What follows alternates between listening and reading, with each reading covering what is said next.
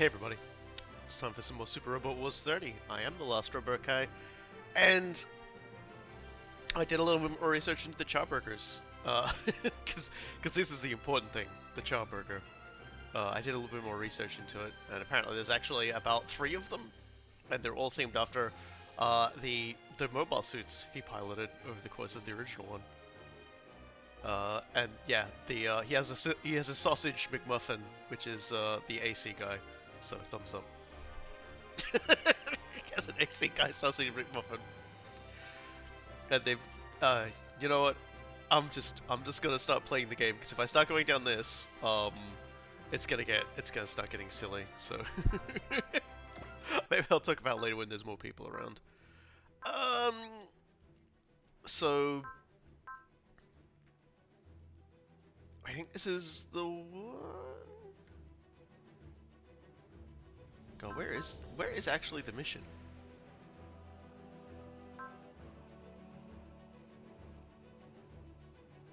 Wasn't there?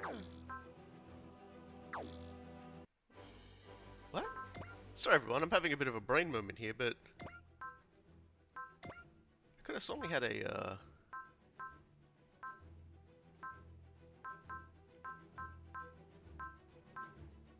I feel like we're missing a mission here. I guess this is it, Hidden Factors. I thought it might have been higher up. Also, I thought we already visited Kilimanjaro. No, they talked about going to the island, didn't they? I don't know, something's going weird. Oh well, we'll go to Kilimanjaro anyway. That's very unusual.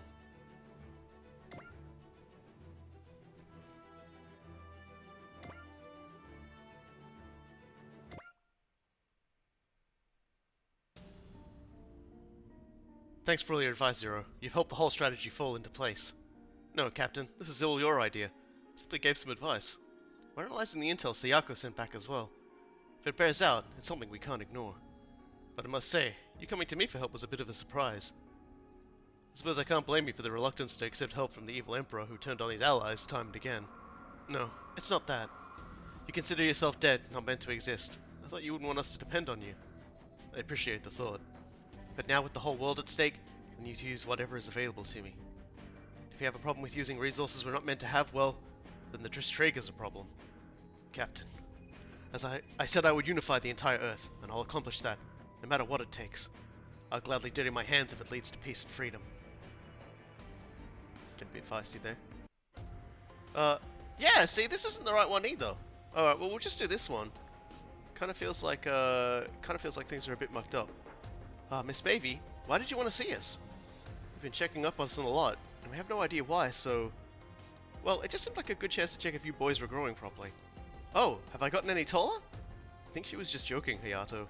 Oh, Hokuto, you can stand to be a bit less dry. Okay, let's get to the point then.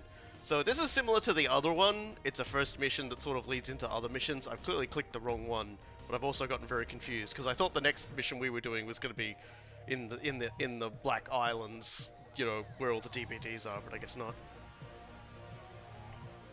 The battles with the Etrangers are only going to get worse from here on out. I figure you might as well sort out issues involving the displaced beforehand. So we'll do this one and then we'll try and duck back to get to the other one.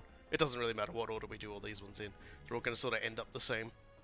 Judging by everything I found, there are a number of wave patterns that occur when a DBD displacement happens. So, you two, Chiriko, the amazing horse duo, the CBF, and the Getter team all got caught up in DBDs with a shared pattern. A shared pattern? Yeah, I still don't get it. So our displacement was one related series of events?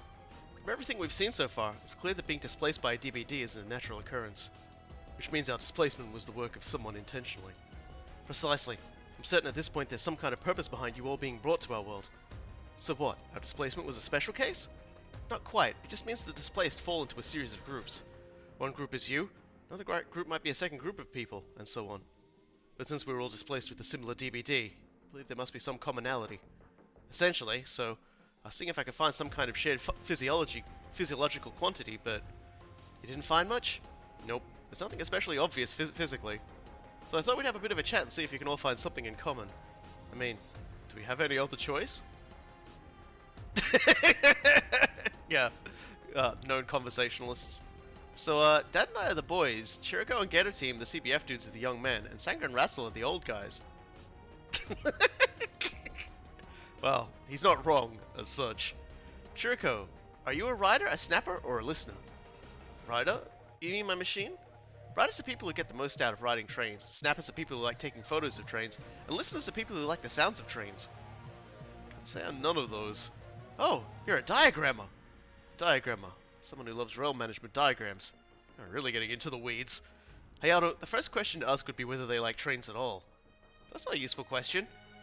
If that was what was shared between us, everyone in the world would be part of our group. Right, Ratzel? That's certainly a unique perspective. Hayato, let's try taking a different tack. Well, Sanger and Chiriko both like coffee. Oh yeah, Dad drinks coffee at home. If that was it, the adult Hokuto Hayasugi would have been called instead. Oh yeah. Hang on, I think I got it. Hokuto, Chiriko, the Geta team's Hayato, Sankrudao, Ryo, they're all quiet brooding types. Really, Shinobu? You think that's the big meaning here? Well, you are on the same level as Hayato. You know, a literal child. Yeah, Shinobu, think before you open your mouth. What, Benkai? You of all people want to start this with me? Hey, I let Hayato handle all that thinking stuff for us.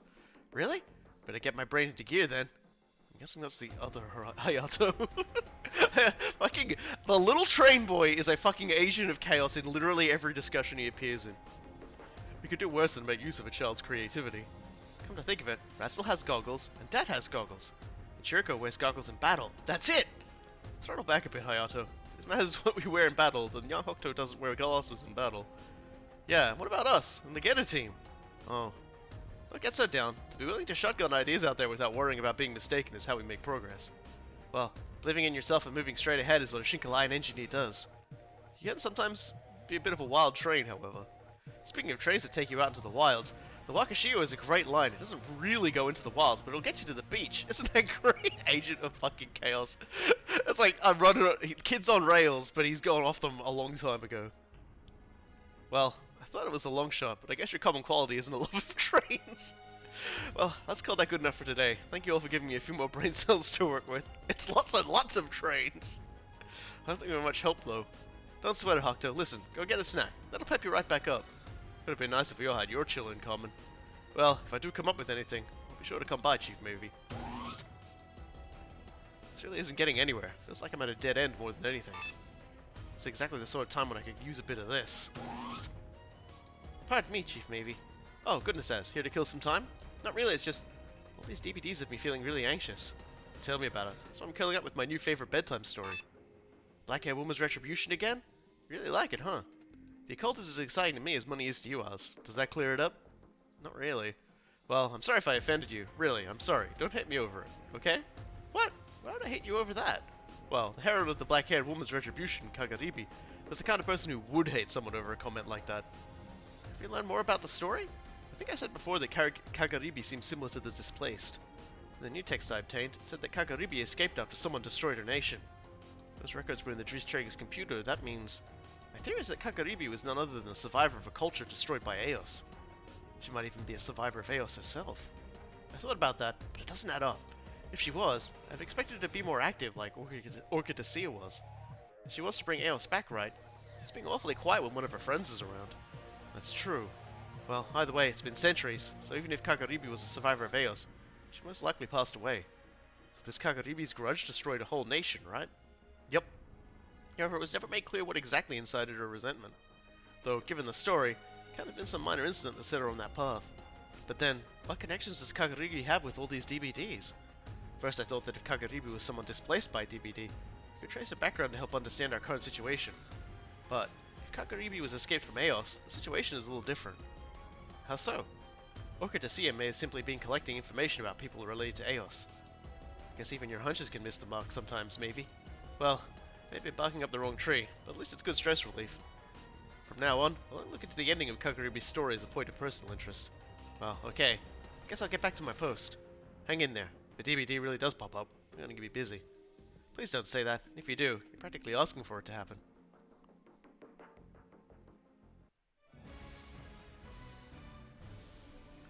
Special scenario. The hidden factors.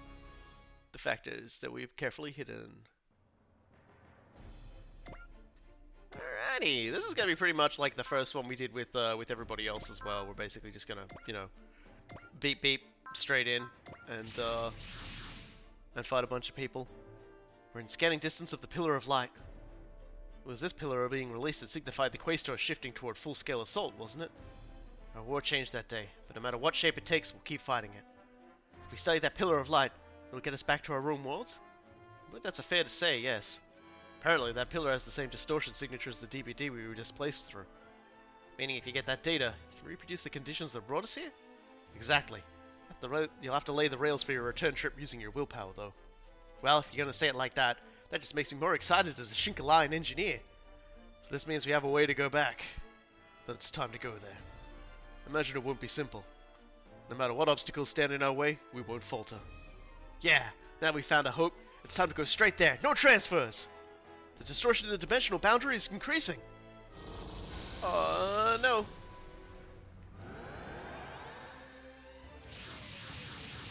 Yeah, so just like last time when we did the same sort of starting mission for it, we're gonna be fighting a shitload of these boys.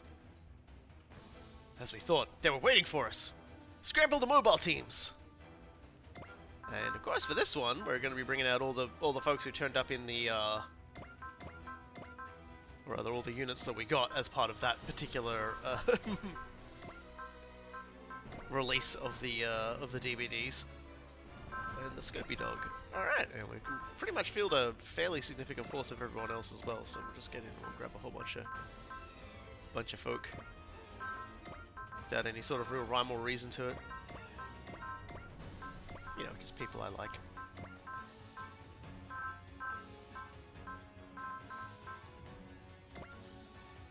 And... Let's go for group A.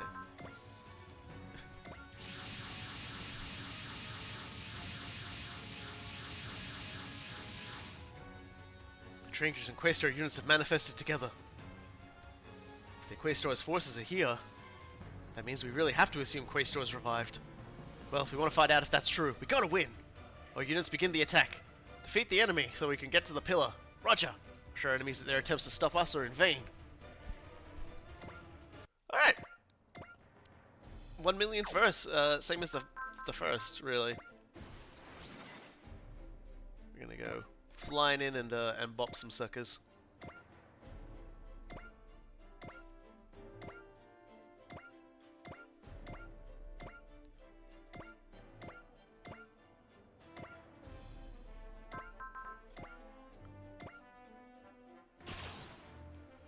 Ah, dear!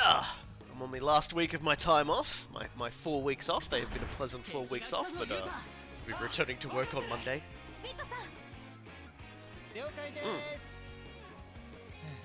I'm still not closer, seemingly still not closer to finishing this game. I've still got so much to do. Oh well.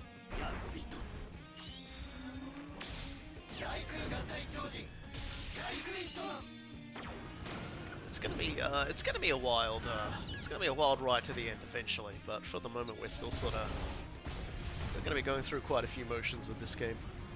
Hopefully, we'll be done sometime in August. I'd like to hope August is when we'll actually be done.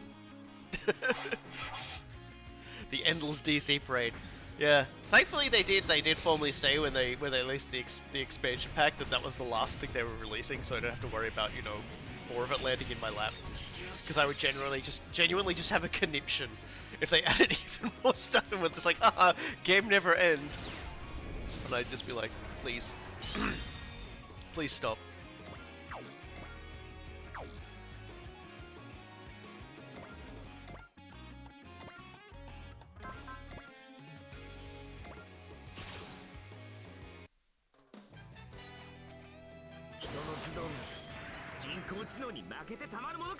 I feel like we'll breeze through this one pretty quick.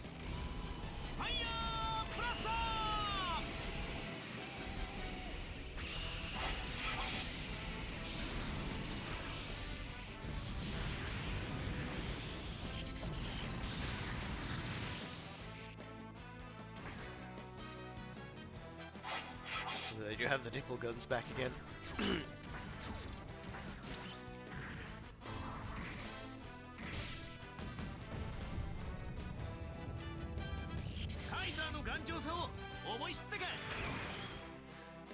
Well, thanks to boss, this game is has entered extremely easy territory.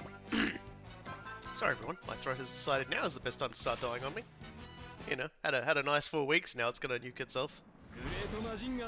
Oh dear. I've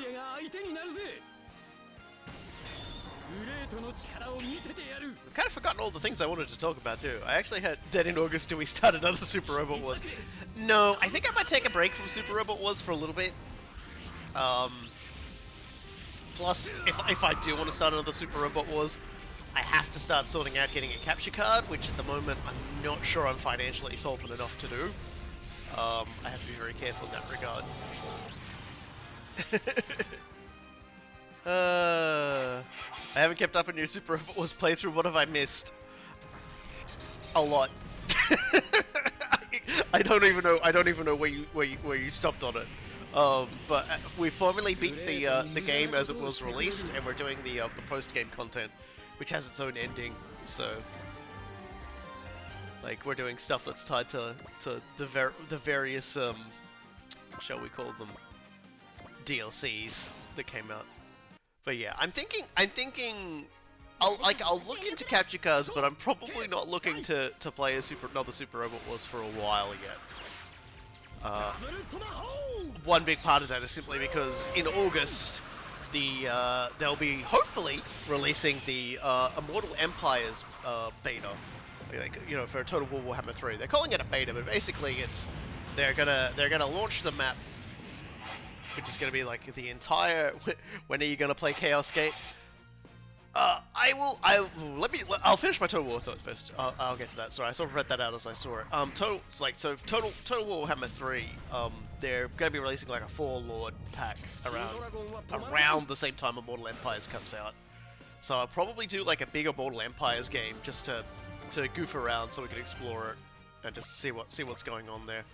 I'm not entirely sure what faction I'll play as. I'm going to see where all the factions start. If I want to play it like as one from Total War Warhammer 3 or from one of the other ones, we'll see. Or maybe one of the DLC lords.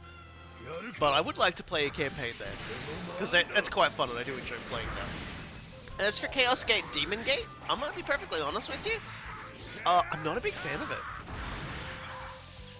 And like it's very much a good 40k game. Like, don't get me wrong. The game by all accounts is very well designed, very sensibly designed for what it's trying to do. But unfortunately, what it's trying to do is kick you in the nuts repeatedly, really hard. Yes, Bellicor is getting his own faction in Total War Warhammer 3 as well. There's a lot that I don't like about the design of Chaos Gate Demon Hunters. That isn't necessarily bad. If you're really good at those kinds of games, you can probably see a lot of what it's going to do coming. But it kind of annoys me because I feel like a lot of the time the game will give you decisions where you just can't win. It gives you decisions that don't give you a heck of a lot of information. It will spawn extremely critical missions entirely outside of your range to actually get to them in time. And then it will punish you because you didn't complete those missions. And a lot of the story beats seem like you're being punished, even though like you're quite clearly fighting against some insane odds. And like the dude who's supposed to be in charge of you is just like acting like a petulant child the whole time. And it's just like, it really just like, it's kind of funny because usually in those sorts of games it's the overworld missions, like the overworld stuff I enjoy more than the missions themselves, but in Chaos Gate it's just, yeah. There's a lot that I just don't like. It's just like, and maybe I'll go back to it after a few patches and see if they maybe like have fixed up a lot of it. But at present, it just feels like the game is trying to set you up on a fail cascade. Like, it's trying its damnedest. Like, so many of these like random events that can happen just sort of throw options at you, and they don't tell you what could happen if, like, they'll be like, oh, there's a chance that this person could be injured, and it's like, well, okay, well, what are the odds? Is this a guaranteed injury? Is it like a something percentage chance injury? What odds am I playing with here? What do I lose if this character gets injured? How, you know, like they don't tell you any of that information. They give you a bunch of decisions and they say, oh, this could happen, in like the extremely like vaguest of terms, and so naturally, yeah, you get fucked up.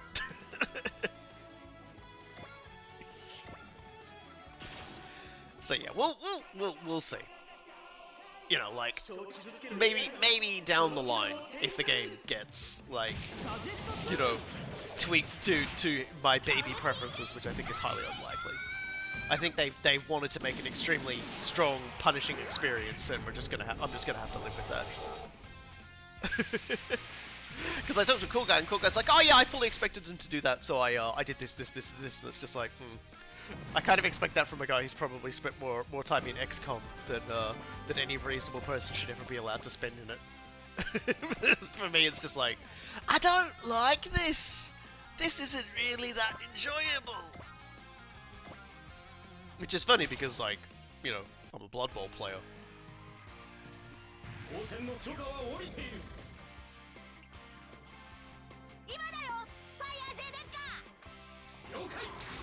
But then again, I suppose with Blood Bowl, you know what the odds are. You know what's going to happen if you fuck up.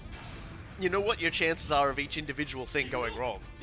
And whereas, because the game actually gives you all of that information and feedback. So in that way, I think I prefer Blood Bowl to Chaos Gate Demon Hunters. God, that's a bit of a sell, isn't it?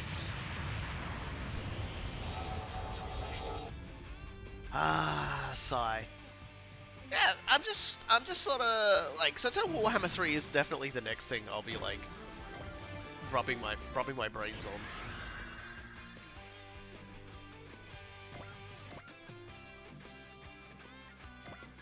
I'm kind of interested to see what factions we end up with, because they're adding 4 lords. So my working theory, as I've said to people, has always been they're gonna add like an individual Chaos God faction, whereas for Immortal Empire's Be'lakor will probably just be like Demons of Chaos, and so you'll have like the undivided mechanics.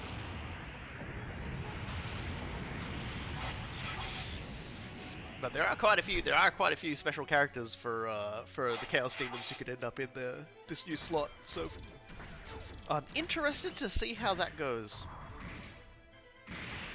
Also very interested, you know, like, and hopefully, like, we'll get through to Warhammer 3. I'm gonna work behind the scenes as well and see if I can't, like, set up a great game. Like, I'll sit down with Cool Guy and whoever else I manage to dig up for this, and I'll see if we can't get one of those going, because I think a great game would be, like, heckin' fun. So you're gonna play Space Marine 2, Lieutenant Titus's Electric Boogaloo? Yeah, whenever it comes out. I've got no idea when it's actually coming out. But I'm definitely, when it comes out, I'm definitely going to play it. What'll probably end up happening is I will probably, if it comes out on a streaming day, I will stream the game. But I will also probably then like keep playing it after the stream. So it'll be like a one and done, and then maybe later I'll do a let's play of it. And I'm also looking forward to next year when Bolt Gun comes out. I feel like that could be a real fun time.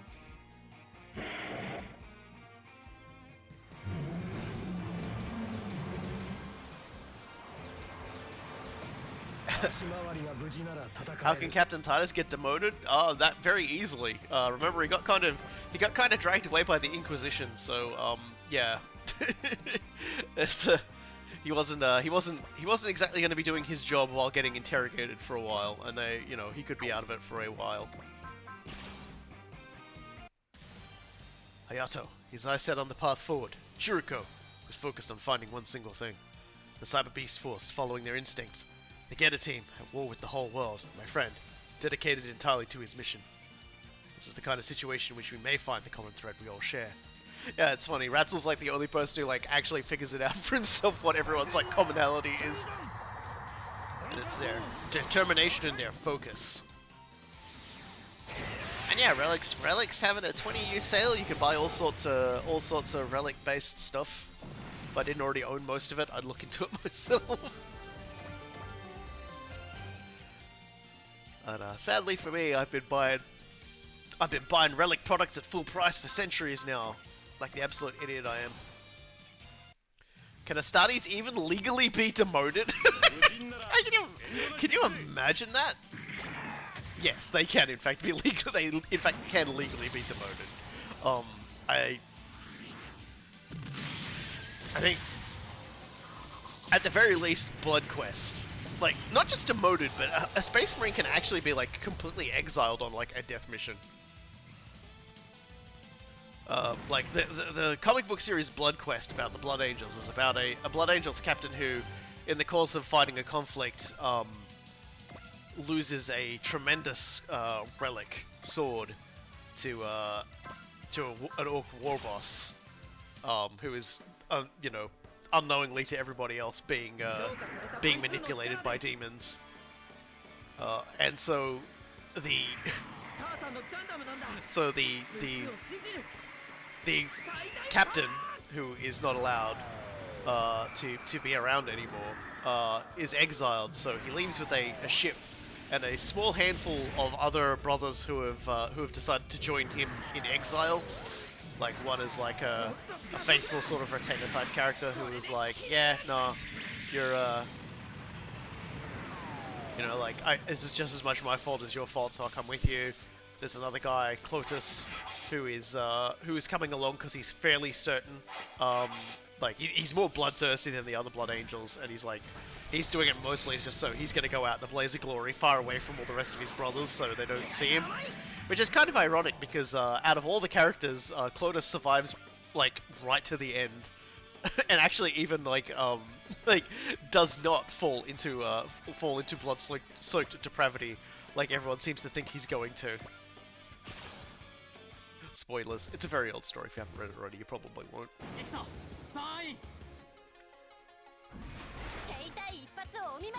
Have you heard about that fuzzy crab that was discovered in Australia? Hell yeah! Fuzzy crab is awesome! Y'all heard about the fuzzy crab? They found this crab, and it doesn't just grow, like, apparently there are crabs that, like, grow hair and stuff like that, but it doesn't just do that.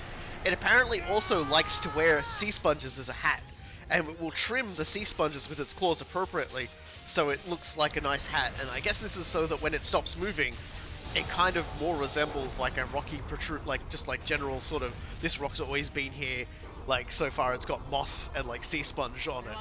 I just love the idea of this little crab just going around with a hat on. Oh. You know, snibbing away.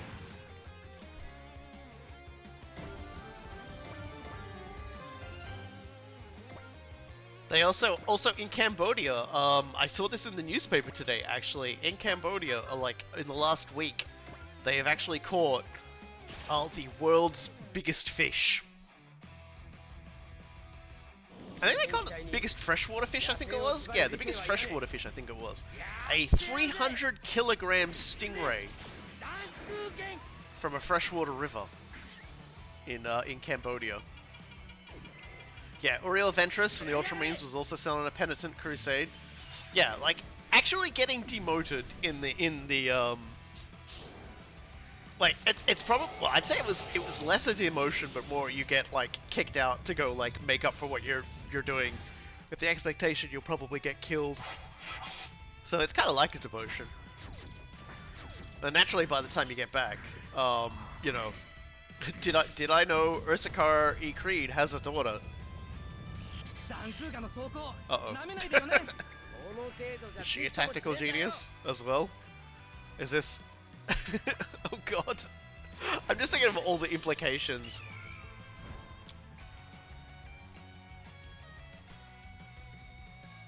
Apparently sea urchins wear things as hats too, so some aquariums 3D print different hats for theirs. Yeah, I've seen that picture as well. But yeah, there's like y'all should look up the fuzzy crab. It's adorable. It's sweet as pie.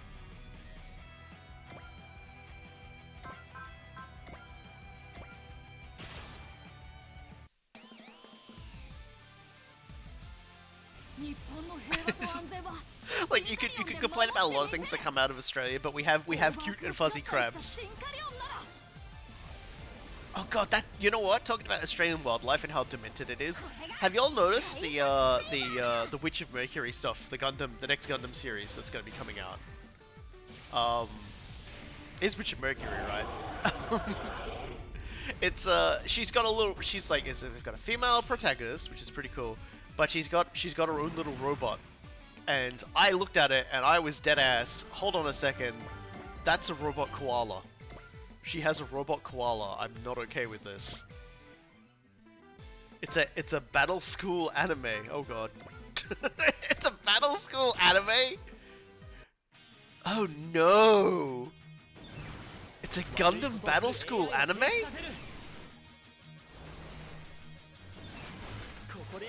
Oh no.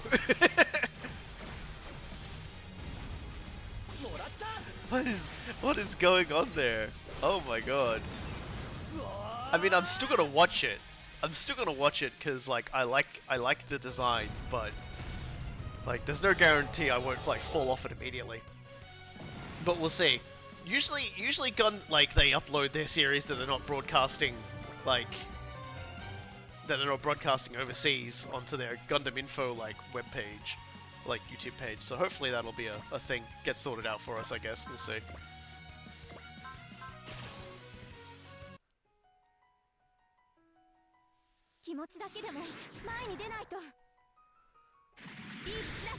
I love.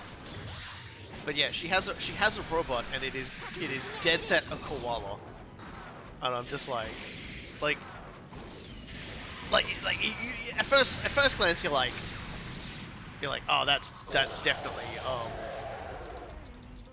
see if I can get a picture of it while I'm sort of doing the fighting here, because I feel like it'd be better if I showed it off. Like girls in parts of it with mobile suits, at least we know that'll be very, very popular with like the weird military crowd. Who want you to think they're not weird, but they're actually incredibly weird.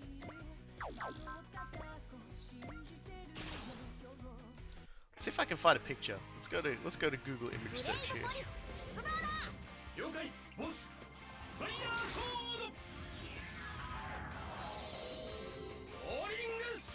So it seems like there's one easily locatable here.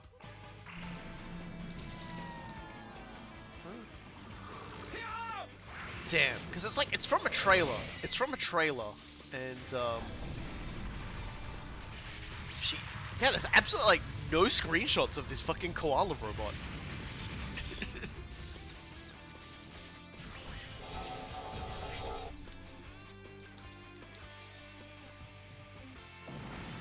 Oh, I think I found one. I found one. I think I'll just I'll get it done when I'm not Dan kahooing around.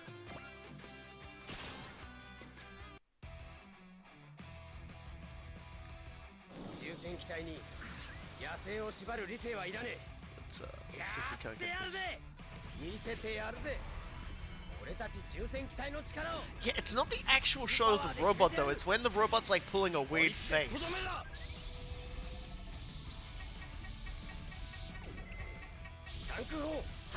That's really weird.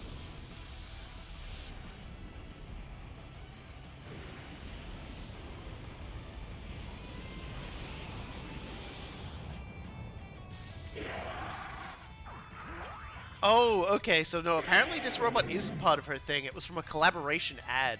Okay, that's alright then. Alright. I was like, that explains why there weren't any more shots of this fucking weird little koala robot. Okay, so she doesn't have a koala robot. I feel a little safer now. Because it's literally an ad, so it was for PARCO. What is that though?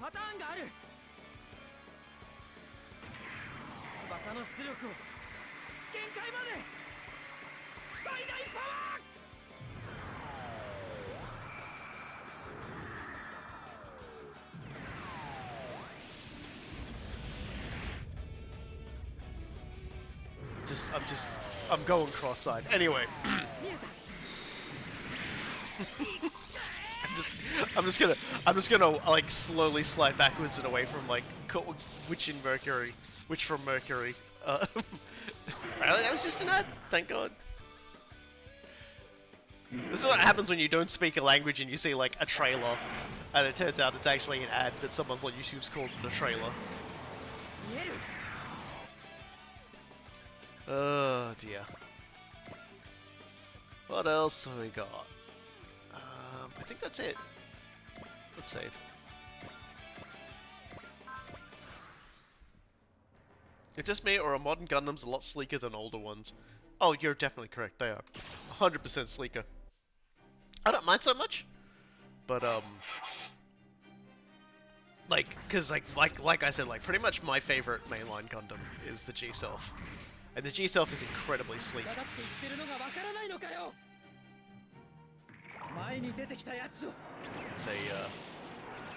It's sleek, but it also has like a really beautiful face.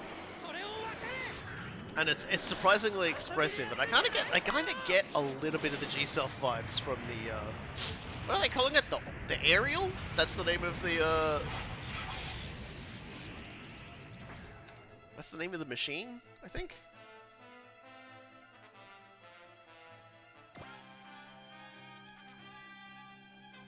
This guy.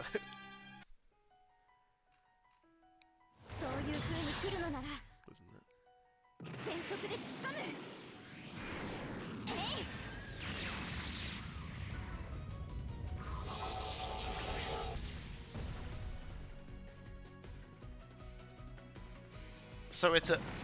So the story for this is, it's an AU thing again. It's set in the AD Stellar year. Come on, don't get too hopeful that you'll be able to stop the invincible Time Warriors. Don't get too cocky, Kay. I'm sure that thing is coming. The black suits! Here they are, the black humanoids. So here it is, as expected. So I have to confront all these humanoid models and the black humanoids too? No, the humanoid models aren't going for us. They're heading off to fight somewhere else. That's trouble. The African forces are already holding their line at Lagos. Damn them. They're split in both directions. They're trying to divide us. We have to catch them though. We must protect this land. Wait, someone is coming!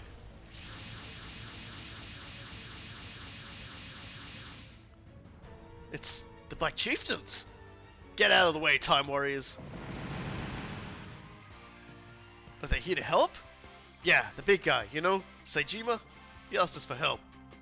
Mr. Seijima did what? Thanks to him being a middleman for us. Got some work we can do. We're the Super AI African Defense Force. Or as we're better known, the Brave Platoon. So you're all also calling yourself BP. Brave in one way, I'll say that. You all. Won't you sweat it, victim? We're still sticking by the old lady's grave in turns. After all, even a robot's got a life to live. We do any type of work, whether it's logging or fighting bad guys. Thank you, Black Chieftain. Hey, don't you keep up with that creepy name anymore. I've got a real name, one I inherited from a proud noble man. You mean you're Garu? You bet.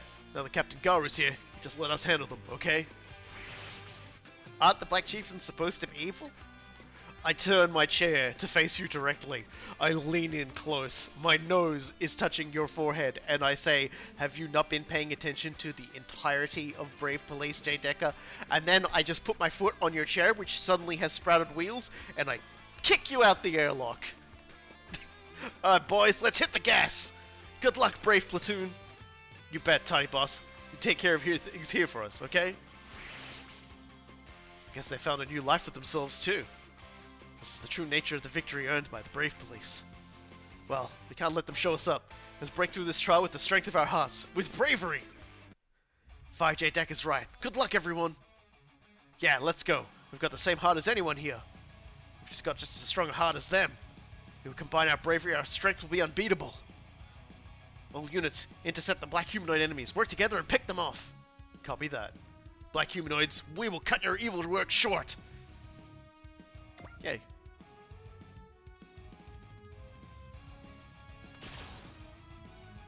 And everything continues as normal. Seriously though, the entire thing with Brave Police J. Decker is that there's no such thing as inherent good or inherent evil, and that you know there's no chance that like a person will ever be able to truly purge the good or the evil from themselves. It's a matter of learning to live with it and to try to be the best person you can be.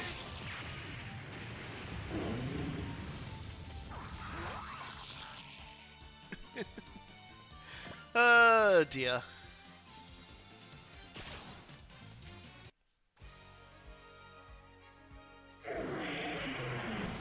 So the story for the Mercury thing is apparently an era when a multitude of corporations have entered space and built a huge economic system. So this is going to be the Musk and Bezos hell world. You know, a lone girl from the remote planet Mercury transfers to the Astacasia School of Technology, run by the Bennett Group, which dominates the mobile suit industry. Her name is Soletta Mercury. With the scarlet light burning in her pure heart, this girl will walk step by step through a new world. Okay.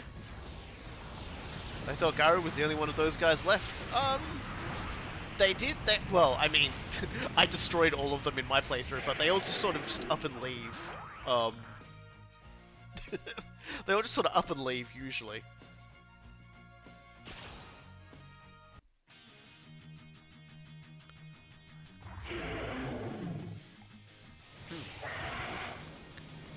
Coffee sipping.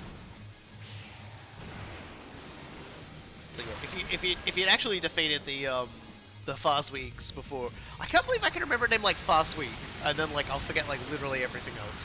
But the Fazweeks, if you defeat them without defeating any of the Black Chieftains, the Black Chieftains just leave. They just push away. So there could be, you know, there could be many in other areas who sort of, you know, decided not to hang out.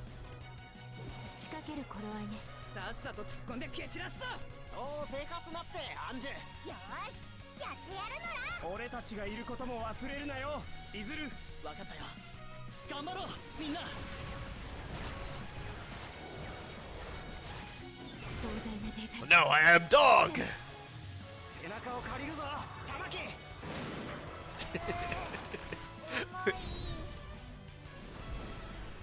So did they become good guys because... No, they became good guys because, God, I feel like this is one of those things that you might just be best off watching the actual, like, stream for, but I'll explain it as best I can, without the context of the events that was happening. But in Brave Police J. Decker, during the climax, it gets revealed that because all of the machines, like all computers and machines and everything use the Fastweek like chip as the fundamentals, and unfortunately that means the Fazweeks, which were the final villains of J. Decker, were able to just, you know, fuck around with it and like control pretty much any technology that uses it with it. But the thing is that the fundamentals of the AI program that all the machines in the setting are based on is Deckard. And the reason why Deckard is a and the reason why like that's important is because Deckard's AI truly awoke because of the time he spent with Yuta. And the reason why it awoke was not because of like love or friendship or anything like that, but it was actually in the time that Deckard spent whenever Yuta wasn't there, hoping and wishing for Yuta to come back. So what the actual foundation for all AIs is the sense of loneliness that brings all human beings together as well, because we are quite communal on our own, and so as a result of this, you know, there is no inherent good or inherent evil in any of these machines. Even you could even program them to be evil, but so long as they've got a super AI, they will adapt to that, and they will basically learn to walk their own path. And even the Fazweeks, with all their efforts, could not actually get any of them to attack Yuta, because fundamentally, inside of every super AI is this deep longing for Yuta to return to them. If that might sound really fucking weird, yeah. It's the best part about J. Decker, is it just like it wasn't the power of so orcs believing they could become good has nothing to do with it. I kick you out the airlock again because apparently you somehow crawled back in.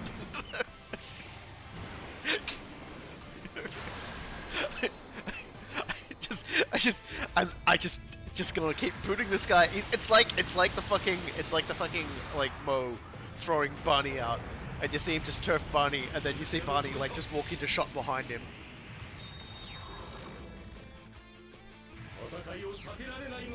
I always like the sequence though, because it's basically, it's like human beings get, you know, human beings are inherently very lonely creatures. And I think streaming kind of highlights that too, because in a lot of ways, streaming has allowed a lot of people to connect and talk and express themselves about things they otherwise might not get to, because other people might not share their unique hobbies and things like that.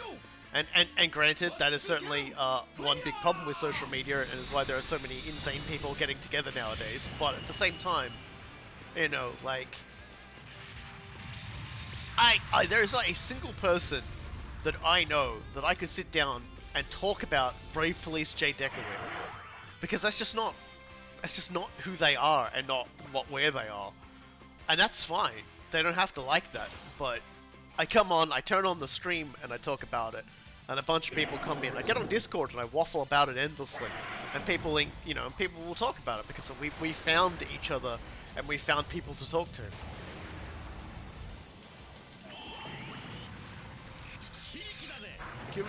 Humans are inherently very lonely creatures, and that's why we're a very, you know, I don't know if it's like built into our DNA or whatever.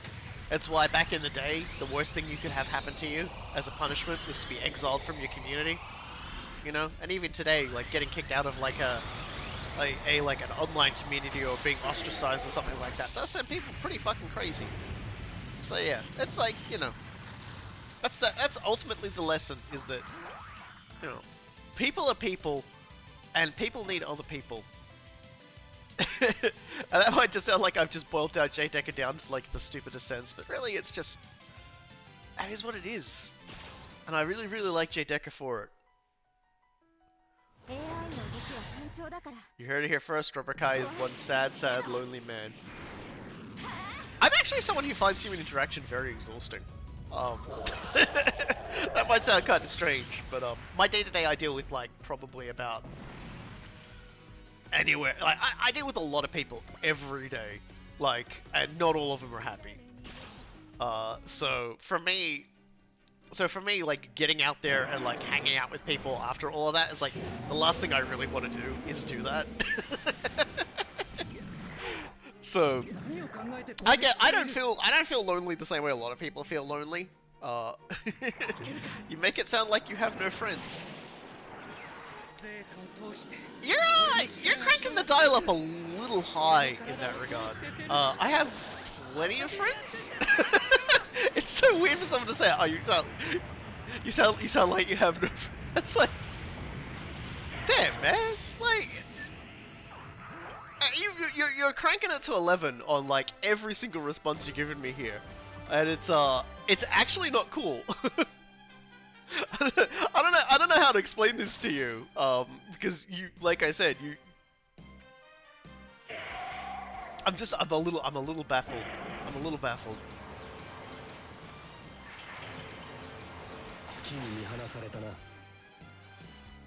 But I promise you, I have all sorts of friends that are all here right now, and they're just out of like sound. You just can't hear them, but we're all laughing, having a great time right here, right now.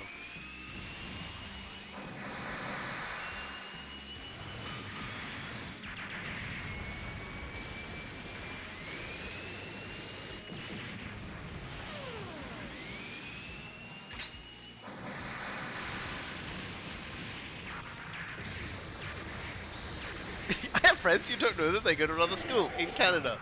No, Canada's too close. They go to, that's like, someone still might accidentally go to Canada and somehow like visit this fictional school I've made up. They actually live in Antarctica, and they'll be there for 6 months. And they like to rotate straight back onto Antarctica again for another 6 months immediately afterwards. But I promise you, they're still my friends. Yes, please continue to hurt Kiriko. It only makes him stronger.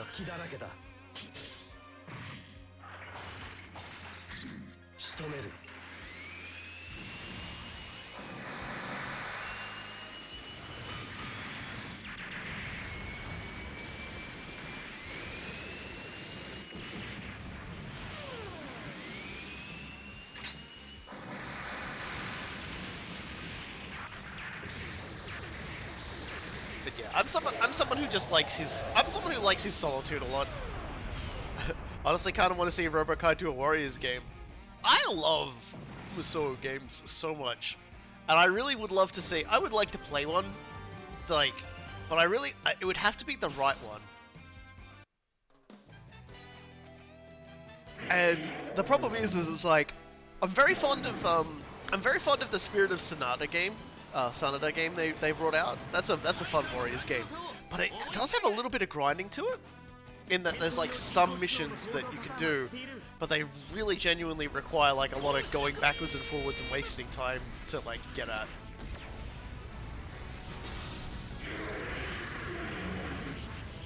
So I don't know, like big shrugs happen in that regard. I'd like to, like, and I really wish the Son Goku Basara games got more localized and things like that, but unfortunately not.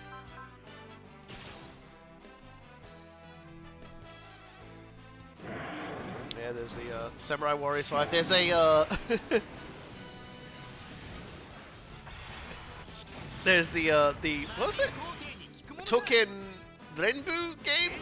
The like that one really actually kind of came out of left field on me.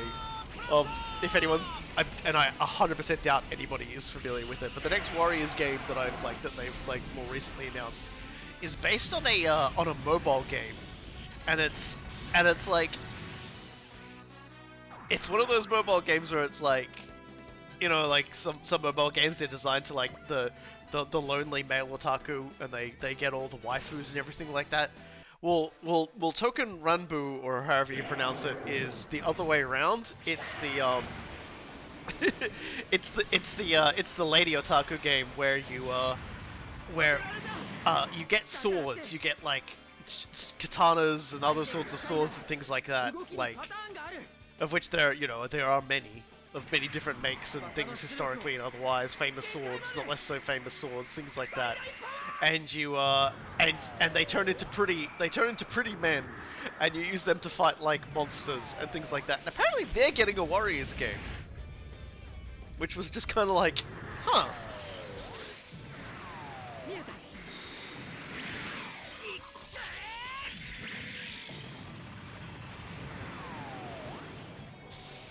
And I'm side-eyeing it at the moment because it's set in the because as far it's actually set in the Sengoku era.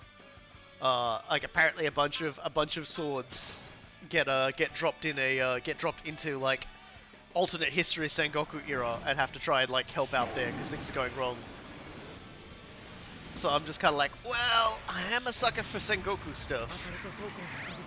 You know, and it's not like there aren't a lot of Japanese games of that ilk where all of the cast are like pretty boys anyway. That sort of thing never really bothers me as it is, but it's just kind of funny in its own way that that's a game.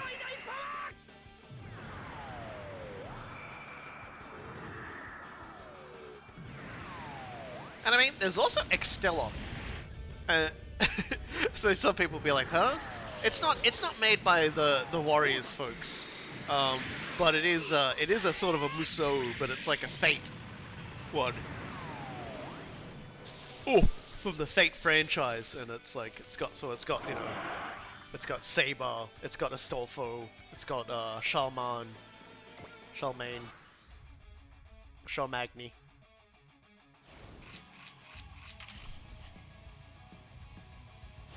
It's basically just, got a lot of anime historical figures doing giant super Bimu attacks. Oh, let's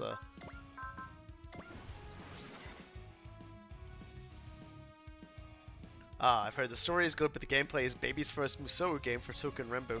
Well, considering I guess they're marketing it to the same people who might get it, so, because it's kind of funny to say, but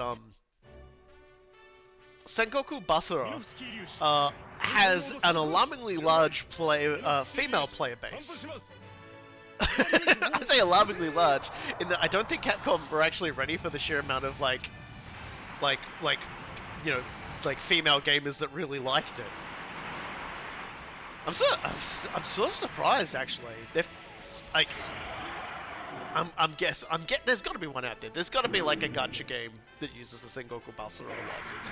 If they haven't done that, they're wasting it at the very least, because they definitely haven't been making any mainline games out of it since like a Sanada one they made. Because both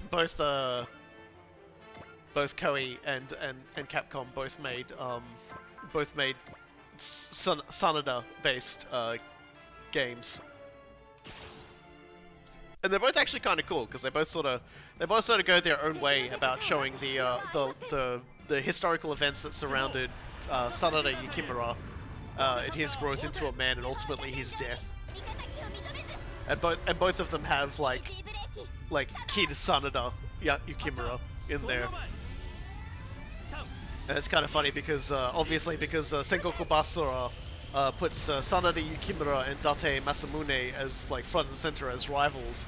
Naturally, in Sengoku Basara 1, even though they never actually did, it has them meet as kids.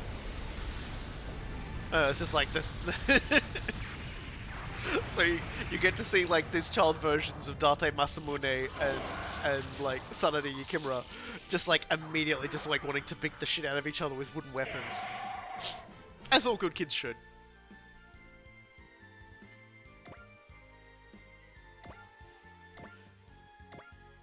So yeah, I like Musou games. They're very much. I remember hearing that the Basara fighting game spin-off was badly unbalanced because the people who came to beta test were fangirls who only played as the prettiest boys. But see, that's the thing though, is they're all the prettiest boys. They're all the prettiest boys.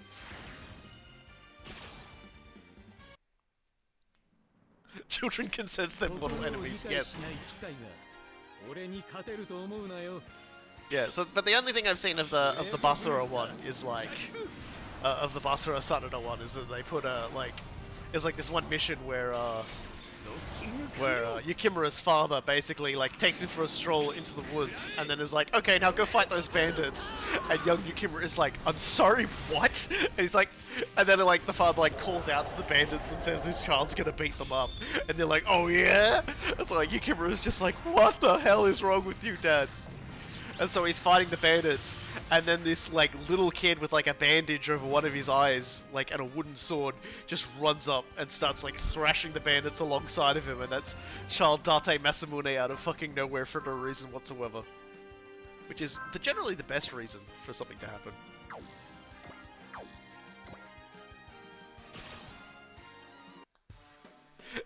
That's the thing, that they're all the prettiest boys. Look, there are some actually like not the prettiest boys in Sengoku Basara, but like honest to god, like like 90% of them are extremely pretty, man.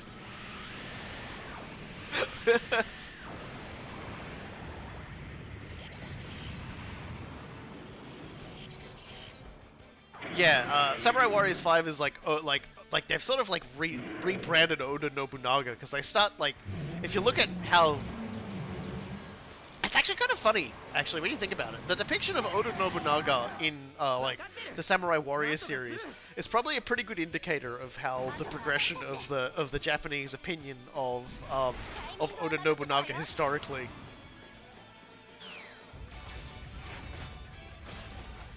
Like. Sorry, my thought train got got derailed by more comments about hot Japanese dudes historically. But like you look at the depiction of him, he's like the supreme evil man throughout all the way up to a certain point, and then sometime around like Neo, after Neo, like you start to see this sort of shift where he goes from being like the supreme super evil guy to being guy who was just like, he had a dream, he had a goal. And so like Samurai Warriors 5 is actually like more about like Oda Nobunaga as a person than Oda Nobunaga the guy who, you know, burned down temples and all manner of things. Not for nothing, the guy was a hard ass.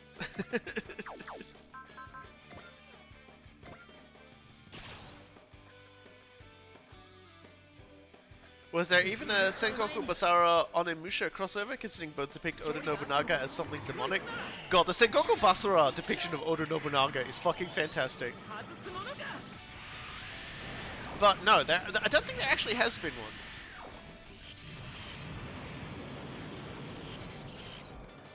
one.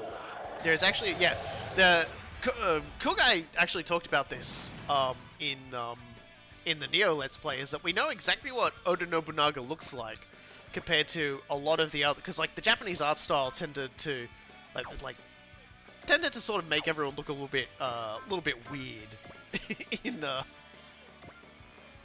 in Japanese art of the things, and so they show.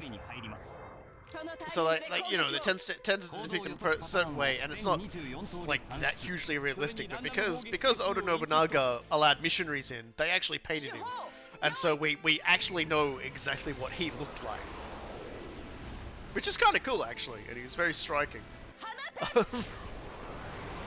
very handsome man, and. But yeah, so we've gotten this. So like it feels like there's been sort of like a rehabilitation of his image over like the last few decades. It's sort of really kicked in the last decade. I think we're seeing a lot more of a different sort of styling of him. And yeah, Akechi Mitsuhide in Sengoku Basara is like he's depicted as a complete goddamn like glam rock psycho. So I can sort of imagine why they might not. Well, it might not blend well with Onimusha. Yeah, Cao Cao as well. Cao Cao? Cao Cao? But I call him Cao Cao. That was like, that's some fucking Dynasty Warriors 1 and 2 coming up there. Cao Cao is also had a bit of a rehabilitation for being the evil, schemy man to you know, just another one of the legendary figures.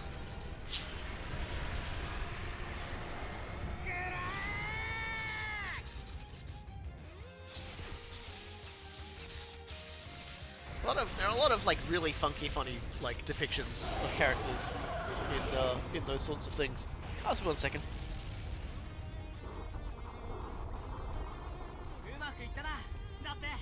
Sorry, just had someone asking me a question there.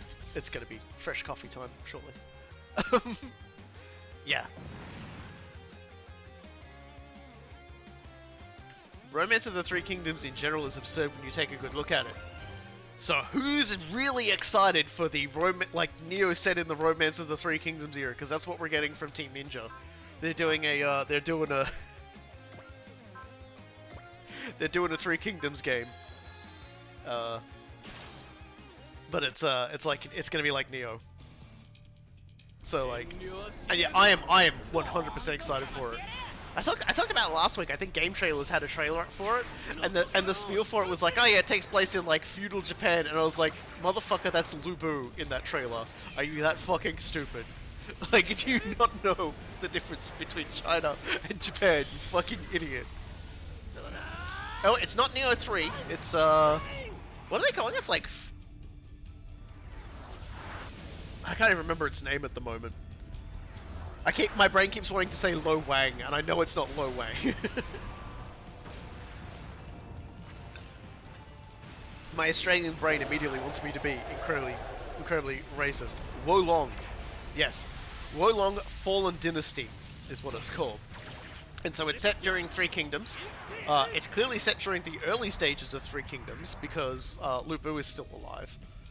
So it hasn't quite gone right off the rails yet. And it's not going to be, it's Lu Bu, yeah. Oh, I'm certain we're going to have a fight against Lu Bu, and it's going to be like, it's going to hurt. I'm going to be happy for it. But from what we've heard, they're going to have,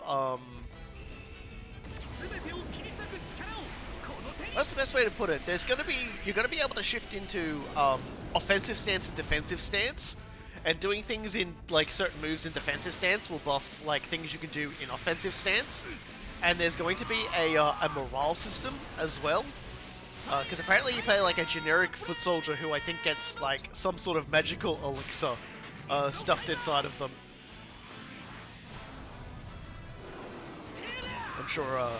I'm sure as we get closer to it, we'll see more and more of it. Question is, how many of the characters will be hot? Lu Bu looked pretty smoking, I ain't gonna lie. Lu Bu was looking pretty good.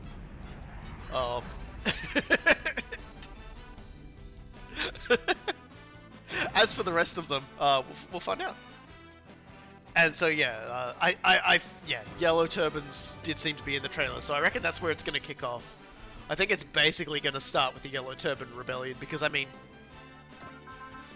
that is how it all started. Like that's basically what kicks off the entirety of the Three Kingdoms, is the and the Han, like it's called Fallen Dynasty, right? Well, that's the the fall of the Han Dynasty, and is it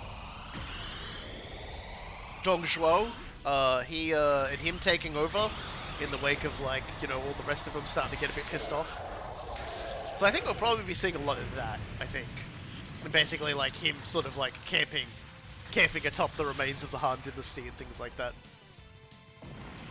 Because they can do that, and then they can sort of, if it goes well, like do subsequent titles in the subsequent stages of the period. Then Zayun shows up and just walks through everything. Yeah, so definitely very excited for that. I'm not as big a fan of like the Three Kingdoms stuff as I am of Sengoku Hero, but I still like the old Chinese stories.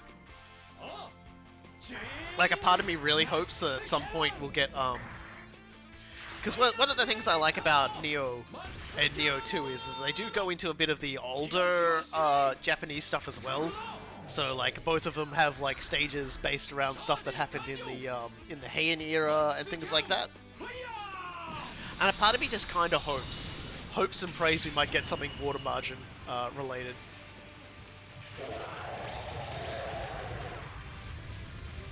I just realized RPGs are pretty much just cultivation stories. I mean, not wrong. I'm not wrong at all. Oh god. Cultivation stories are ridiculous, and I love them. But I don't know if I can handle them. So who else we got to kill up here?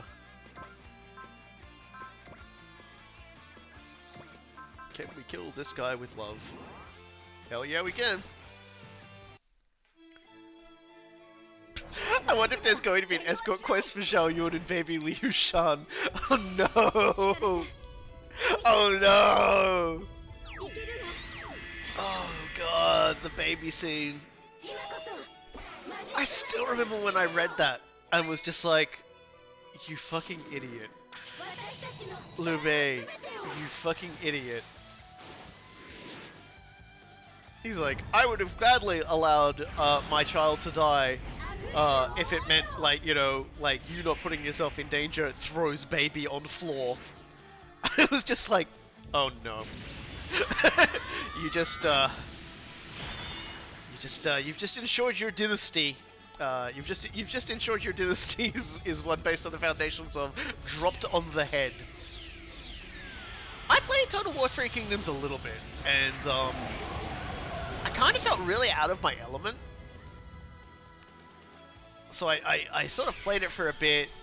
Didn't really find anybody else who was really that into it, so I could talk about what I needed to do to like get better at it. So I just kind of like fell off of it. Yeah, that's the thing that always got me about everyone was always like, Liu Bei is like the nice guy, he was like chivalry, etc, etc, and it's like, that dude double-crossed people a lot. Like, a lot. Like, grats to his PR people, I guess.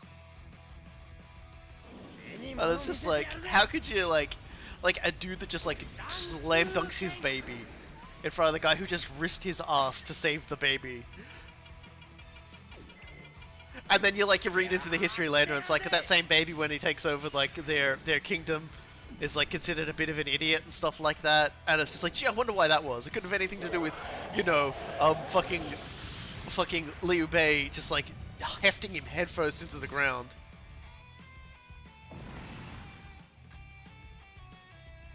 Not just that, remember that the Han were a hugely corrupt, ineffective, and stasis-loving government. Yeah. Which is why the Yellow Turbans all got like pretty mad. It's gonna be great. Like I'm fairly certain if they're putting their all into it, it'll be a really good game. Can I just heaven and help him? Fine then. Guess we haven't Goldion fingered anyone for a little bit. Perish. The point here is I'm on Team Cao Cao. Yeah. Oh dear.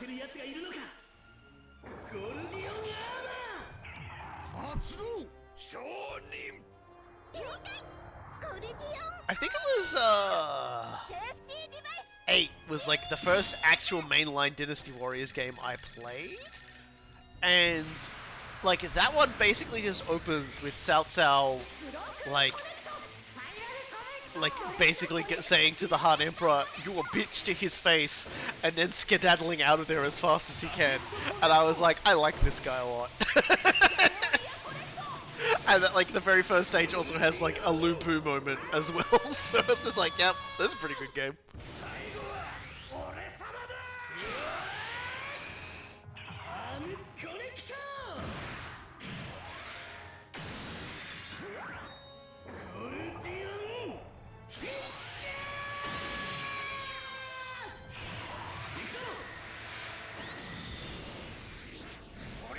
The reason the book is written that way is because it was written during the Southern Song Dynasty, so they're deliberately trying to draw a historical precedent for a Southern capital. Yeah, like, I think it's always important to remember, like, and I think we talked about Hero last week, the movie Hero. Like, everything basically, you know, has to be put into the context of the time of when it was written, or when it was created. Because we talked about the Hero being a movie about the attempted assassination of the first Chinese emperor, and, you know, obviously doesn't go anything like it realistically did. Because it was actually the biggest shitshow attempt of an assassination that ever happened. Yeah, I may have not actually played the actual game, but everybody I know remembers that I used to play TF2 with one of those little things that let you press a button and you just play a sound on Autalk for everybody instead of your voice. And Cool Guy can attest to this. I did have "Feel the Power of My Magic" on hotkey for any given moment.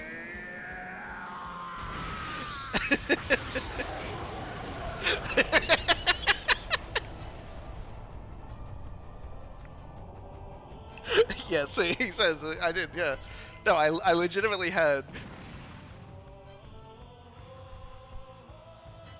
I don't believe you. That's not chaotic enough. You imbecile!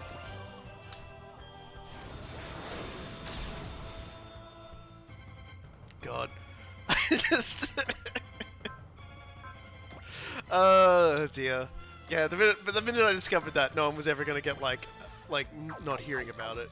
Actually, I'm just ran across these guys from like 100 kilometers away.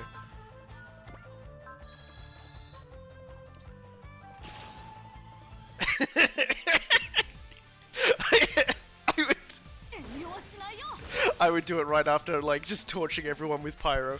Yeah, no, like, you won't believe the number of people who would just like flip out if it's like you know, the last Robokai is dominating you, and then you immediately hear "Feel the power of my magic," because goddamn.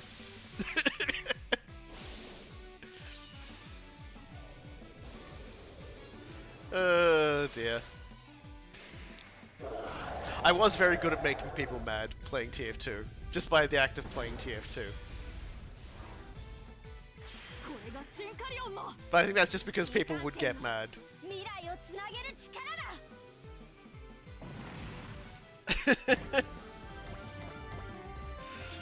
I was, just, you know, I'm a perennial shitposter, so if I gotta upset people by shitposting them to death, I will do it. You had that on hotkey, but no Dawn of War lines? My sweet summer child, I had the Imperial Guard Stronghold speech from Dark Crusade on hotkey.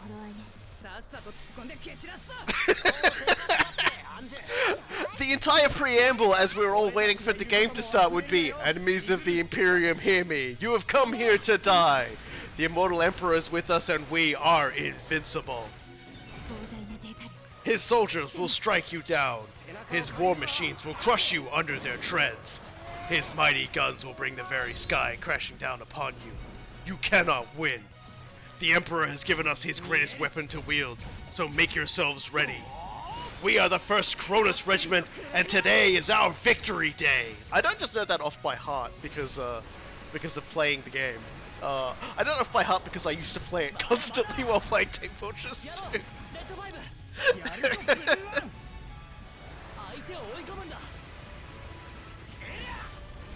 The worst part about me playing Team Fortress 2 was I played on American servers with American people, so I played with like a ping that was like nearly 300.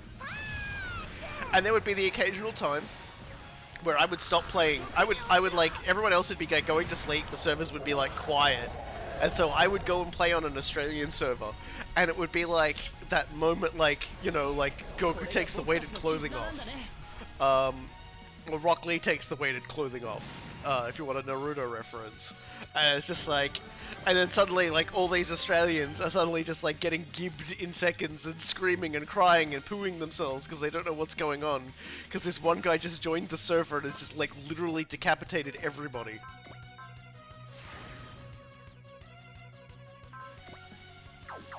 Hold on a second. I can do better.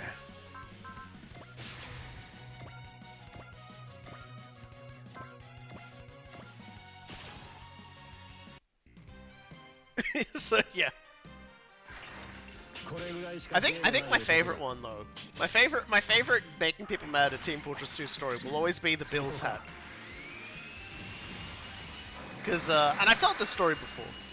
I'm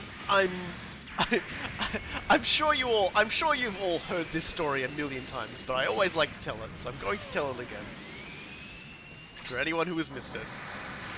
Back in the day, in Team Fortress 2, Left 4 Dead 2 was coming out, and as a pre-order bonus, they would give everybody who like pre-ordered it, you know, a Team Fortress 2 Bill's hat. So, you know, Bill from Left 4 Dead 1. And I bought the game and was like, and then found out it was going to be like heavily censored in Australia. And at first I was kind of like, well, I can live with that if it's only on my end.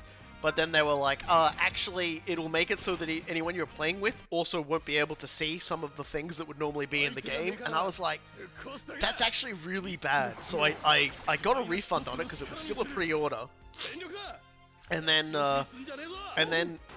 Cool Guy, I think it was you. It was I can't remember who did it, but somebody bought me Left 4 Dead 2 instead, so that I could play it. I can't remember who it was now. I think it might have been Cool Guy, it might have been somebody else, but somebody bought it for me. And so, technically, I got the pre-order bonus twice when the pre-order bonus came out. But even more so, and this is where it got weird, was when Valve introduced the sort of the settings for certain items being vintage or rare and all sorts of things. Because originally it was just hats, right? But then they introduced the ranking of the hats. You know, this is where it all started to go downhill in terms of like it turning into like gacha loot boxy kind of shit. And by accident, a number of hats that were not supposed to be hats, like not supposed to be vintage hats, got turned into vintage hats. And rather than actually like, you know, try and figure out how that happened and you know, and like unvintage all of these hats, Valve just went, you know, the market will sort itself out, and just let it happen. And so I got 2 vintage Bills hats.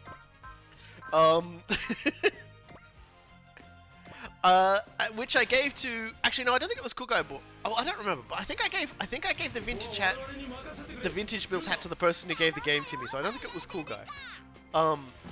But this friend, I gave one of them to.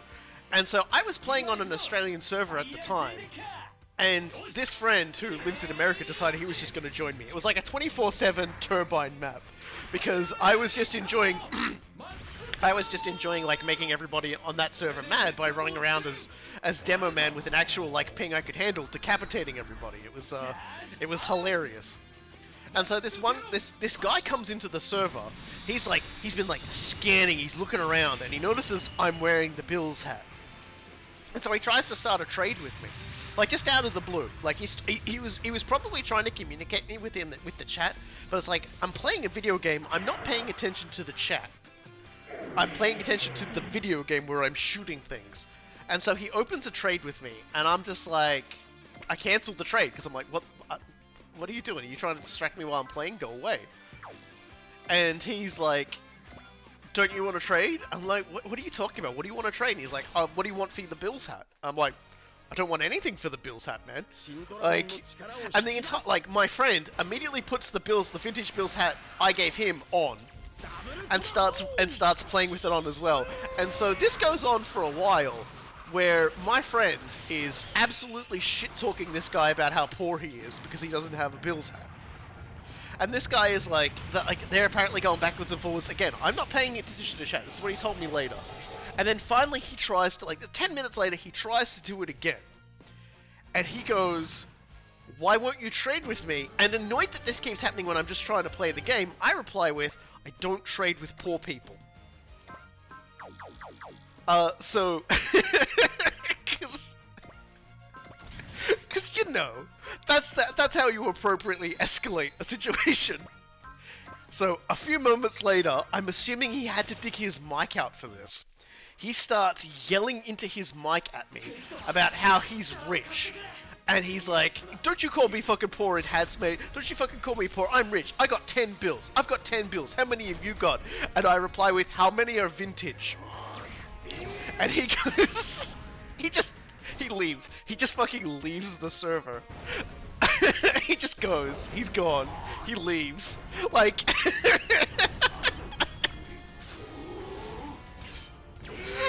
That was mean to say, look. No means no. The first time of no, I don't want to trade means I don't want to trade.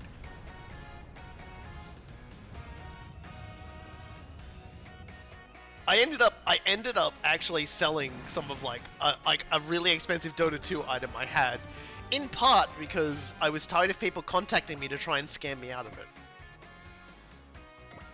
It was just unbelievable, just how many people were trying to like contact me so they could try and like lowball me for like an extremely rare pudge hook. So I sold it for $1,000, and then which I could only spend on Steam, and so I bought like just $1,000 worth of video games over time.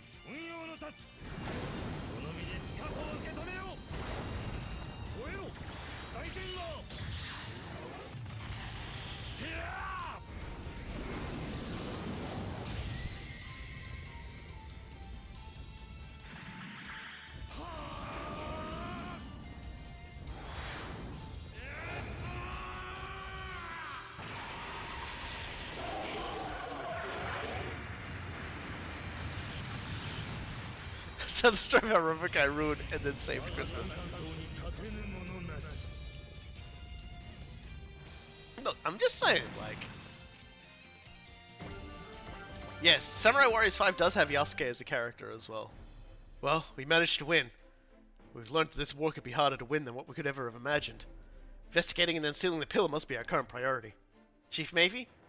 Dimensional boundary waveform coefficient, waveform confirmed. Now to hit it with the neutralization wave. Wave! Wave it goodbye, ladies and gentlemen. Yay! The pillar's sealed! Hopefully that stabilizes reality a little. Well done, Chief Mavie. Another great success. Don't flatter me too much. We just got lucky again. Did you get the data you needed? No problems on that end. Now we just need to find the location best suited to reproducing this. However, I think I already know where we need to go. Where's that? The Black Ocean. The first place Hayato and Shiriko appeared. There. We will open the path that leads back to our worlds. Yeah, so let's try and get back on track. But first... Mavie? Relax, Captain. I haven't had a problem yet, and we're not going to start now. Fight fire with fire. You're not sold, are you? No, I am. I'll put my faith in her. Our job now is to end this war as soon as we can, so that humanity can finally enjoy some peace. Hey, Orchidacia, you listening? We're gonna need your help on this one. Yeah, I didn't expect an answer. Maybe Orchidacia won't respond because she's afraid of you, Chief Mavie. Wait, Chief Mavie? I think maybe I've been going about this all wrong.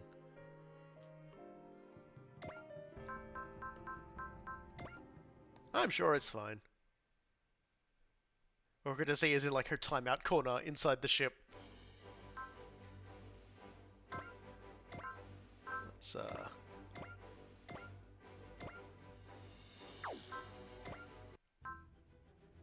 yeah, for some reason I kept looking at this mission and not thinking that was the next mission to do. I also feel like that wasn't there. Anyway, as long as there's love, let's do this one. This is the one I actually meant to do the first time, so we'll do this.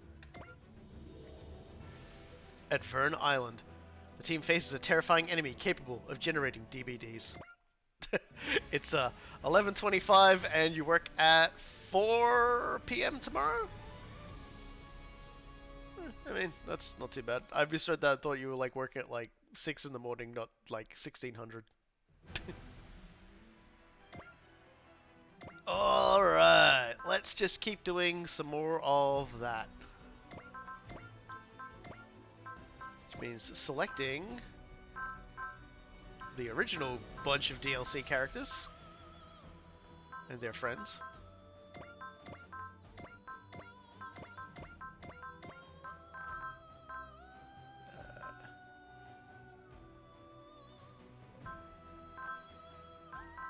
I'm having a brain fart. Where's Volts?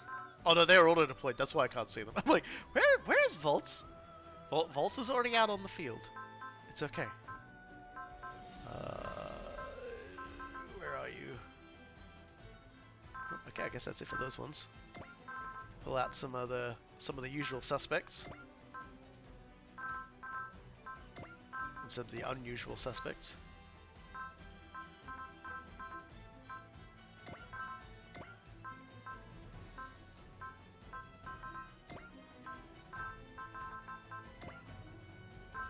Gridman.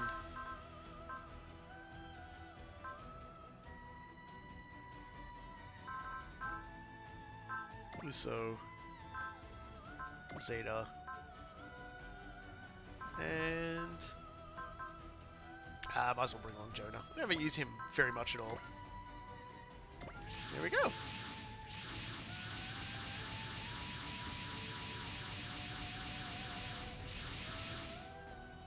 What do you think, Kazuha? It's here. I'm sure of it. I can second that. The Phnom Penh Pillar of Light should be mathematically optimal place to recreate your DBD. Working theory is that when the primary DBD was opened from here, triggered what you might call terminal DBDs around the world, and those displaced the combat review, Volts team and whatnot. And they still have no idea why Phnom Penh Pillar decided to summon us. I really don't care, as long as we get home. We're not out of the woods yet, Yoshi. If this place has anything to do with all the DBDs we've been seeing, then we're bound to see it again. A squad of unknowns is incoming. We jinxed it. Oh boy. It's the big spooky team. So this is going to be a bit more involved with this mission. I didn't expect a walk in the park, but damn. Those are the crystalline giants and the monsters we fought in the war with the Quaestor. Does that mean Quaestor is behind all this? If it is him, he's going way beyond persistent. All units stay alert. We're getting elevated energy readings from the crystalline giants and creatures. Wait. You mean they're even stronger than last time? Ugh, what a nightmare. Stuff you're whining. They're here, and the only thing that's going to help is breaking them into gravel.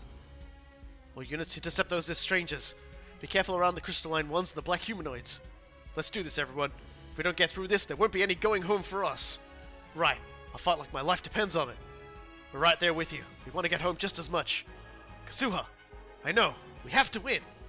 We'll merge our psyches together. Right. So this mission's a fairly involved mission. When I say fairly involved mission, I mean like it's an incredibly involved mission. There's going to be a lot going on, and I'm going to try and smash us through it as efficiently as I can.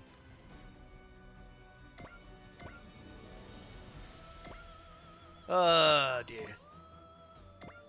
But yes, it is going to start out much the same as the other ones, but it will tune up. I think that was the other thing, sort of after Neo acknowledged Yasuke's existence, you start to see him pop up a little bit more in like the Samurai Warriors games and stuff like that as well, which is good because like he's a really cool historical figure. Not even like a really cool character, like as a historical figure, he is like really cool. And the fact that he doesn't get enough said about him or enough explored about him is just like dog shit. So he gets his time in the sun in Neo, and he also appears obviously in Neo 2.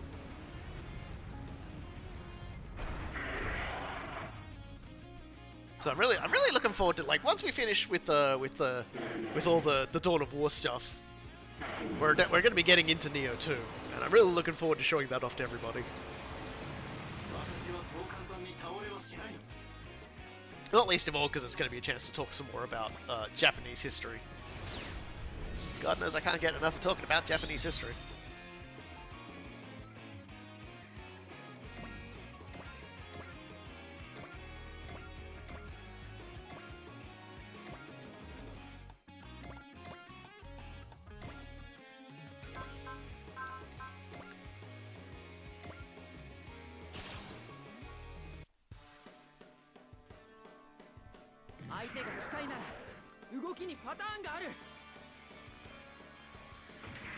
Also, for no, when I talk about like spamming Dark Crusade sounds and stuff like that, Dawn of War sounds in Team Fortress 2, they were ones I personally ripped from the game files, because you needed actually like it's funny to say, but I used to have a program that was used for pulling assets out of the Homeworld games, like Homeworld 1 and things like that, and it still worked for. It still worked for like Dawn of War, so you could pull out like textures and sound files and music files and things like that.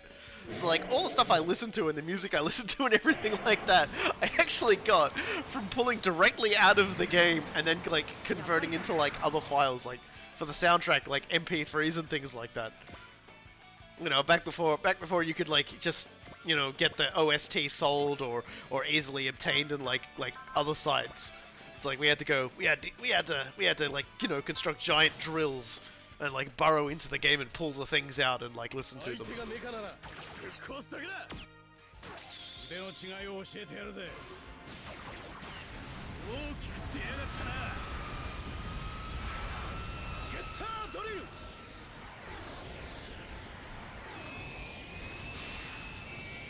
Yeah, it's like everybody just like sells their OST. Generally speaking, I buy it. A little sad they didn't put the Teenage Mutant Ninja Turtles game, Shredder's Revenge one, on the. They didn't put the OST just on the Steam store. At least they hadn't when I got the game. Because geez, that's got a fucking slapping soundtrack. Holy shit. that's got a soundtrack to like that you just like you gotta love.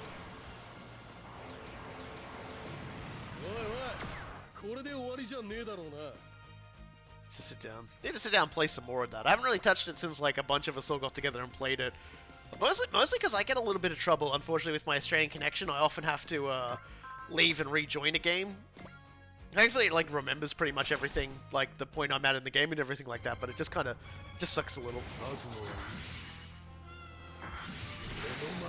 Probably the smoothest multiplayer game in terms of joining and exiting and rejoining and flicking around though. Like drop in, drop out gameplay on the Teenage Mutant Ninja Turtles game is really, really good. I feel like a lot of people who like make like video games like with like drop in, drop out multiplayer really need to just like sit down with some of them and just ask them how they did it, because they made a fun drop in, drop out 6-player arcade game. 6 players. You have no idea what's going on when there's 6 like turtles, Aprils, etc. all on the screen, just like dunking everything. Actually, let's I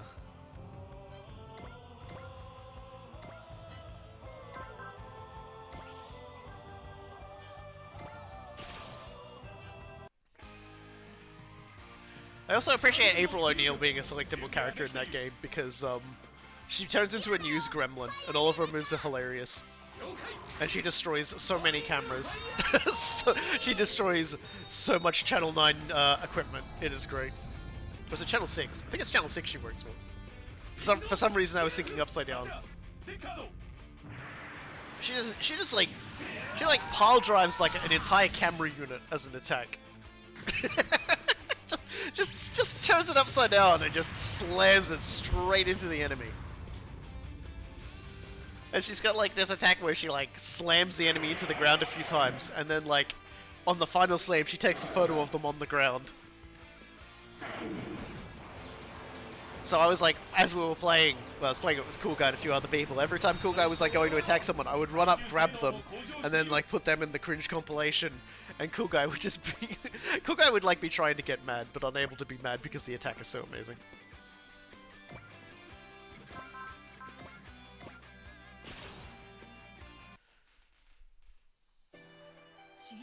知能の技術がここまで進んでいるとは手加減なしです。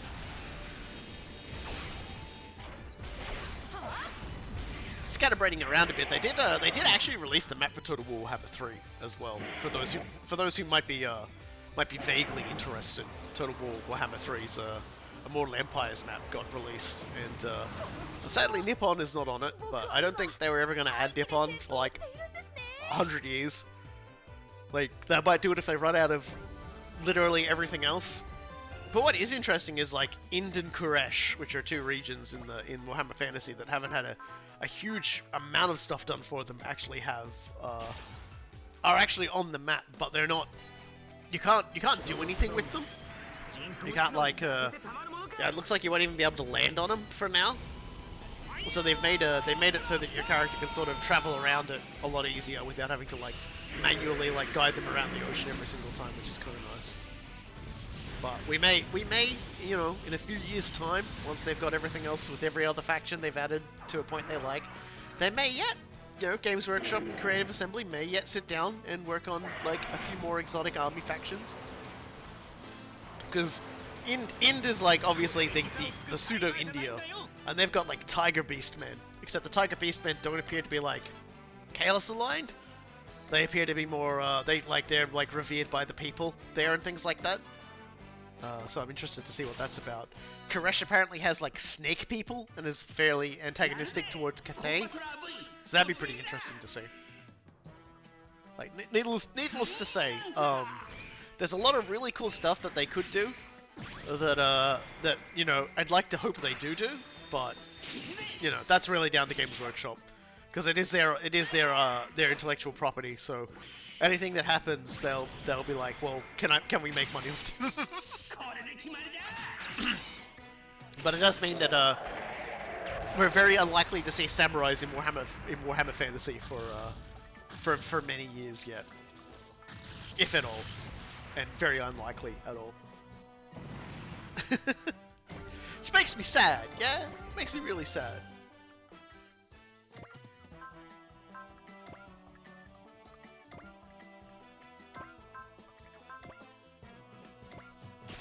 I wanna like, you know, I wanna get a katana, and I wanna hit Carl Franz in the head with like, you know, like 1,000 times folded, you know, warp stone or something, you know.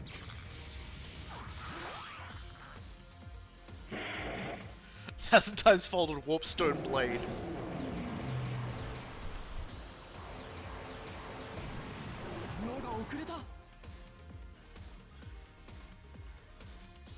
Someone mentioned that they, like on the Something Awful forums, that they wouldn't mind seeing, that they were more expecting to see.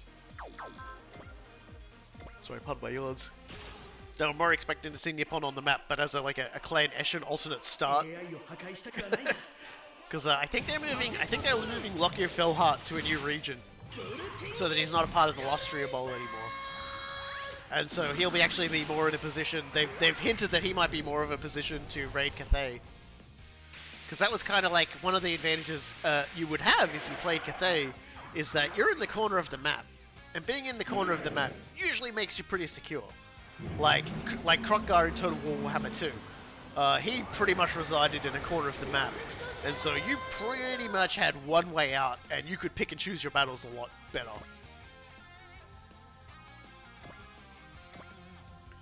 Whether you'd pick or choose them successfully is another matter. But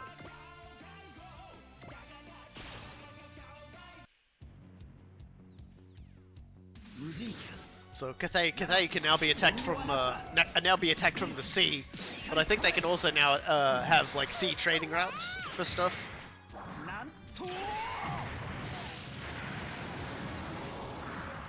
I'm really excited to see what that is. I'm really in the mood for like just a big old-fashioned brawl with the entirety of the Warhammer Fantasy world. I think that's like where 90% of my excitement for the future is coming from. It's just the chance to wage war in new and idiotic ways.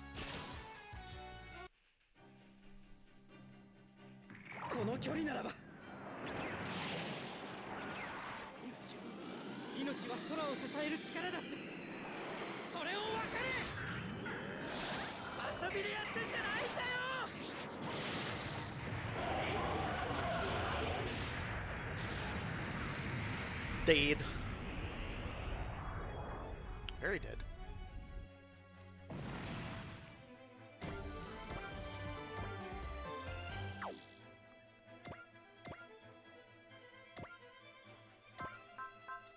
So, still got some people to kill. Yeah, we're very well past the point of like having much story to talk about for the moment in this game. There's still so much to kill, but as you can see, we've sort of only really gotten little odds and bobs and bits and pieces in regards to that.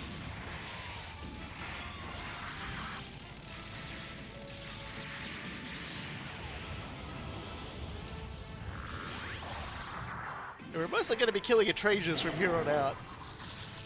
But at least they are different enough and mixed in with a whole bunch of other units, so you know, can't get too mad about it, I guess.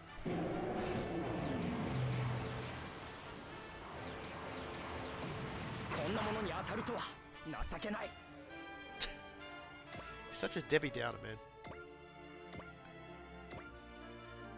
Just clammed one. Don't get the mads.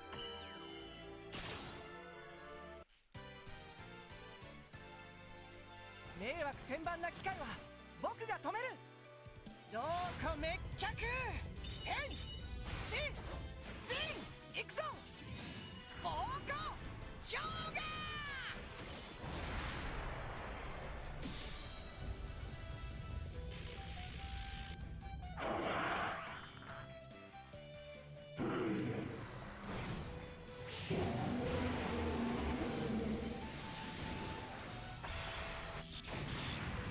正面で受け止めるのは無理があったか。Yeah, walk it off.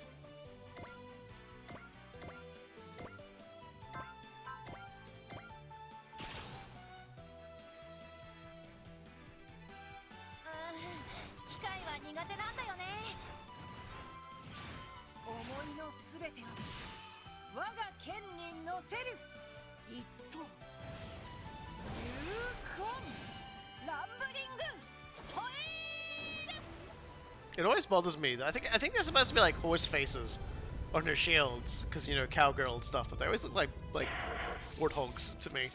I don't know. Maybe it's me. Maybe I'm the problem.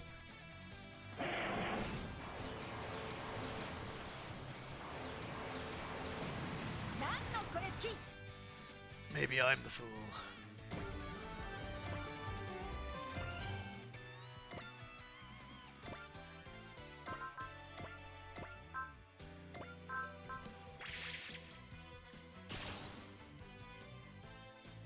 Look alive, team. This is all that stands between us and curtain call. Hearing Agami's voice always empowers me. This must be love, yes? Hey, Shinjiro, give me a dollop of that love. Okay, Gemini, let's finish this together. This must be the power of love. You just said that. The power we of the combat review wield. As long as we have love, we will never be defeated. Charge! Sakura's just like, this is the power of love. She's wearing those glasses. There's like the open eyes on them, and she's just got like a little button that like occasionally just like like she sleepily taps on it. She just says like it plays it back saying, "This is the power of love," and then she goes back to sleeping. Fucking hell. I always feel bad for that throat. That is definitely the throat of a man who's not used to yelling.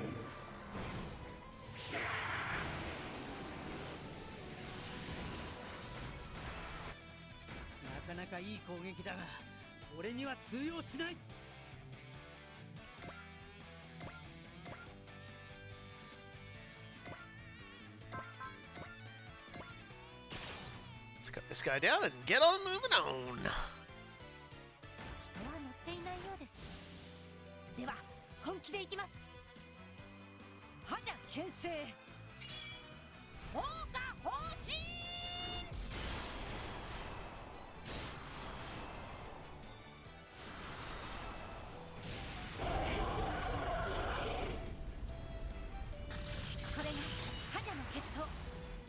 ルジュ家に伝わる奥義です。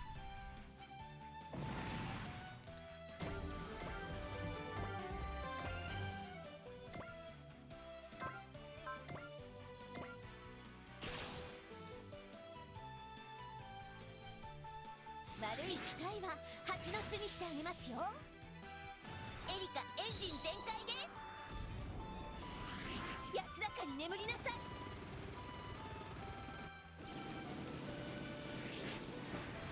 アーメン。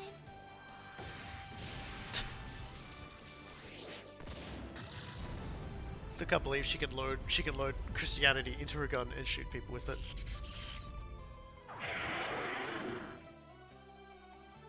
That's fucked up. Especially considering she's French and not American. まだまだ全然大丈夫です。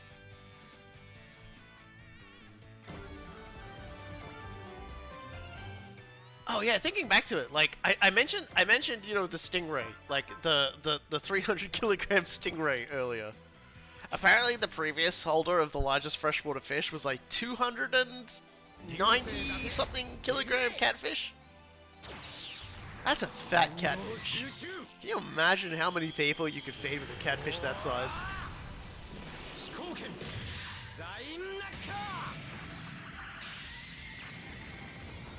And then they get a 300 kilogram goddamn stingray. It was, you could have wrapped a person up in it like a burrito.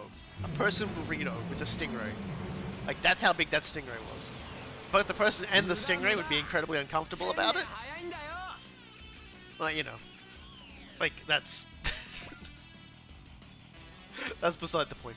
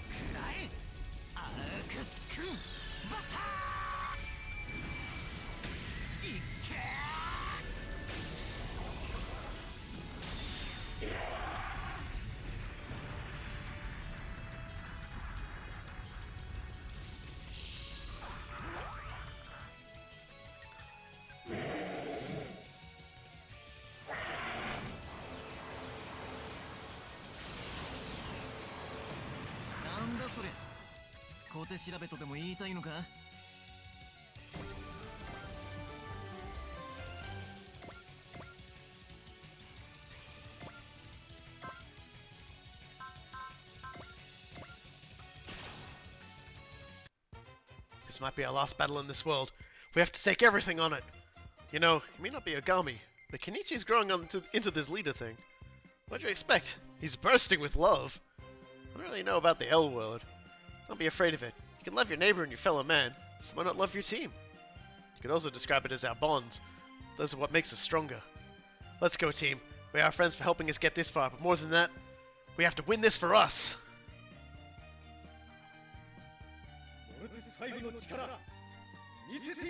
Yes, the pillar all of these characters are associated with is the pillar of love, which was the first pillar that was opened. Because, you know, that's how the DLC goes.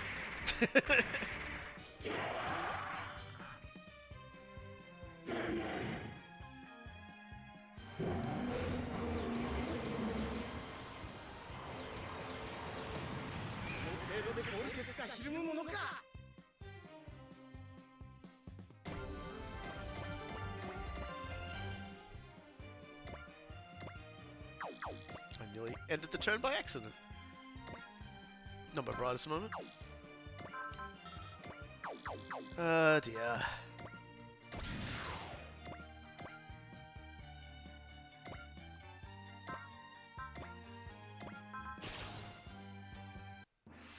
Bullet, I need to tell you something. I know I've been afraid the entire time we've been here. I was afraid of someone's hatred, their grudge. But you conquered that fear. Not completely, but yeah. And I couldn't have done that without you being there for me, Bullet. Kasuha. Help me one more time, Bullet. If we join our sights, this grudge won't be able to sway us. Love.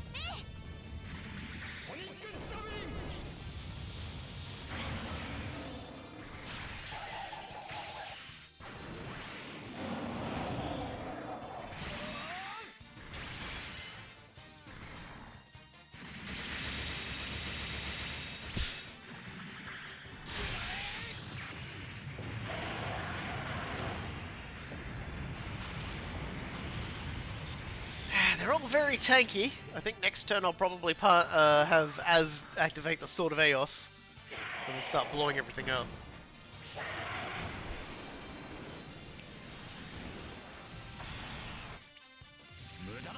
Oh! Nice. I don't forget to see the TK field work like that on a melee attack.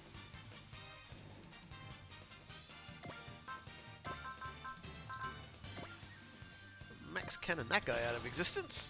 I see you over there, looking low on health.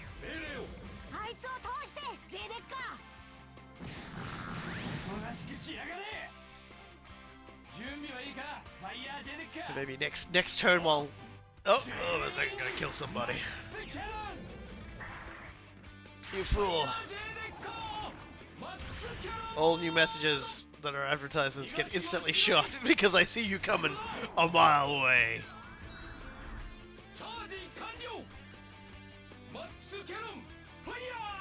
Imagine selling followers. I mean, you know, I can imagine people paying money to buy them, but it's like, man, if there's one thing you ain't gonna see me do, it's spend money to like improve myself.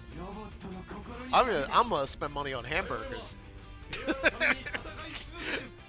You know, like tomorrow I'm going out for ramen. Like that's how excited I'm getting in terms of like the, you know, like I could, you know, it's like that guy's like buy followers. It's like, will these followers give me ramen? No, but then I don't fucking care. And then I go off and I eat ramen. Because I was like, I gotta go out and have ramen at least like one day on my week, on like my my month off from work. You know, I just like the fact that it is currently 29 degrees Celsius inside my house. You see, it's funny because like I'll tell people how cold it gets around here, and it'll get down to like 11 degrees Celsius, and most like people from like America and other places will just laugh at me. And then like recently I was talking to someone who was in Sweden and they hit 38, nearly 40, and I'm just like, yeah, no, I know exactly what that feels like. You have my sympathies. Ooh, new attack. That's cool. I do like that the different colored ones actually have different attacks. It's not like the Quasars who have like a different flavor of like thing jammed on top of them, and that's what they're attacking with. I'm gonna kill that guy.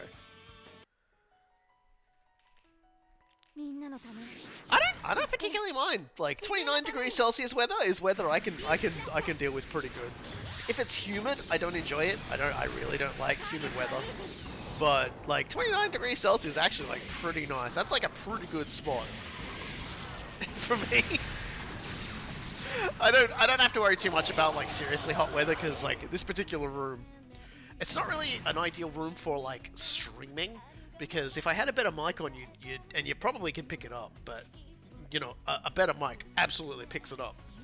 I'm in a room that's tiled floors and brick walls, so my voice actually echoes, and it's a very large room, so my voice echoes a fair bit, which is why I don't use a better microphone, because believe it or not, the shittier microphone sounds better.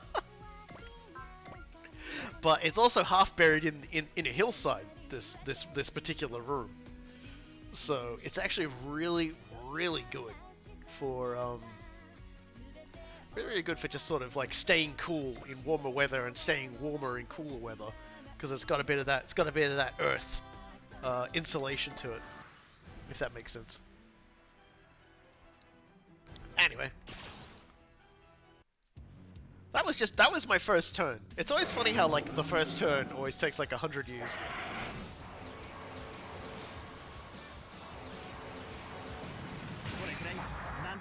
さ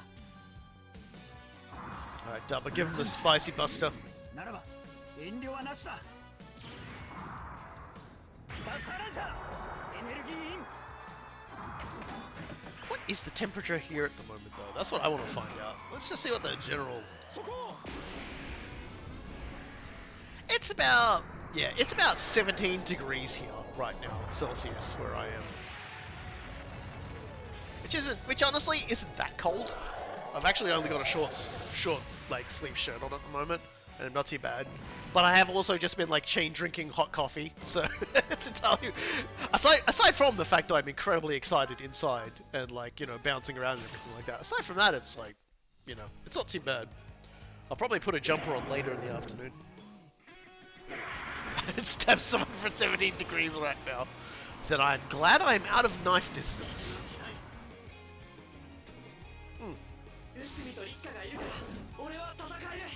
I will say that this sort of weather is why I'm going out for ramen tomorrow, because when I finished my jury duty stuff, and they, you know, like I didn't get selected, and they basically said, all right, off you go, out into the wilderness, enjoy the rest of your day, and I got paid $16 for half a day of adventure.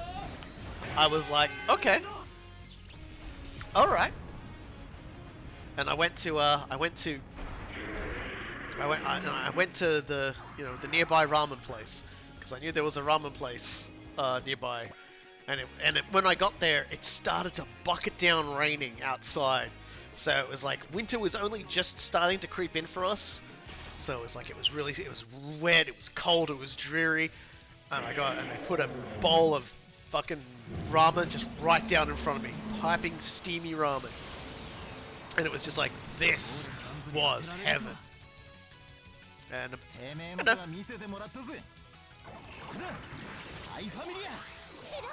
going out for some more tomorrow, taking a train ride in, gonna eat me some more ramen.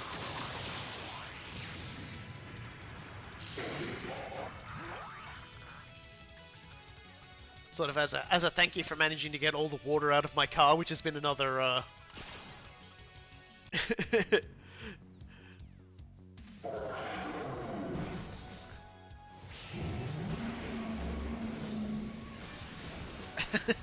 Last time I got ramen like that thunderstorm hit, I flatly told the guys at the bar that I was going to be there for a bit.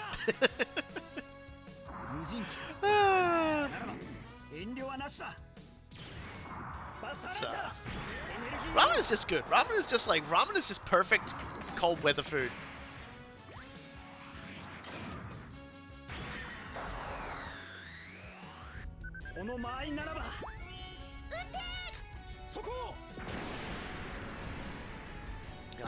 I always have the takoyaki and a bowl of ramen.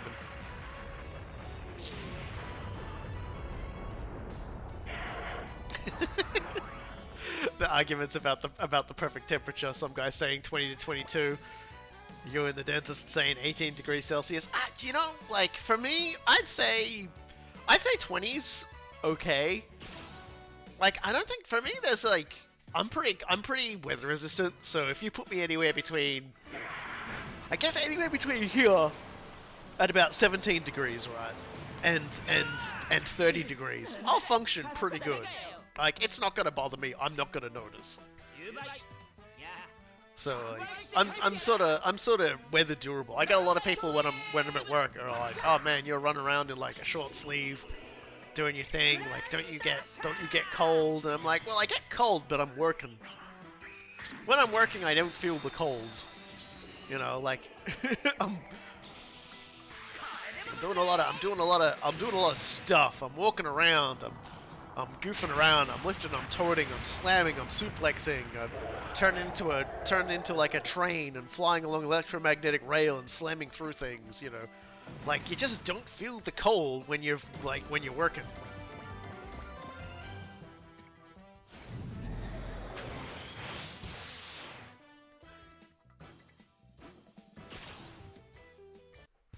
Pardon my ears.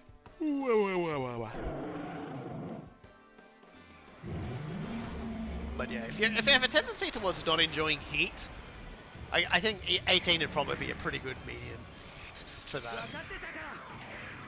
Whereas if you're someone like me who, you know, り返すでしょう。 I suppose probably the best way to say it is the lowest I tend to see is 10, with the highest tending to be like in the mid 40s. So it's not really a surprise that like my sort of it's just right middle point between the two is, you know, like a lot more a lot more bad shit. God. Like when I went to the UK, like I guess it'd be like 3 years ago now. It was that was wild. Like just the last day I was there, and they had a 38-degree Celsius day. Oh, I felt so bad for the people. Because, like, you could clearly see this was not normal. And, like, there are a lot of people who were just like, oh my god. And, like, English houses are just not built to be, like, cool. They're there to trap heat. They're locking heat in the basement and not letting it come back out again. Like, whereas here in Australia, it's like, the heat is the norm, so you build houses that breathe.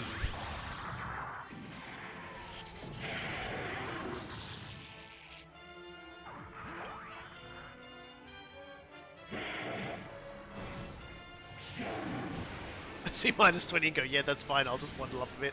I have never seen nor experienced any form of minus temperature. It was summer when I went to England. So, like, I did not experience England at its quotation marks finest.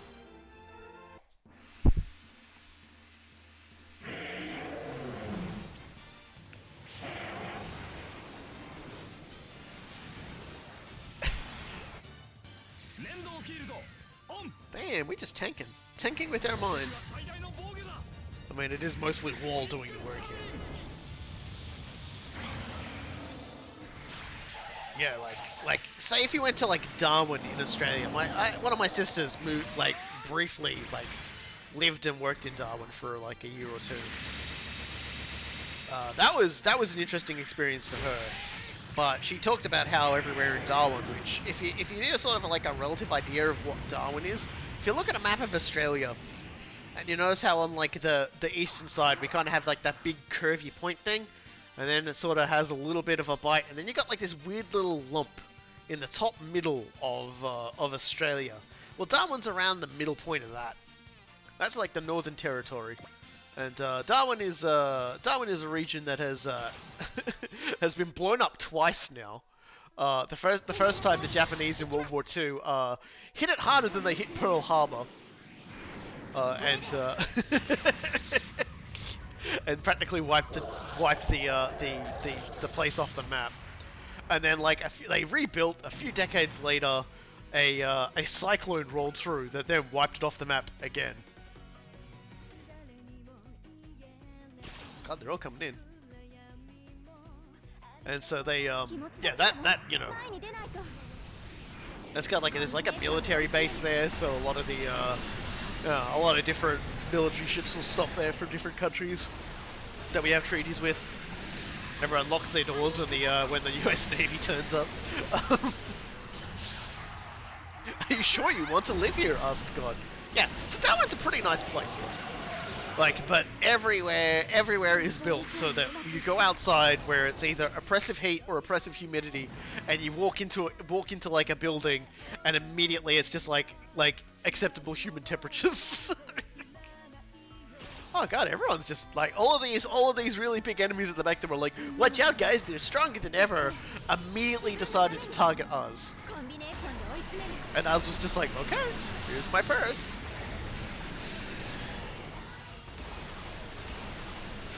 You've got a bit of a neck warmer. You're a little bit like Edge. You can disappear into your scarf at a moment's notice. 36 Celsius day today with 75% humidity. I think 80% humidity is like the worst.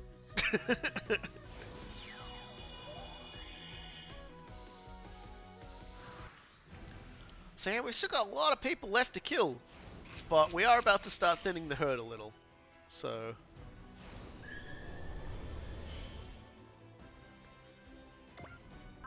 let's just activate a few modes here.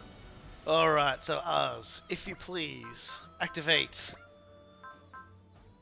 the Sword of Eos. And then, boss, if you please. No. Give everybody a rowdy cheer and some ramen. Thanks. Thanks in advance. Let's start. Let's just start straight up Valor blasting all of these guys. For reference, the Sword of Eos casts Valor on literally everybody. The Shield of Eos, which is not that useful considering we have access to boss, casts Persist on everybody as well.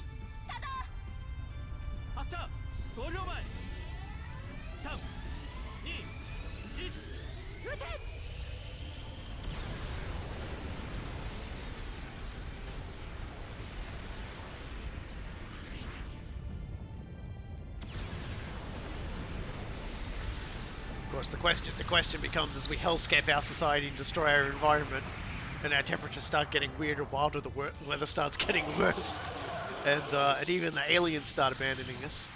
It's going to be like, well, like, you know, like, are we going to be able to rely on that sweet, sweet air conditioning for forever, or are we going to just have to, are we going to die in the cold, in the heat? Who wants to get Ragnar Cannon, huh? Who is there? Oh, it's this guy. You want to get Ragnar Cannon, alright. In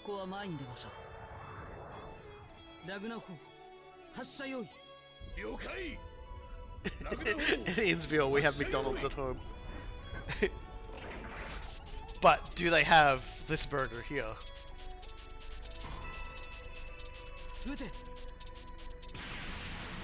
That one, by the way, is the new type White Torichi, which is 3 juicy 100% beef patties with no additives and 3 pieces of creamy, rich white cheddar cheese. And pickles.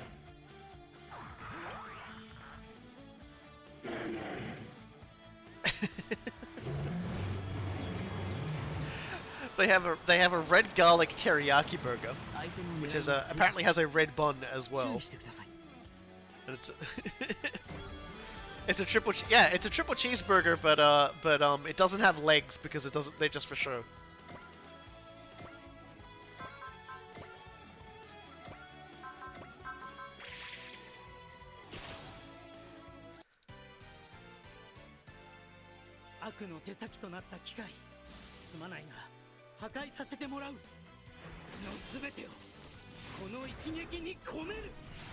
Yeah, for whatever reason, you know, like it's a triple cheeseburger, but with white cheddar cheese, right?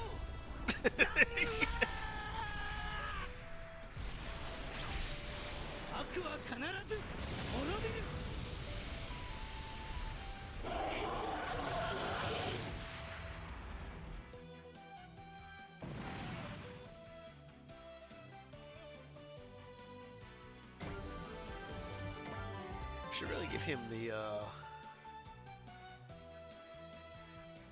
finish my thought in a second here.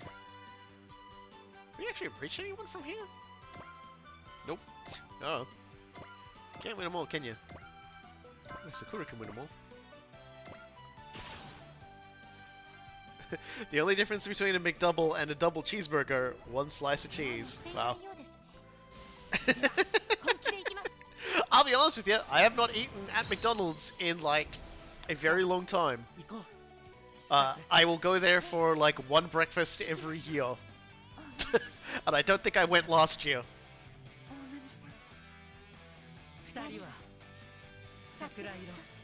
Because it's kind of funny to say, but, McDonald's Australia has really, really good coffee.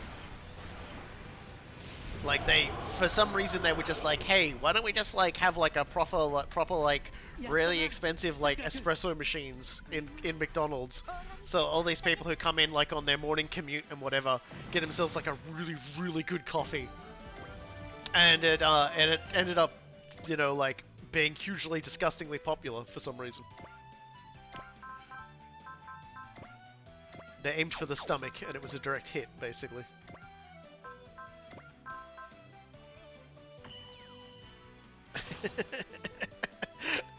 It's, you know, like, it's the problem with fast food is always that it's there and it's convenient. I'm kind of lucky in that, like, I'll make most of my meals for myself because it's just like all the fast food places are just like inconvenient. Like the ramen place, I would go to that ramen place every goddamn day, except I have to catch a train to do it and ride a train for like 20 to 30 minutes to get it. So it's like, yeah.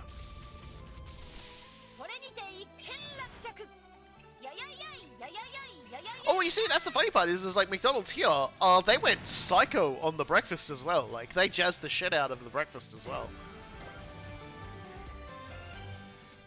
Pulled a bit of a face there. Ah! Kasuha, what is it? Dark presence. I feel that grudge approaching. Oh boy! What is that? That's not an Etranger or quest or unit we know of. It looks like it's tricking DBDs to bring Etrangers, though. They're targeting the Etranger. That at least confirms their enemies. Fight the unknown black unit as an Etranger. All units intercept. This one might be even more powerful than the crystalline giants. We're facing a new unknown threat. How will we make it out of this predicament? We know exactly how. No matter what we face, we go all in. We've made it to the final boss. It's all over once we win. No matter what, we will prevail. Well, they seem to think it's the final boss, but behold, this is the Stamen Bitol. And it has a weird lotus flower. Class as an attendant on it. So, believe it or don't, this is not a weapon from the Z series, I don't think. I believe partially because you'll notice it follows the flower theme Orchidacea has, and as a result of that, yeah, we're solving it with guns. I don't know why Ernie thought we might try it any differently, but yeah, we need to take care of those because I think they're gonna. What in the Yu-Gi-Oh was that? I'm back to be confused immensely by this game. It is. We've defeated the Questors, and now we're fighting the Etrangers because they've turned up. And it may all have something to do with like a weird story about a Japanese woman for having a massive grudge. And as the movie The Grudge tells us, grudges are extremely powerful and summon giant robots.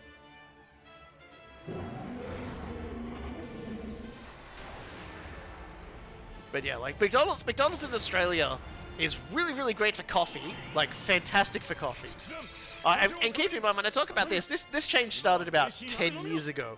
I think most of the models that like McDonald's are using now are based on the Australian model because it was like just wildly successful. But also the breakfast menus don't suck. Like, they made sure the breakfast menus don't suck. So that's the only time you'll ever see me in a McDonald's is for breakfast, if that.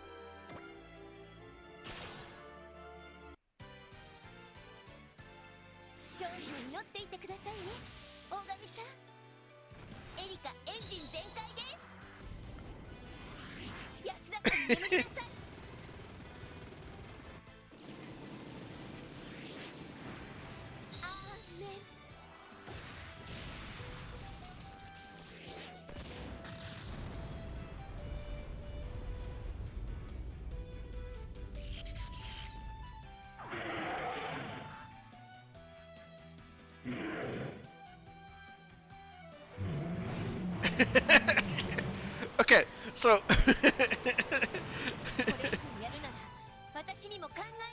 well, in this particular case, you watched a woman load Jesus into a gun and fire it. So if that helps, that helps you understand. But yes, it's definitely a case of what? Question mark. Erica is very religious. That's why she has like holy powers that she can channel into a machine gun. I'm not just shitposting. That's an actual thing. This is not the final battle of the game at all. This is the I think it's the final battle of the DLC. So DLC Pack 1, aside from the missions you get and like the missions that will appear during the rest of the story, they have like a post-game mission that relates to like sort of tying them together, giving them a little more content, because the expectation was a lot of these DLC packs were going to come out when the game was over. So while they have made that so that a person on a fresh playthrough can still interact with them like it's part of the main thing, main character just casually dropping a 47k crit. Yeah, ours is 999 in attack. we kind of just like as my general policy just kept feeding her stat ups.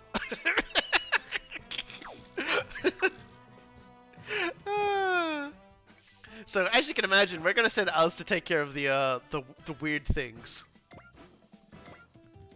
with you know, as best we can. And we're gonna, cause they are going to summon more of these enemies. Yeah, no, I wasn't kidding. We literally maxed her stats in those because because of the Distraker, at the end of every mission we get programs for range and close combat programs that are used to, you know, trade up the stats. So I was giving literally all of them to ours. I'm going to be sitting on a big pile of them, and I'm just going to like decide who I'm going to like ridiculously stat out at some point.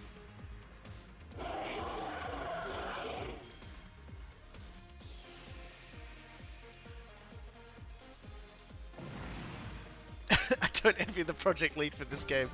No, this game would have been an absolute, like, they said they went they went all out on this game, and it might have been a mistake. You know, not a bad mistake, but still quite a mistake.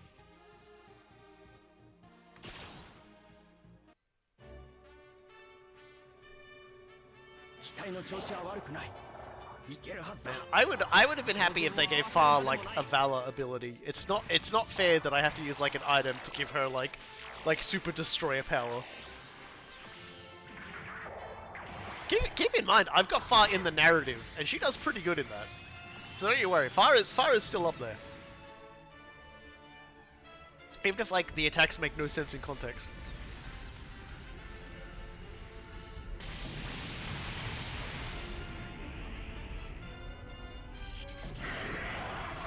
My general practice is always to give the stat up stuff and the extra skills and everything we get to the protagonist, because I mean they're the protagonist, yo. They gotta, like, they're the original. Like, we gotta get them that.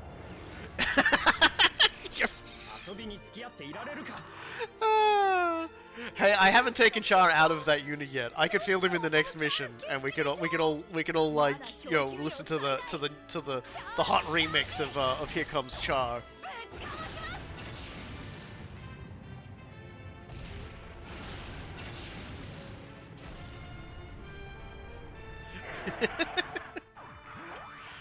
Oh dear.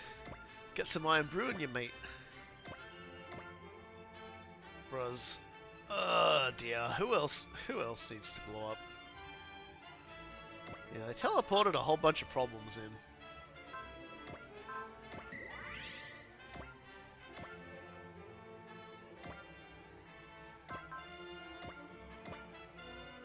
So, I'm going to actually attack one of these with a different character so that you can see what their attacks look like.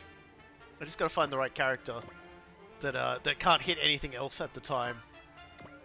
Because it seems like everybody else gets a turn. Because I'm like, I could just wipe them all out in like one turn with ours. Like, I literally can do that. Like, ours can kill like the second most powerful like unit in the game.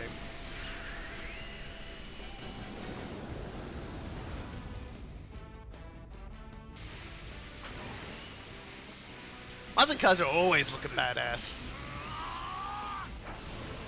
Yep.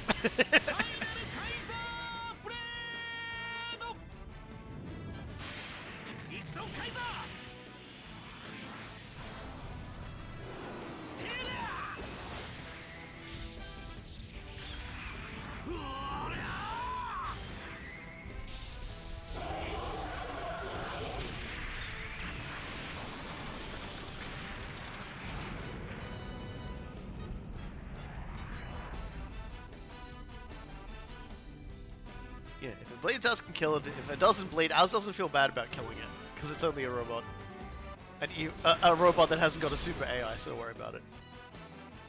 You know what? I'll get Cybuster to take a swing at it. Here you go. So this is what their attacks look like, or at least one of their attacks. 好きにさせるか。行くぞ。アカシクレコードサーチ。サイバードチェンジ。くらえ。アカシ君バスター。いっけー。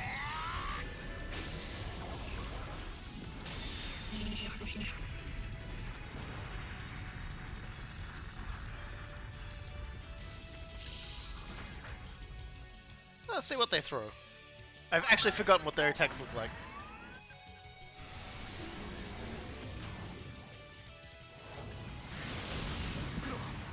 Okay, I guess that must be one of their weaker attacks. Do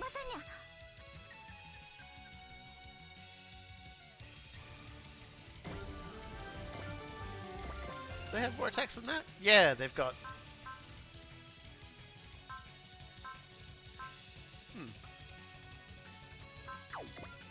Well, I don't know which one they used.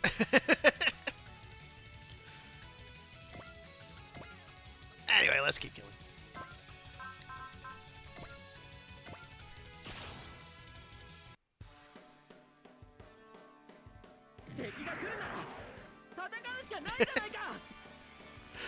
Okay, so to explain Masaki's kind of thing. All right.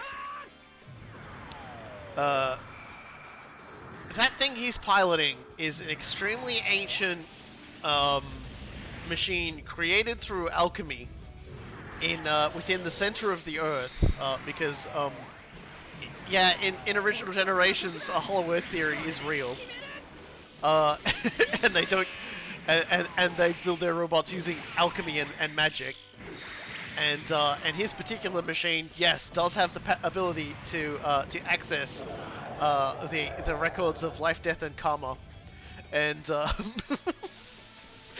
so that he can like blow someone up with it.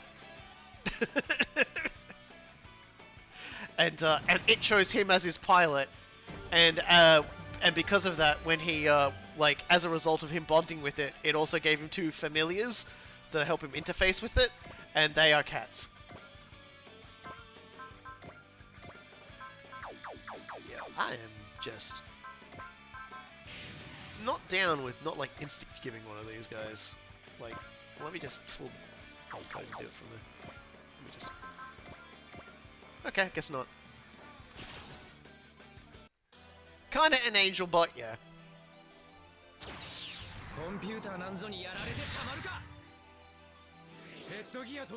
But it is it's the element of wind, Cybuster.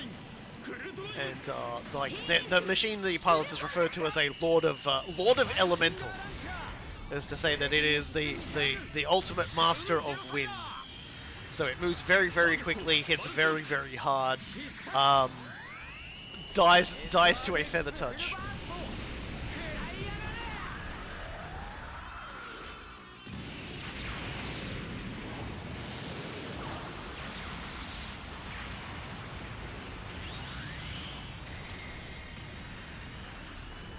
Ah, so close. I love that attack so much.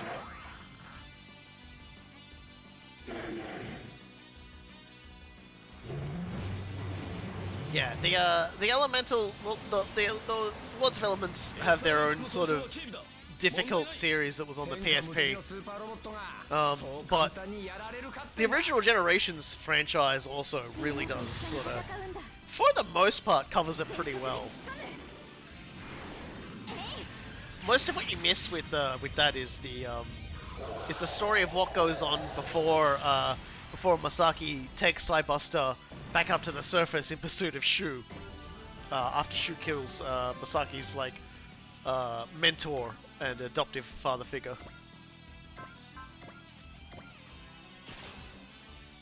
You know, as you do.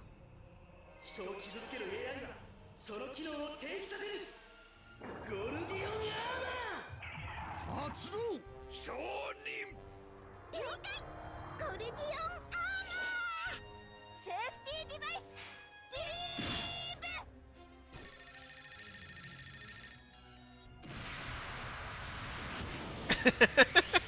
ours is not going to calm down. Ours is only going to get worse because I'm going to use one of ours' strongest attacks on the bosses when I begin systematically killing them one by one with ours over the series of one turn. ギャレオリアコネクトゴルディオンアーマー最後は俺様だアームコネクト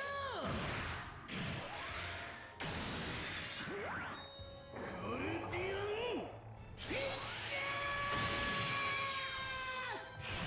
行くぞ俺様を止められるかよ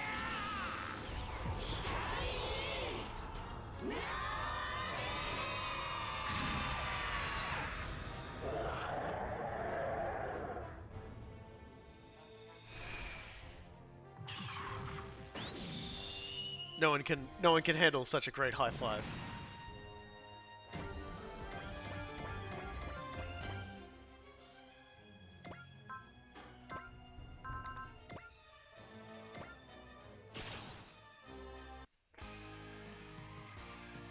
動きのパターンを私の超 AI で見抜くおとなしくしやがれ準備はいいかファイヤージェネッカ The only major achievement for this game I haven't actually gotten is one for starting a new game plus game. But the other one that I actually haven't gotten is the one where you reduce your enemy's morale down to like 50. I really should sit down and do that sometime. Just get everybody who has like Daunt and just do it. Well, not Daunt, whatever it is. The one that makes everyone miserable.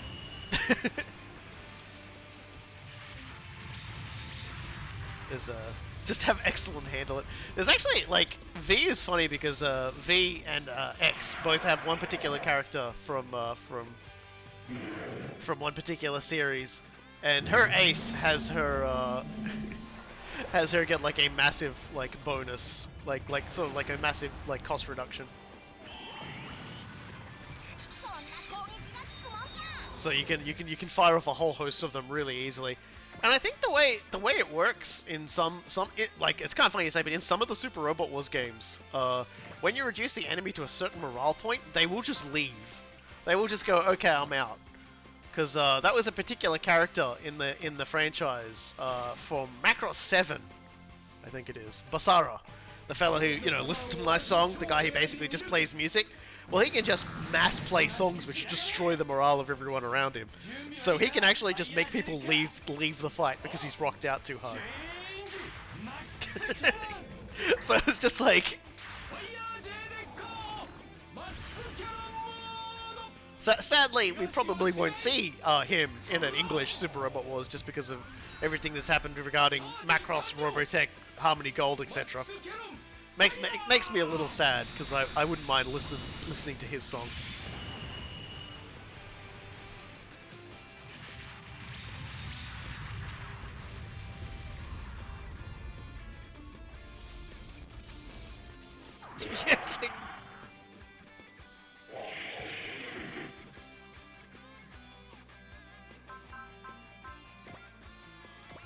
Alright, we've still got things to kill.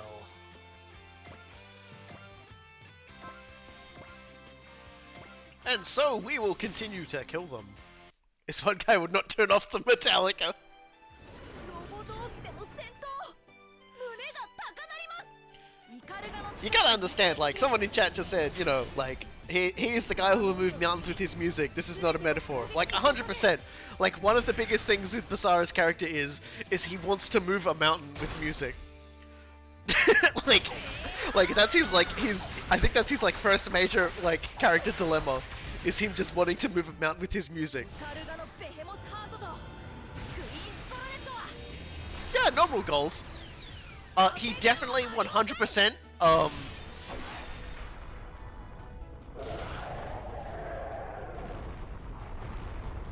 to an extent, I think they,必殺技です to an extent, I think he also manages to seduce, like, a lot of weird different aliens as well, just with music and everything like that.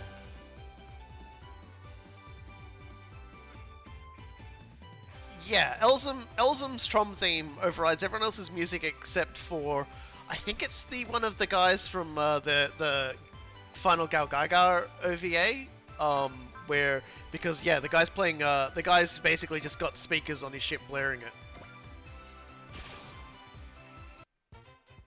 Yeah, Galaxy Bard, yeah, and he does all this, mind you, while piloting a Macross unit, which is to say he does it while piloting a fighter jet that turns into like a high-speed mech. So he's basically he's really good. He's really good at piloting and also playing it. Yeah, I think because like in the Final Gal Gaigar OVA, which like the Gal Gaigar stuff we're dealing with takes place afterwards. It's like they get basically they have to go into like the universe before this universe because they're trying to steal this universe's energy to keep their universe going.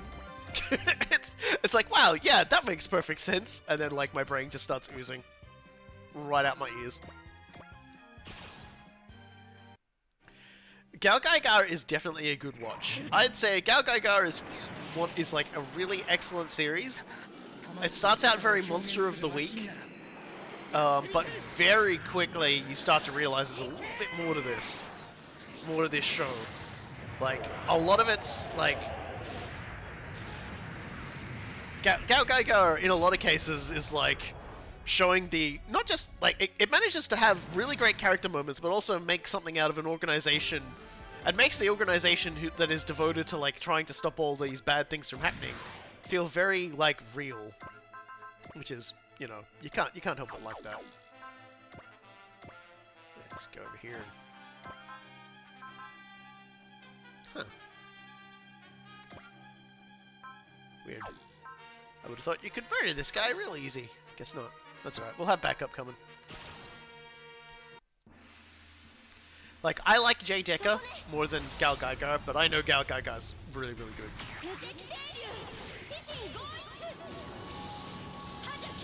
Yeah, the problem with the Super Robot Wars game is if you haven't seen the series before, you can get spoiled on a lot of stuff with it.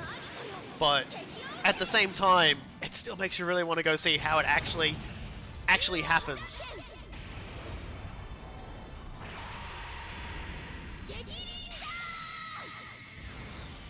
God, I love that attack.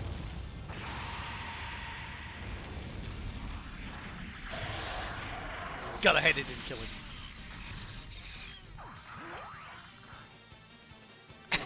Fuck it. Dear. Cross Ange. Now that's an experience.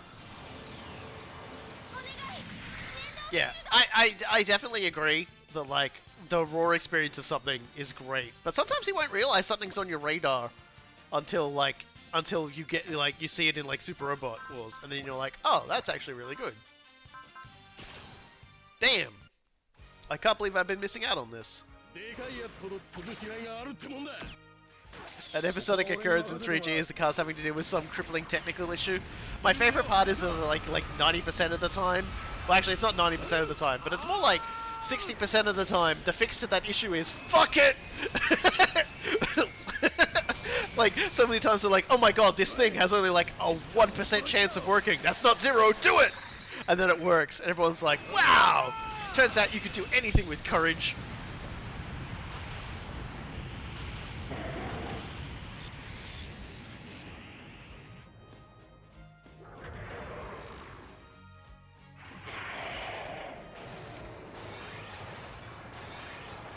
Simply put, the shows like Gal Gaigar and Jay Decker are shows that are for younger audiences, but still way more clever than you could ever give them credit for.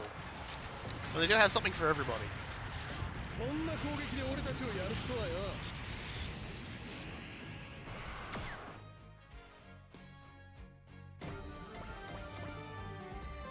Okay, what else we got here? Just trying to find people that can continue to get fights into fights with things.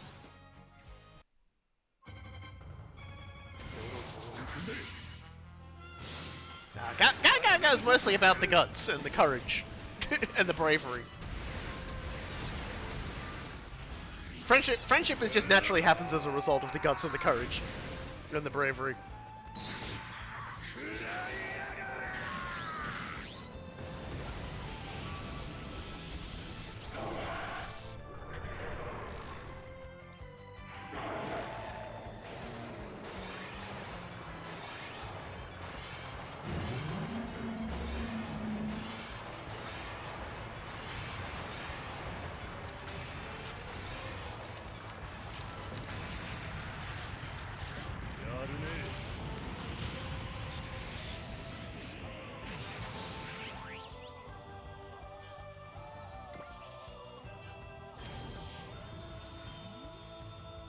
See, now he's mad.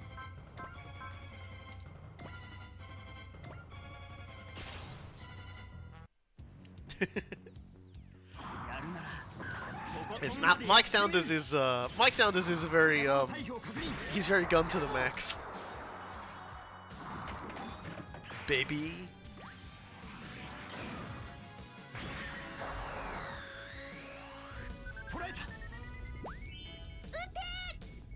てみせる。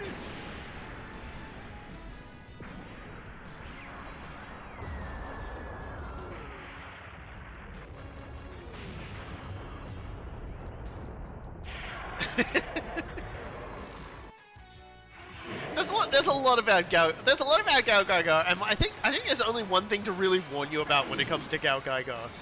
I say when I say stick with it in the first few episodes, I don't just mean that because it seems like it starts out fairly episodic.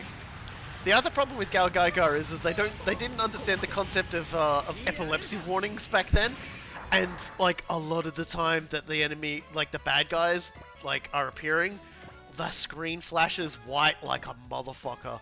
And I remember watching it and being like, oh my god, I'm going to throw up. What are they doing? Why are they doing this?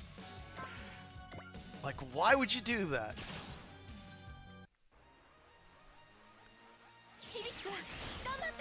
So pixies exist in that one's universe, yeah. The thing about Elgheim is yeah, it's one of Tomino's things. He really liked putting fairies in everything, and so they're a mostly almost extinct race of fairies in the setting.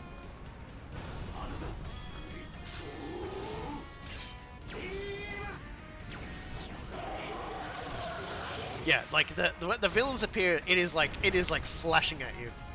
He did it with Dunbind as well, yeah. Elgheim's kind of like a combination of a lot of other stuff he's done and a lot of stuff he had yet to do.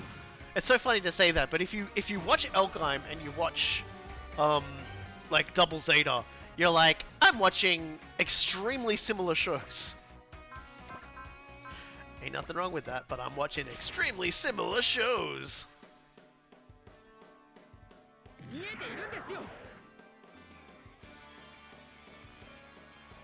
I can see me too. I gotta do it.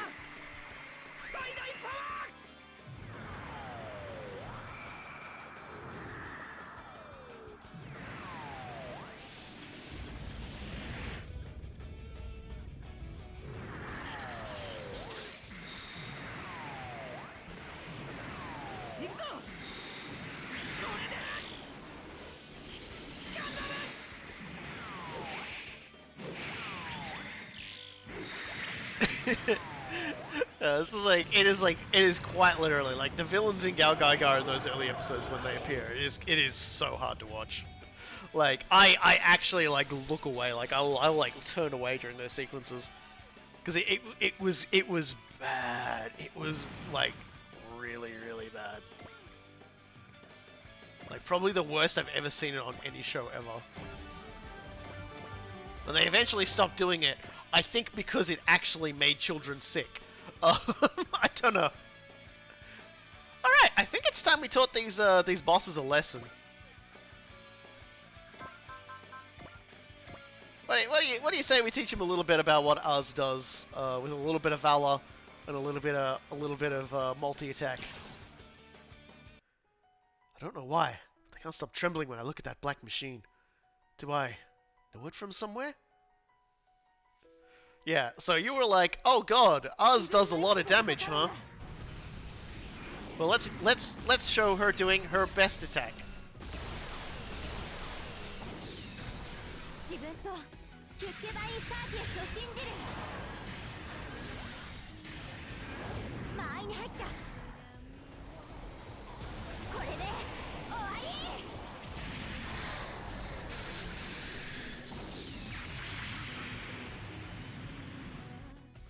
176,000.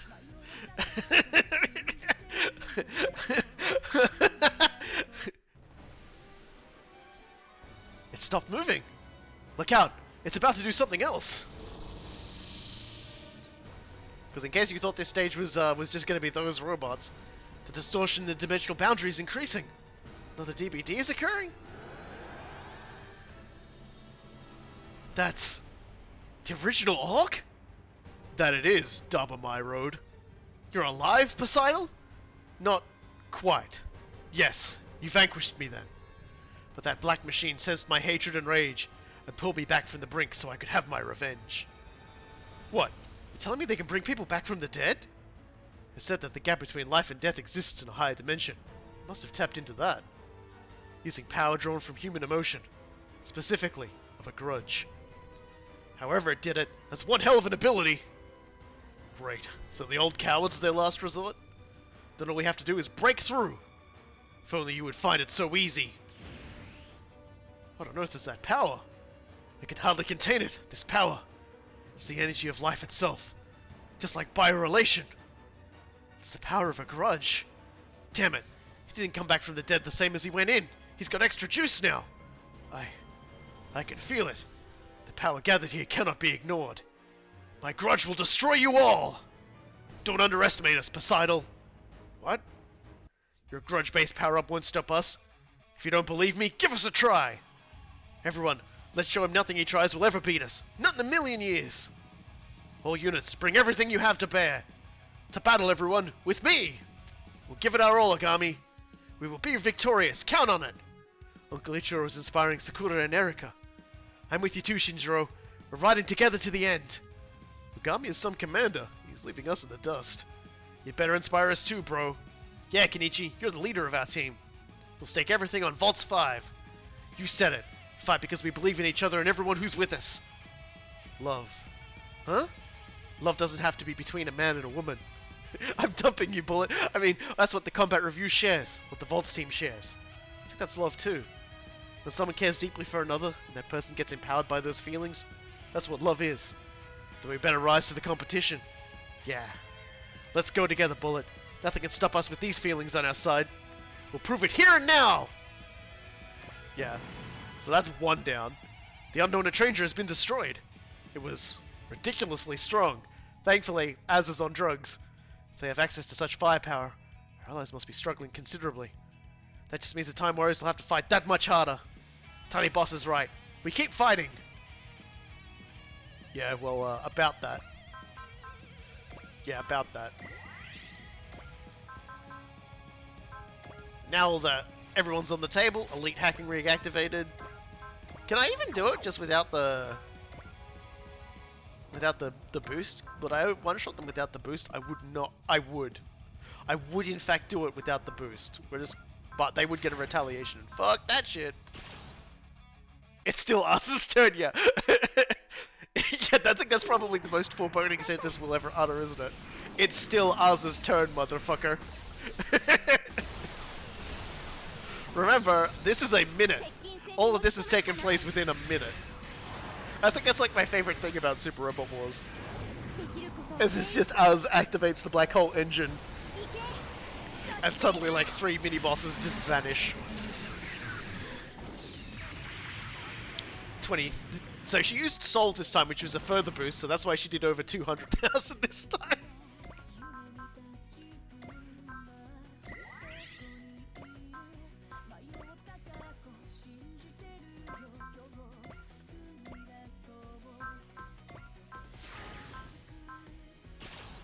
And it's still her turn, yes.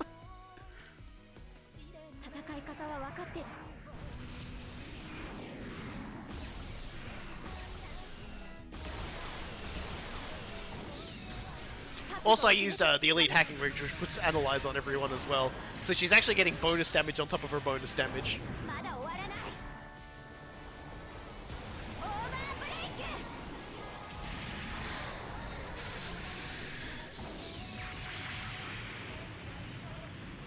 ク And that's all of those guys out of the way. But, we ain't done yet. Also, we've still got some multi-actions we can do.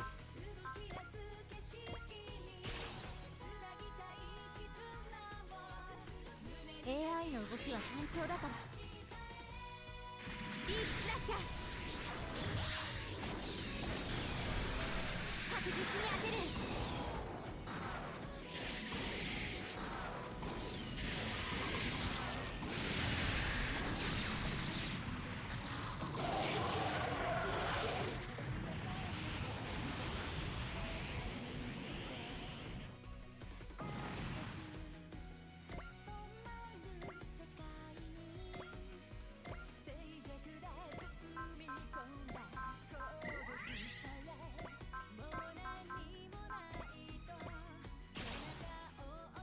Ooh?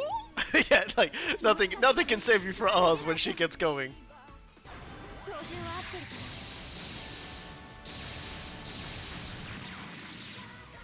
るから This is just a flex. It's just like, hey, here's one of my weakest attacks. There we go.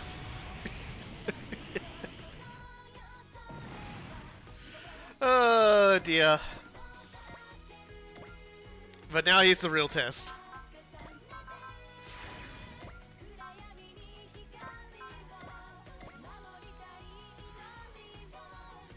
We're doing it.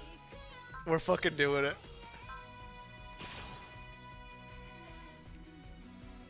愚か者め貴様など私の敵ではない 'Cause he's got counter at a fairly higher skill.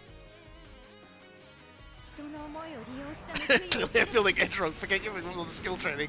Just gotta get 999 him. 999 him, and the Huckbind is like maximum upgraded as well. 持ち込むしかない Like, not gonna lie, we boosted ours to like ultra kill, to ultra kill levels. いけロシセイバー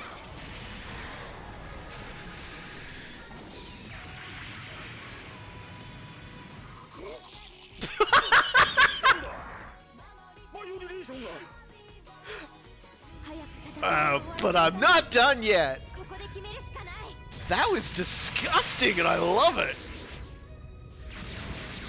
シーケンス It would have one-shot him if I'd set her to crit. Because the thing about Valor and Soul is it disables critting, but you can activate it with an EX. If I had set it to crit, she would have killed him in one shot.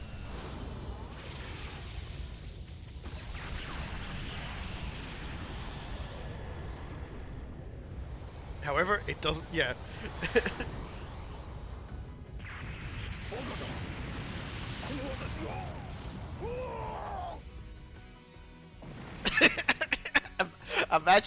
Imagine being Poseidon and and appearing to do your big monologue in the middle. She's just like, who is that? This is inconceivable. How could Aldna Poseidon be defeated not once, but twice? We'll beat you 3, 4, 100 more times. Just stay dead, Poseidon. The power of hate wasn't sufficient. I'm old again. No! Poseidon is gone for good, at last. Hopefully that crushes his rotted spirit once and for all. He'll be coming back for another round. There's no way to move forward with a grudge weighing you down. That's why we have to overcome all this. Yeah, so we've only got these 3 left. And you know what? You know what?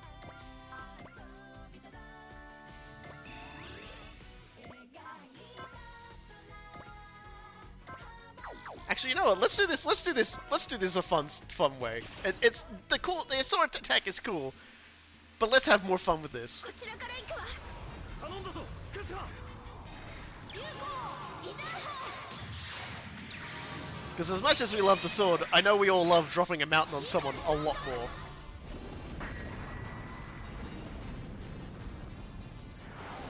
Huh?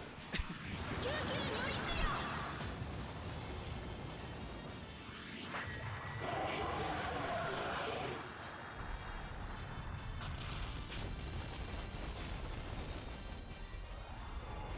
God, I love that attack. So, Mountain, that's Angel Island. Well, you know.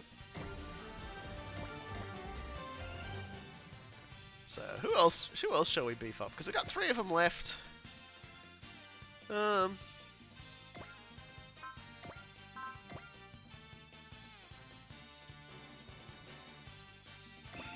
get the Vaults team up and running.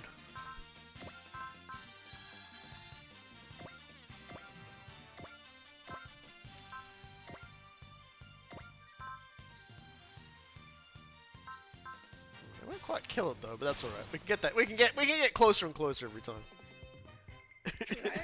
I think like causing a mass extinction event in order to squash a mostly dead robot. Hey, you know, whatever. Basara spends all the time trying to move a mountain, and Kasuha's just like, "You just do this, idiot! You don't even need to play your guitar. Just throw a talisman, 5-head."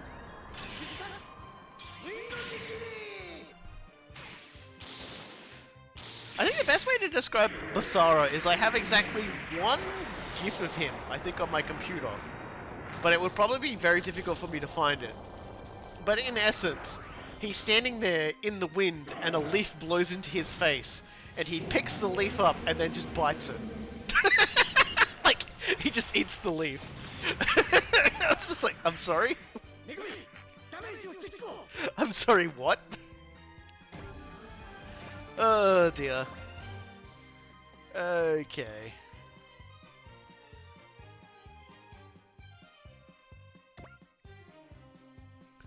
That might be it. For now. We'll let the enemy have a turn now. That was turn 2, by the way.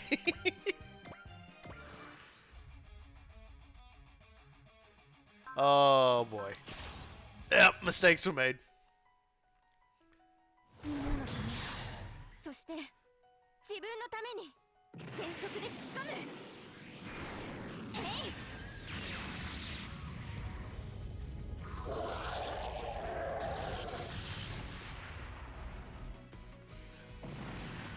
It's like now it's your turn. Oh god, they're all just choosing death.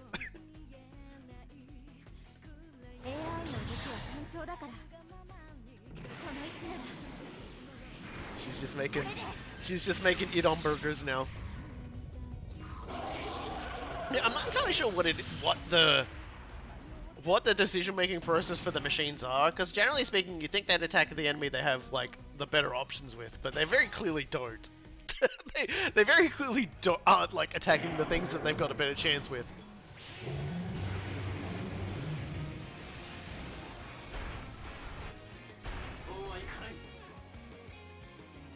Here's an attack we don't see very often.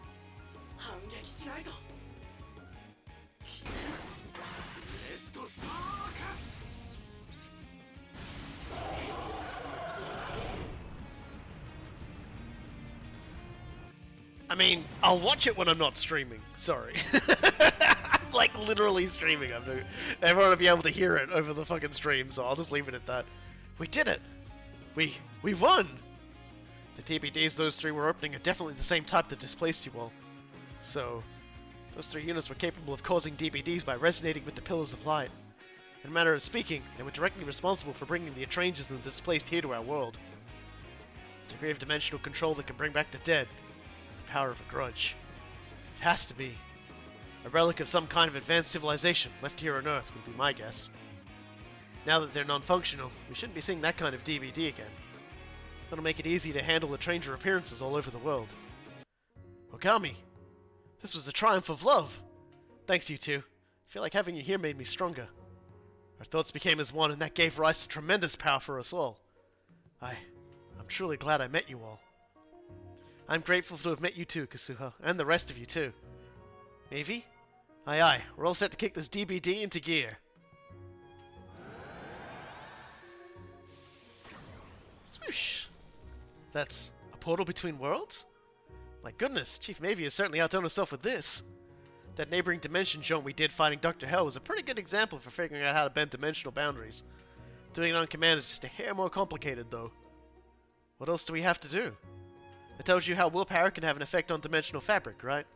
Basically, your worlds are somewhere on the other end of that rift, but you're not going to be able to pull over for directions in there.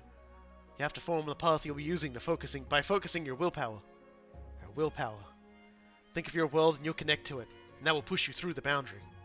Wait, you mean we simply need to dive in while wishing very hard to go home, and we will?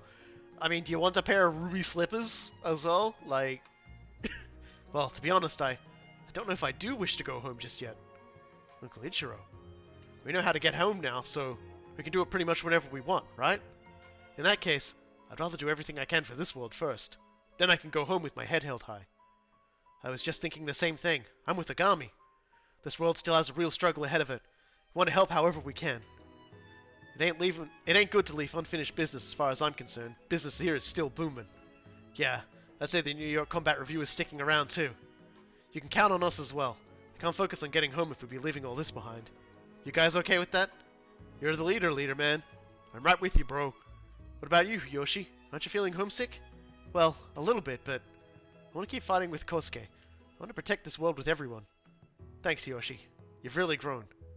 Bullet, we should... Yeah, I know. We're on the same page. Ryosei? Masaki? What about you guys? Are you kidding?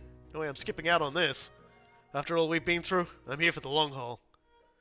There you have it, Captain Mitsuba. We'll be in your care for a while longer. I appreciate it deeply. We'll be happy to have you all. And remember, we've got some unfinished business ourselves, Hyoma. You bet we do. Me and Tetsuya are going to keep you sweating until you can't think straight. Maybe not that much. Sorry, Hyoma, but you're going to be right there with him. Oh, give me a break. Sakura, Erika, Shinjiro, Jiminy. I need you with me, fighting for this world's ideals of peace and freedom. Yes, sir. Don't matter what trails I'm riding as long as you're along for the ride, Shinjiro. I swear by my trusty gun barrel sword. Golly, what a line. Oh, Agami, you should order us off. Right, to help us seal our resolve for the battles to come. Okay. Still one last choice. All combat reviews, move out!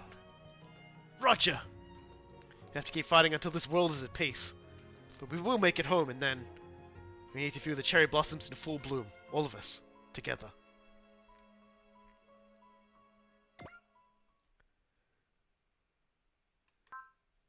There we go. Yeah. No trucks or trains is carrying people here. The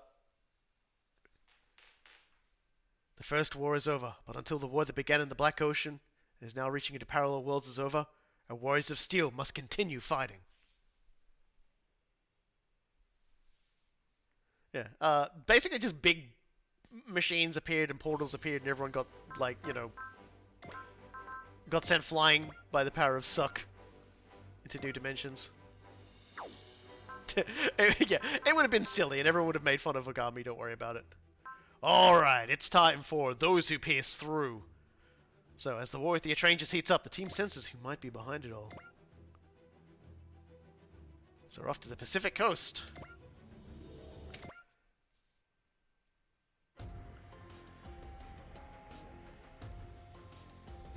we've got team talks a lot.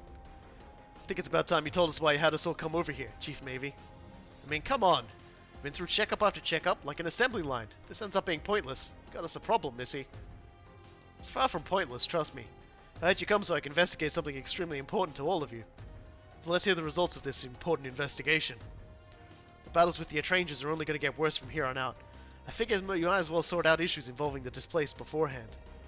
Right, so, from everything I've observed, there are a number of wave patterns that occur when the DBD displacement happens. And the trick is, Ultraman Team, Tekiden, Kyosuke, and Excellent, you all share a single commonality. Meaning? Simply put, your displacement was one big linked occurrence. What? From everything we've seen so far, it's clear that being displaced by a DBD isn't a natural occurrence. So you mean someone's behind it? Exactly. Whoever it was able to find... whoever it is was able to find some kind of commonality you all share, that they could hook onto you to fish you up. Oh, so you mean out of all the people who've been displaced, we're the elite of the elite? Not quite, I just mean that you're one group among several groups of displaced.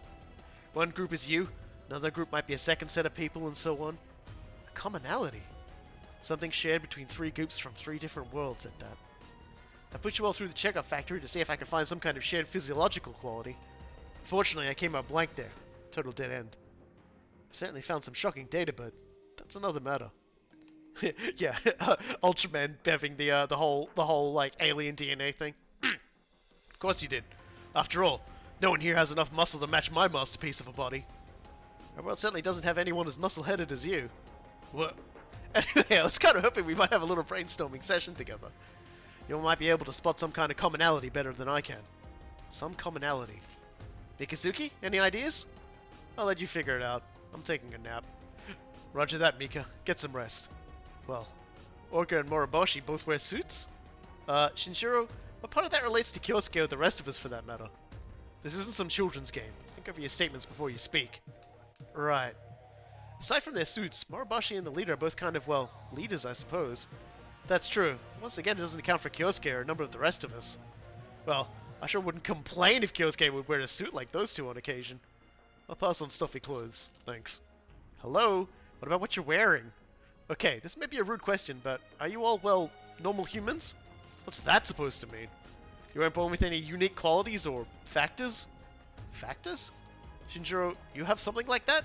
Well, I just thought it might be worth asking. Shinjiro and Excellent. Those two are alike, though I gather the particulars of their circumstances are a fair bit different. Yeah, Excellent kind of got, like, she kind of died and got, like, reconstructed by aliens. You know, I keep talking about how every Super Robot Wars is just, like, someone's read, like, a giant, like, iceberg of conspiracy theories and been like, I'll use that one for this particular storyline. Well, it's not quite enough to be a commonality, so I ignored it to preserve their privacy. My father was, well, a little special, I guess you'd say. Parents. That's something we'd know anything about. Speaking of parents, how about you? Isn't your family one of the 7 stars of Galahorn? Yes, I'm a part of the Farid family, but I'm not related to the previous lord by blood. Really? Guess that's a dead end too. Well, both groups have really quiet, introverted people, and really loud, annoying people. Shinjiro, the quiet person's one thing to call out, but loud, annoying people?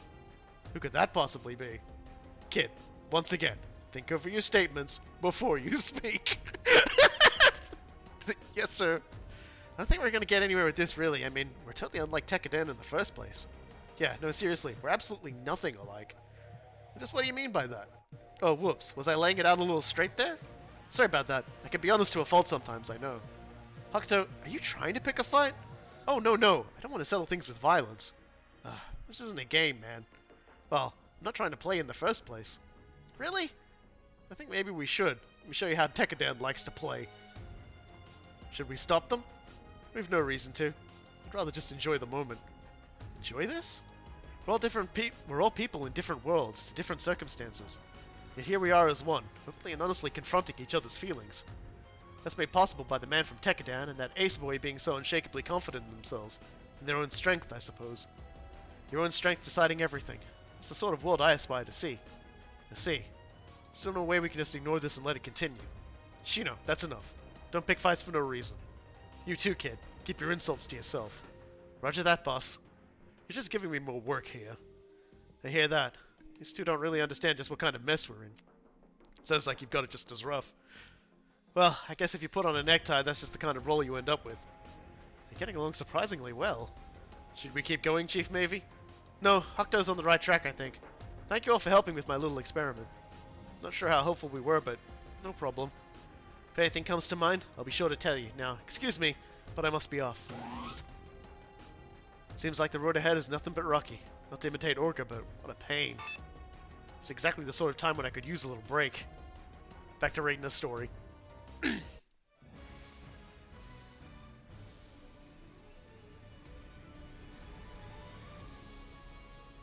Was that 5 different anime styles at once? Yes.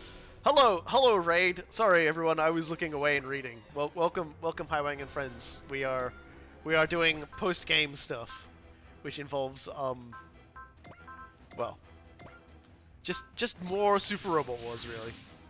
Although you did all miss us kill 4 bosses in one turn, so increasing the distortion of dimensional boundaries detected. Right, the entry point to Tsutsu Jedi. Looks like it was affected by the dimensional warping as well. The question is, who's going to show up here?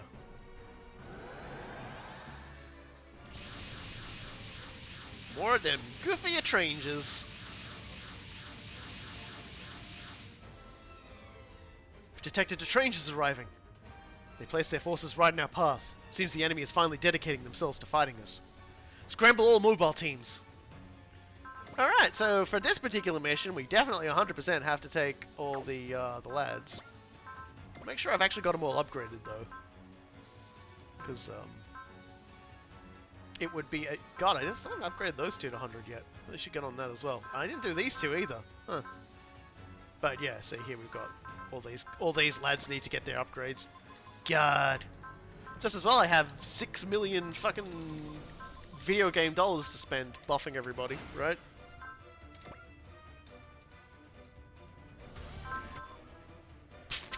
The music. Wow.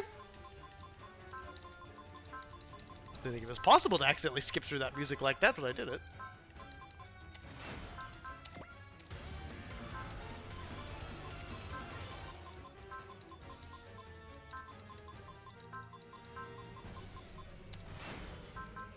Yeah,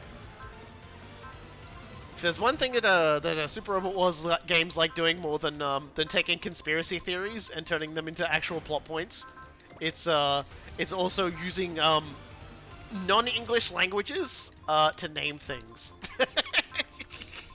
Non-English, non-Japanese names to name things. Okay, that's everyone, right? Well, I mean, I could upgrade those guys later. Can't believe I didn't fix them up. Oh, wait, hold on. There are some more I gotta check. Sorry about this, everyone. Yeah, the Gespenst and the Didarion both need to get a little bit of upgrading. Because I'm going to be fielding them as well. You can see how expensive upgrading is, though. I've done this and I've dropped us from 6 million down to like 4.5. Alright. Alright, so yeah, we bring in everybody who came in with the second wave DLC, which is, of course, all those guys.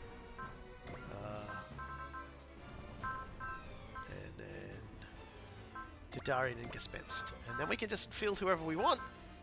So let's bring along Van, the Huckbind, of course. Bring on Gridman and Nikaruga again. I'm just gonna bring along Dahlia, because it's funny.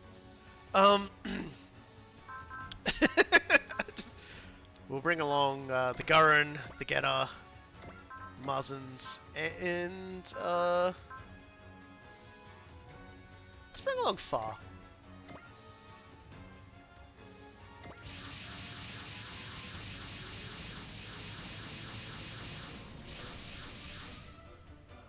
So I'm not crazy, right? Those Etrangers are clearly not like a group that just appeared randomly. Seems clear now that they must be acting according to the will of a leader. Does that mean Questor's still alive after all? The only way we'll find out is by fighting. Give it your best, Mikazuki. Why me? You're the whole group's rep. Show Ultraman what Tekkadan can do. You too, Chief. Don't you lose. Wait, I'm representing our group? Show them you can pull your weight, and that ought to shut them up. Not you too, Moroboshi. The enemy's not going to wait around for you. If you've got the energy to complain, get your rear in gear. Okay, fine. Kyosuke, did you volunteer to represent our world then? Orga asked me to be the babysitter in this little competition. Now that the enemy's coming at us in earnest, we're not going to have time for games. All units engage the enemy. Show them your pride and spirit. Yeah, it's just like being used in the proxy argument of like of a bunch of other people. And let's get cracking.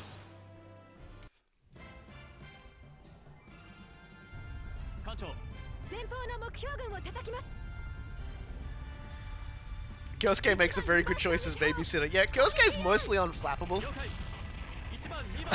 So, like, if you're gonna drag somebody like in to help you out, like, ask Kyosuke, because the man is so level-headed in literally everything except piloting a machine.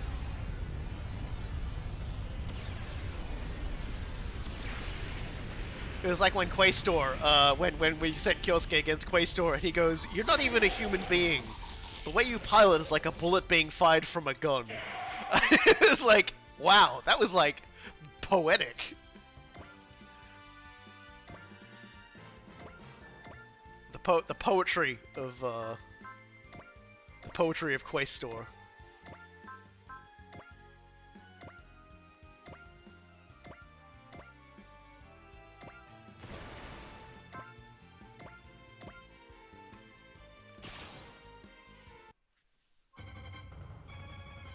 私のダリアがお相手します。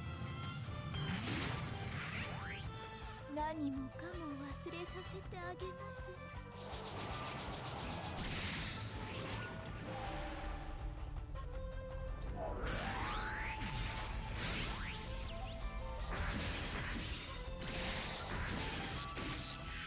目を離しちゃ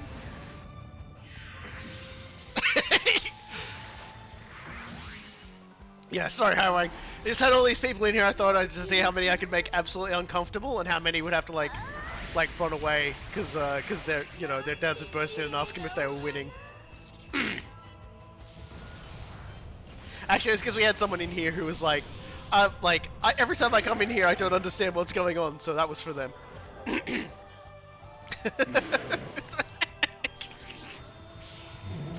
It's like.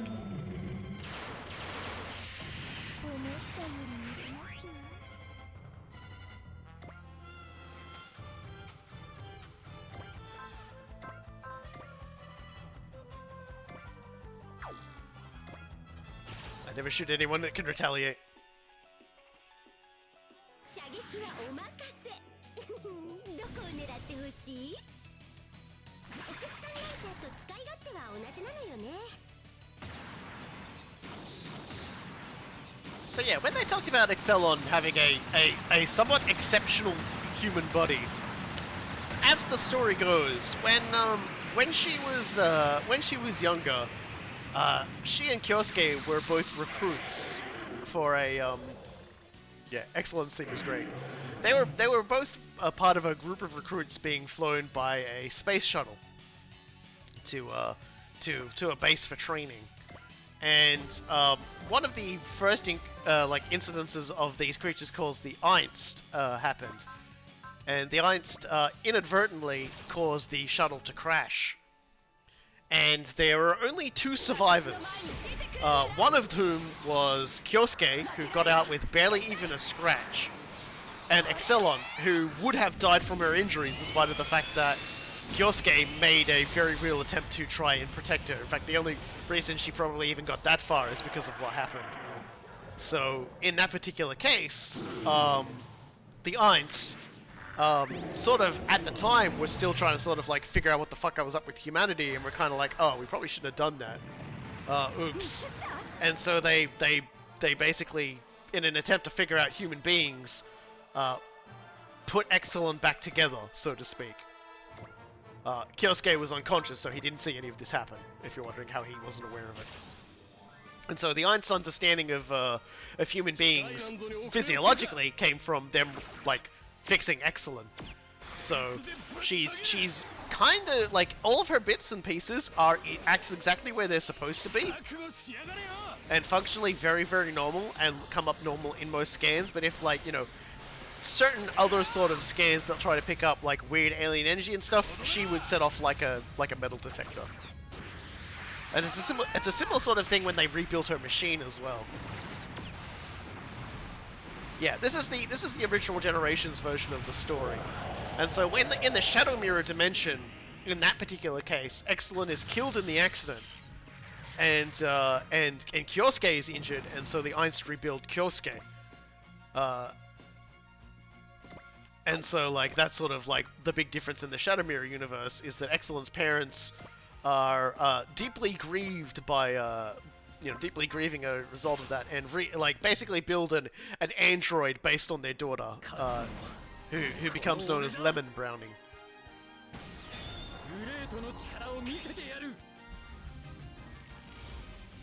So it's kind of like this weird thing. And of course, the Einst, the Einst also make a minion that to sort of try and contact Kyosuke to try and figure him out, because obviously the Einst, like, they didn't do anything to Kyosuke, but they still find him incredibly fascinating because of that first contact and the way he behaved during it, trying to protect Excelon and things like that. So they made another human-like Einst who was based on Excelon as well, so she looks like a child-sized Excelon. And so, Excelon constantly refers to her as, like, her and Kyosuke's daughter. Kyosuke's like, stop that. He's like, stop. Her name is Alfimi, and she ends up spending more time with Axel, who is from the Shadow Mirror universe and does not like Einst Kyosuke, because Einst Kyosuke is kind of a psycho.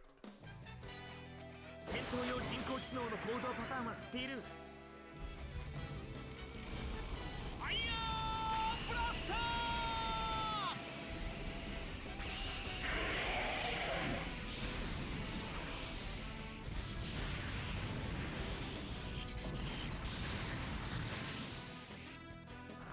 Yeah, the Einst appear in Endless Frontier, and that's sort of like, because I think in the second Endless Frontier game, that's when Axel and Alfimi get like, and also the one of the other characters, they get dragged into the frontier,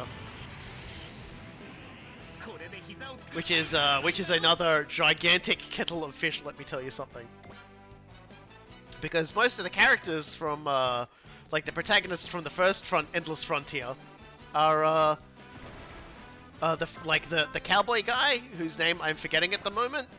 He was like an artificial human created by Lemon Browning, who was trying to find meaning in her own existence by creating stuff. Yeah, Hawken Browning is it was created by Lemon Browning and sent out looking for other worlds for them to try and colonize for the Shadow Mirror organization. It's all very, very bound together. And so that's kind of why Axel gets sucked into that setting in the second game, because he can sort of come to understand the events of that fairly. You know, like the events of it and everything do tie into him fairly strongly.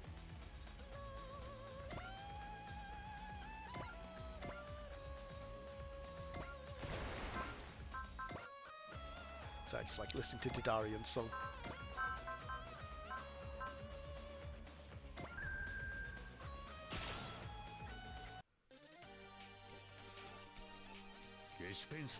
And of course, Hocken actually gets he gets brought back into the original Generations franchise as well. So he's actually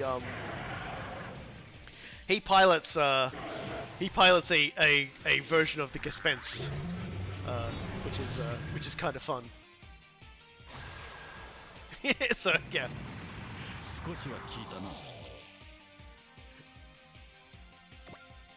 Of course, how he ends up in the setting is kind of funny too, because he kind of accidentally gets sucked in when they're trying to return Sanga to his world from when they all got thrown into that like one game that's like, I think it's like a combination of like Capcom, Sega, and Bandai Namco games all together. The first one of those ones, the name, Project X Zone. Thank you. Yes, that's like. So they try and get Sanga home after all that, because he gets sort of sucked into that dimension, and they accidentally get sucked in through along with him, and so it's just like. And so he's just like, oh, well, I guess we're here now. And Axel's like, oh, hey, it's you. And he's like, oh, hey, it's you. I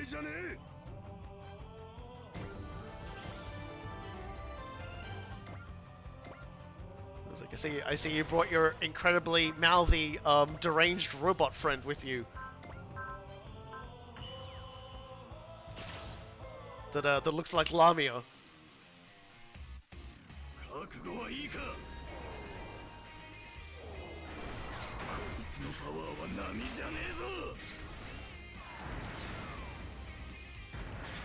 There's a lot to enjoy in the inherent silliness of just how many different games Original Generations actually has direct ties to, and now it actually relates to the to the mainline games themselves. Like, they could have just ignored it and never done it. I believe that, yeah, both. They're in both. Like, I believe Reiji and Xiao Mu, they're in yeah, they're in both of them.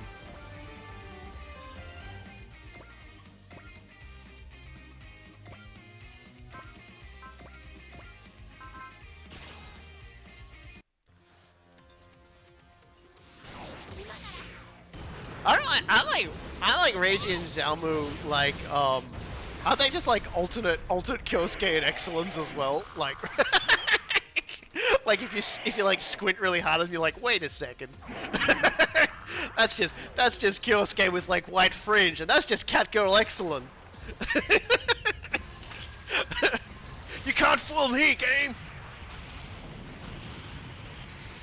I wonder if they're gonna show up in the OG games as well.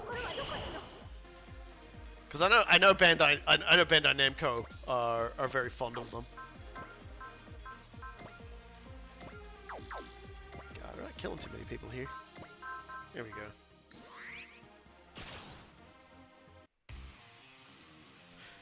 No, in the narrative. It's far in the narrative because I like putting far in like anything that's not that shitty little repair ship.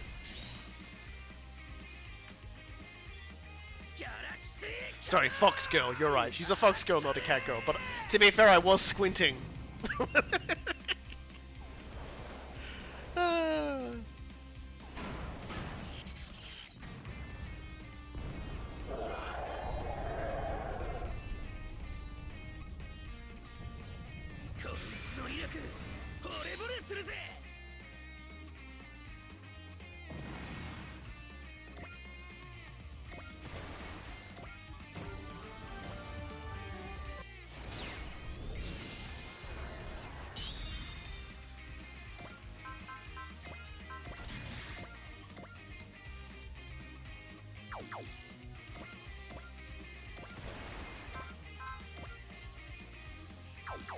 That's not gonna be much fun, is it?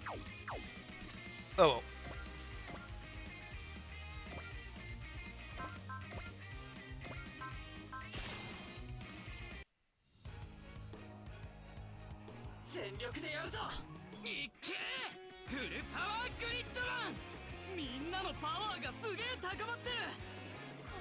It's called the Unicorn fandom now. She's putting the fun in Gundam.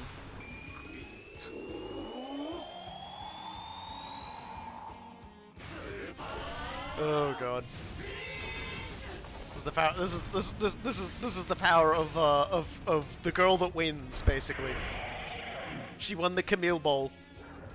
And you know what? Winning the Camille Bowl is winning at life.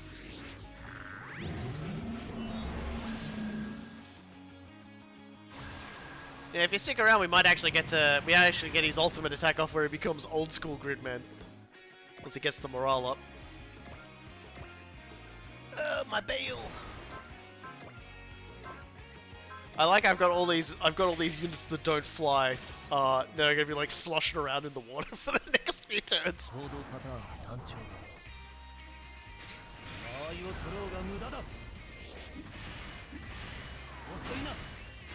Camille gets there eventually. Apparently he becomes a doctor in the aftermath of everything. And he doesn't live to see everything descend into madness and cannibalism afterwards. So that's always good. Yeah,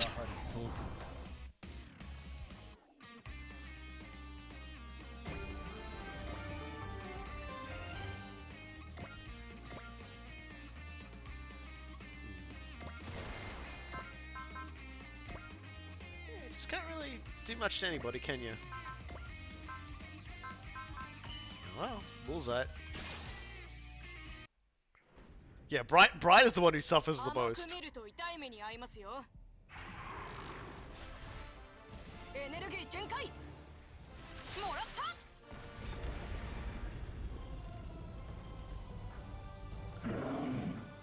I fully expect Ace to like explode and die. I don't think I've used him ever.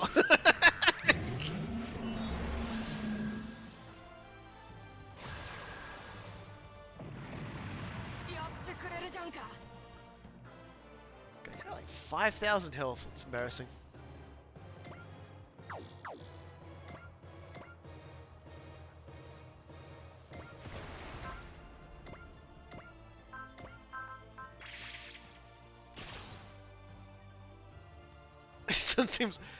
Captain Bright's son seems like a very stand-up kid and not an eco-terrorist.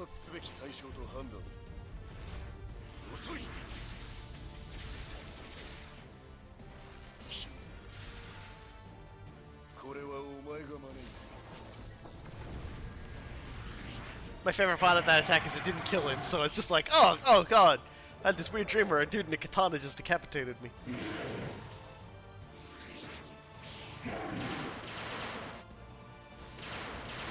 威勢の割に一撃も与えられてないじゃないか。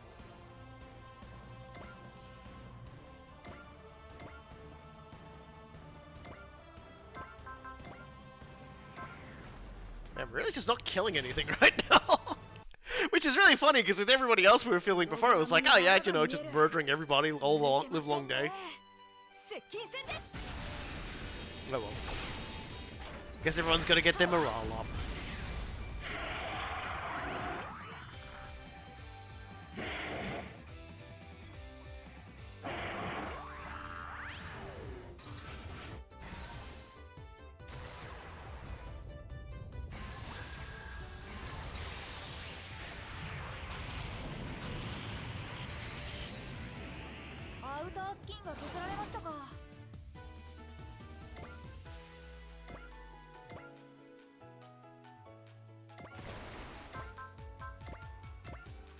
This Kyosuke's gonna kill something for us. Mikazuki, Shinjiro. Let yourselves get distracted. Injuries are with the least of your problems. Of course. Something tells me I don't need to worry about either of you guys.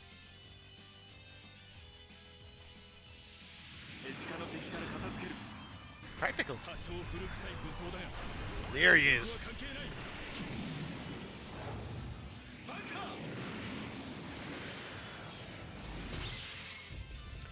Hi Wang, when you're talking about the movie that's a big old crime bluff based on the stuff in the interrogation room, that's The Usual Suspects, right?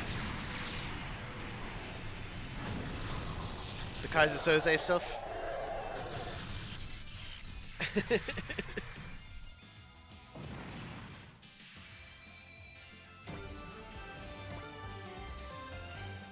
It's funny, the things I don't remember in my day-to-day, but I remember a movie I haven't seen in a very long time. We're at a water map and you haven't fielded Kid Devo 3. It's not his DLC, so I can't field him. It's banned. It's the rules. Give it to them, Mikazuki. Show them your real power. Make sure you score more kills than Shinjiro, even if it's by just by one. Orga. Don't mind the peanut gallery. You do things your way. Okay, I'll do that.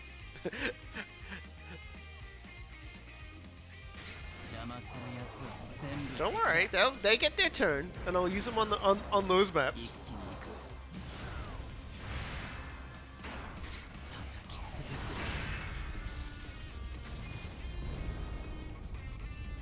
I'm trying to be good about the DLC characters in their particular stages of the game getting their time in the sun, even though it quite obviously backfiring spectacularly. Musashi can eat to drown his sorrows, and we all know he will. Also, he's Bankai, not Musashi. He just thinks he's Musashi. Well, no, he doesn't. He doesn't actually. He was just like, you know, a replacement. I think Ultraman's alright. Then again, he flies. He flies now. So I should probably put him a little bit closer to here, since it's safer.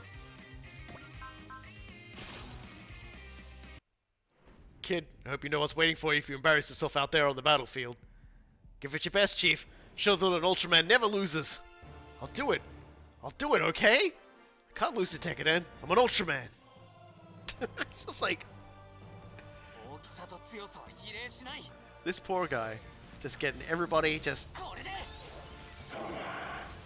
Getting everyone up in his business. Oh my god. That looked like it just tickled him.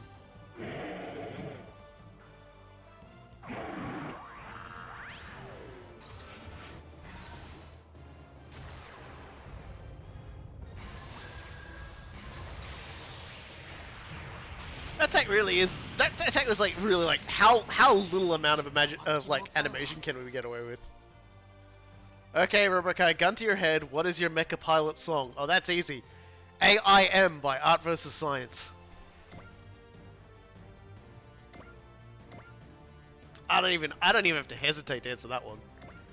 AIM by Art vs. Science.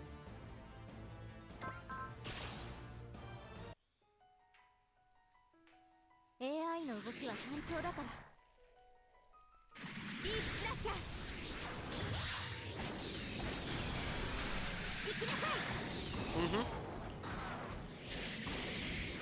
And my upgraded theme song is Sledgehammer by Art vs. Science. When I get my upgraded machine mid-season.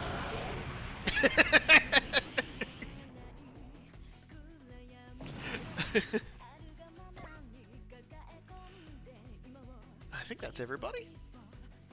I haven't fielded anybody who gets 2 turns this time, so I've put ours on the back line in the hopes a few people will just turn an attacker and spare us this mission.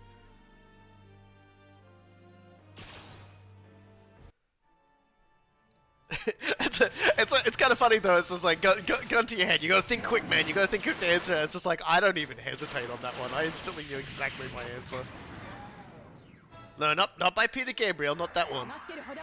Sledgehammer by Art vs. Science. Although Sledgehammer by Peter Gabriel would be a good theme song as well.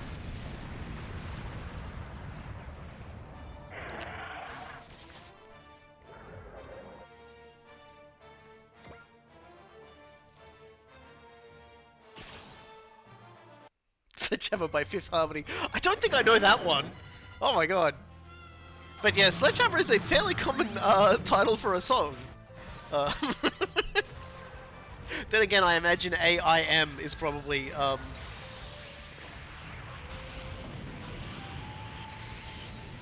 see if we go in 2 stages. Well, you have your original theme song in Super Robot Wars. Then you get the theme song when your machine gets upgraded.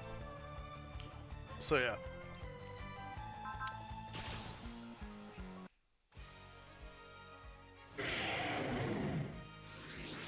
And they're both by Art vs. Science just because I really like Art vs. Science. I actually have like I have the album that both of those are on. I think it's called The Experiment.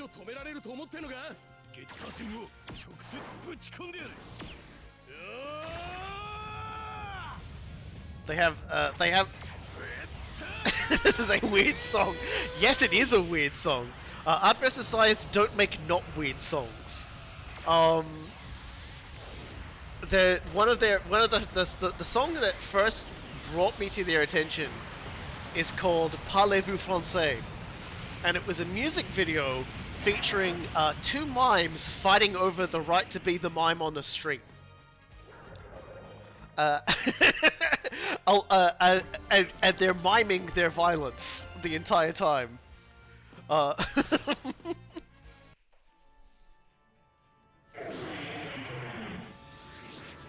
And the song's lyrics is basically "Parlez-vous français?" Like the chorus is basically, they ask, you know, "Parlez-vous français? Parlez-vous français?" And then they say in French, "If you understand what I'm saying, please kiss me."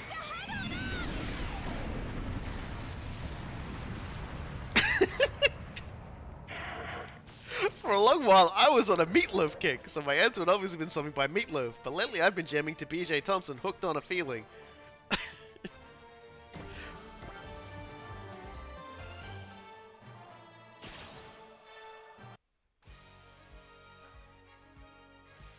Poor old Meatloaf. He was like a bat out of hell in the end of it. Are you Carl from Aquatine Hunger Force?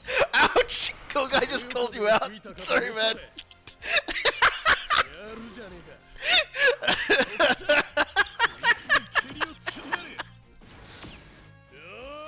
Also, what era of Mecha Super Robot would you be?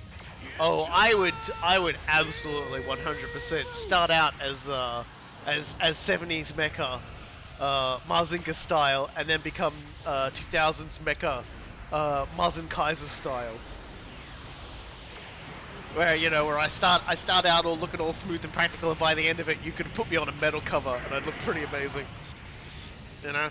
Like 3 times as big, my shoulders 5 times as wide, spikes, everything, like, instead of, like, shooting, like, 1 missile, I shoot, like, 3. And all of them go off like nukes.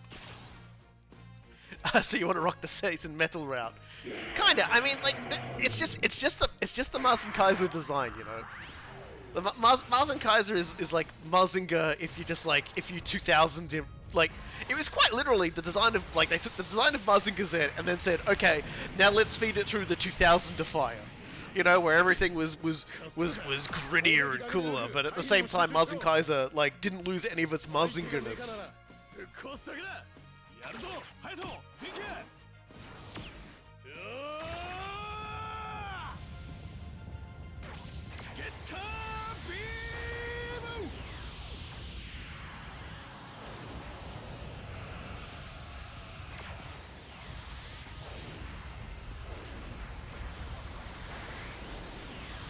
But yes, it would definitely be a super robot as well. It wouldn't be like a Gundam or anything. I'd be piloting something that rocket punches.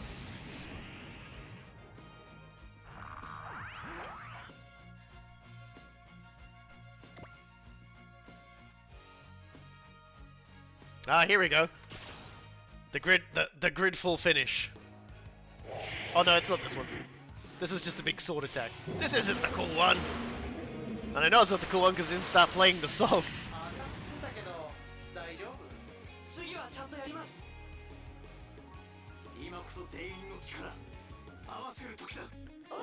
Being able to rocket punch something is basically my primary motivation. Virtua On, I love the Virtua On designs. They have that, it's so funny to say it, but they have that Sega-ness to them of that like time period. Like they definitely 100% like they just have something that's sort of like from that period. A lot of like stuff from Sega, it really popped, you know, like visually popped. Like it's just like, you know, bright, fancy, cool, stylish. It's got some pretty cool wild music playing. Like it's really enjoyable. And so like all the machines are just like, you know, they've all got like a fairly standardized design to them, where, you know, you can understand that they're all sort of like, you know, from the same era, the same sort of production style, etc. But they've all got their own cool personal flares to them that make them a little larger than life.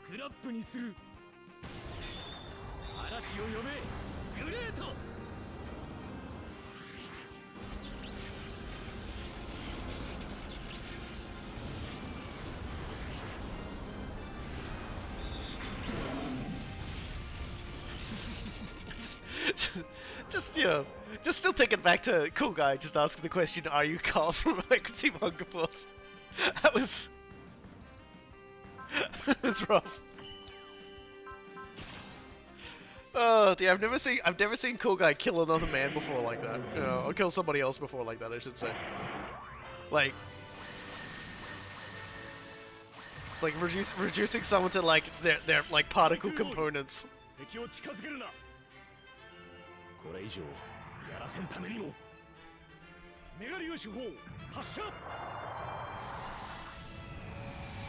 Yeah, I will say, in terms of designs, I don't have much of a soft spot for Unicorn.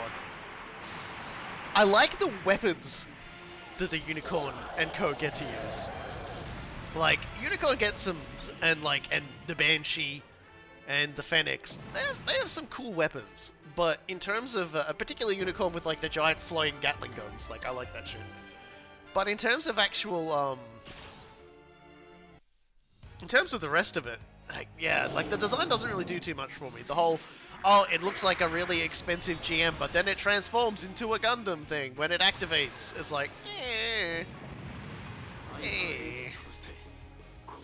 Whereas you show me the G-Self, and the G-Self just looks ridiculous, but adorable at the same time. Like, you could almost imagine it being from, like, that game where it's, like, baseball with robots. That's just kind of how weird it looks.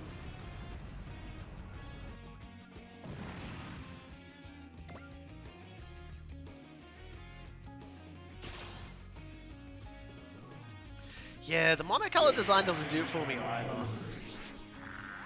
Like, and I get that so that when it like opens up and you get to see the you know, the Psychomu crystals and stuff like that underneath, it's supposed to pop. Is G-Self the one with the toilet? Hell yeah, it is. Hell yeah, it is. Oh, it cracked me up so much in Reconquista in G. Where they introduced the fact that a lot of these machines actually do have, like, toilets for the pilots. And then, like, at the end of the episode, it's like, Bellry just really needs to go to the toilet, and he's got, like, 2 other people in the machine, but he's really gotta go. So they're all just kind of, like, looking away, and fucking... Clem's just there going, is he seriously doing that? I'm a genius. Oh no. Yeah, sorry, yeah, there's 3 women in there, and he's just like, they throw like a blanket over him so that he can have a little bit of privacy. Klimnik is a treasure. He's my favorite character in Gundam Reconquista in G. Like, I would definitely... And I love they got him, like, the perfect character to help him out, too. Like, Mick... I think Mick Jack, I think her name was, right? God, the fucking Tomino names do my head in. She was fucking hilarious for how she dealt with him. Like, it was very much clear that she was very she very much valued and loved him, but she also understood that he was a special kind of dumbass, and was very much there to support him the whole way, and and keep him too far out, keep him from like homogeneousing himself into like a coffin. はまだ戦える。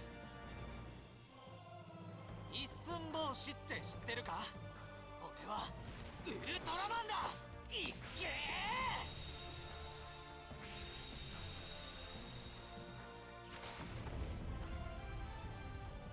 One thing I'll say about the Unicorn OVAs, for everything I've seen of them, the mecha combat is really good. Like, right up to, like even to, like, towards the end where it starts getting a bit wacky and metaphysical. Like, there are, like, entire sequences of, like, mechs fighting, and they look really good.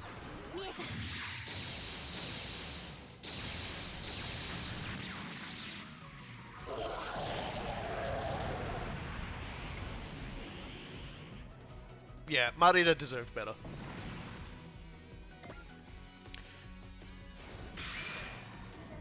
Oop. Mika's got pink eye.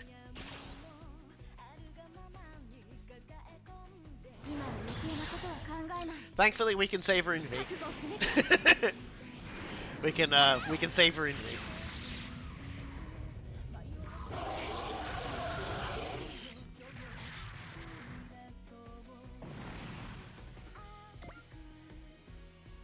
These are much stronger than the Etrangers we've seen elsewhere in the world.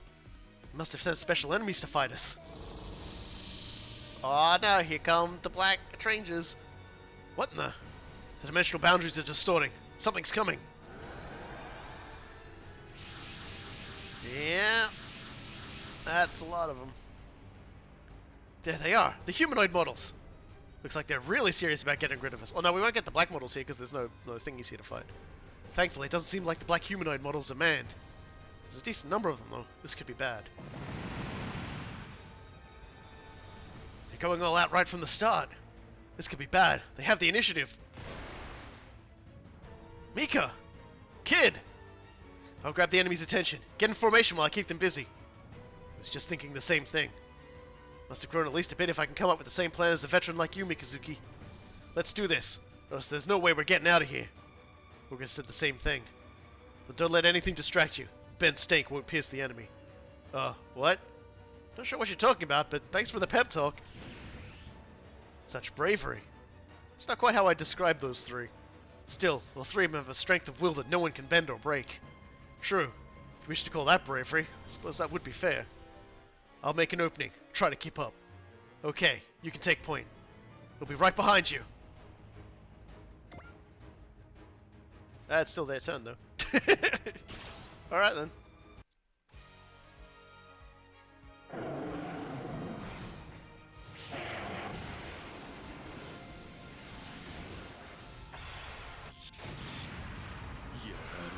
Honestly, I love V, Super Robot Wars V, for the special characters that you could get.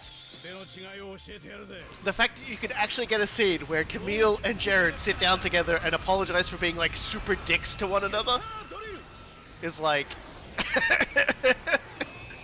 like, and not just like for all the pain and suffering they put each other through throughout the entirety of like Xena, for them to be able to sit down in the wake of it and just be like, and like Jared just goes, I'm sorry I made fun of your name.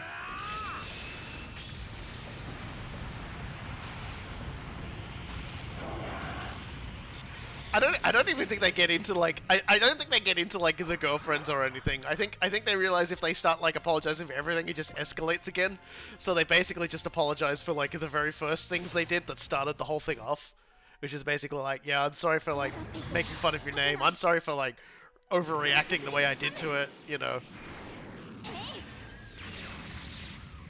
Cause like, it's so funny because, oh yeah, and Yazan Gable is also like a character. He's the weirdest one. That's just like, why is he? Why did we recruit him? And don't forget, the very final mission, you can get full frontal as well, like before like the very final mission. Full frontal can join the team. Right, now isn't the time to be distracted. The best thing I can do right now is hit the enemies in front of me with everything I've got. For this world's sake, and to get back home. Well, the funny thing is that Jared making fun of Camille's name, he doesn't even say that out loud. He thinks it, and Camille senses it, and so, like, for everybody else in the area, Camille just randomly attacks Jared, is what it looks like. And even Jared's like, what the fuck?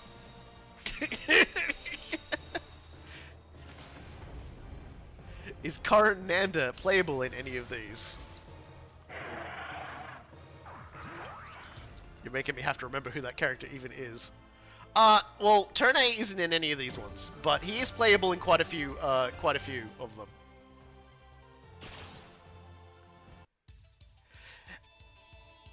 Jared does say it verbally. Camille was nearby and overheard. See, like, from what I'm remembering it, he turns it and he thinks it, and Camille hears his mind. Like, that's the thing. Like,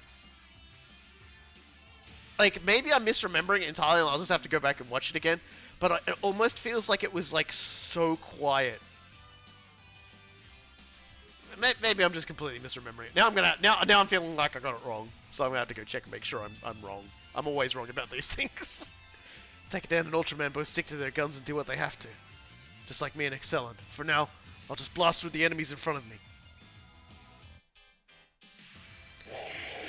Yeah, the more I think about it, the more I think I got that wrong. He doesn't think it. Anyway, he definitely overreacted.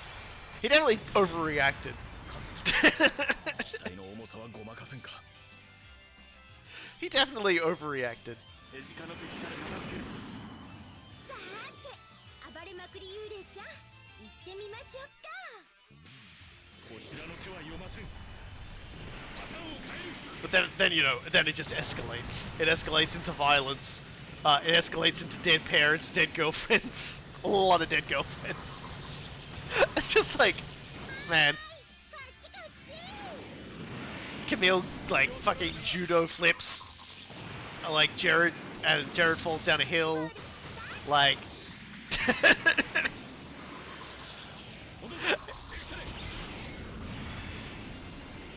Camille wanting to punch fashion space cups makes it the most relatable Gundam Pro Tag in 2022.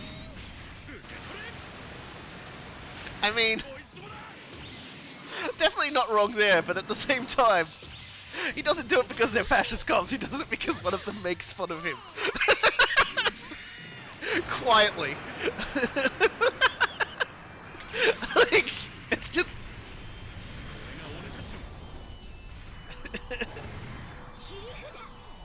yeah, sorry, it wasn't a hill. He threw him down Mount Kilimanjaro, sorry. Like, I was kind of understanding it, wasn't I?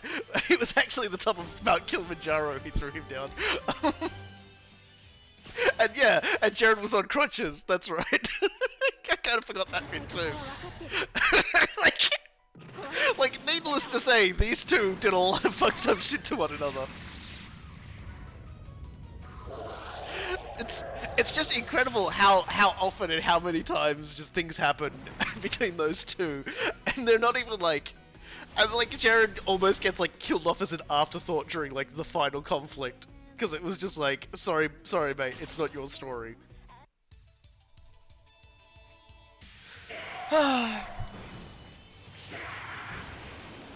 It's just like...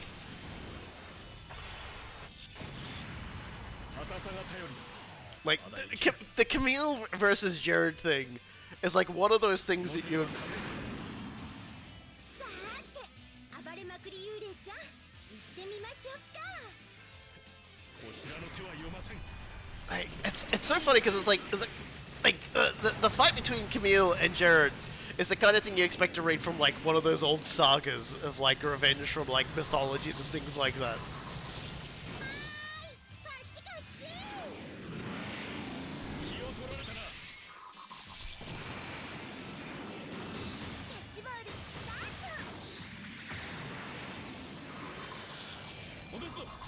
It's just like there's no there's.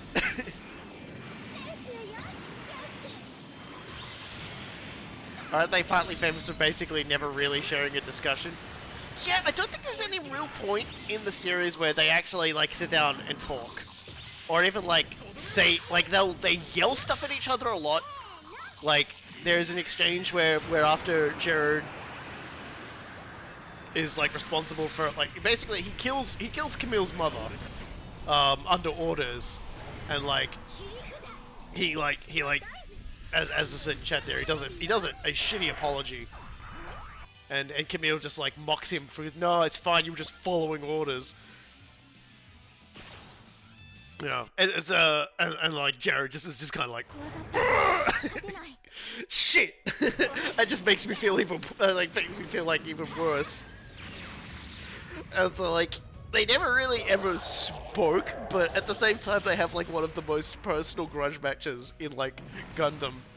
Like Char and Amuro are like, dude, calm down.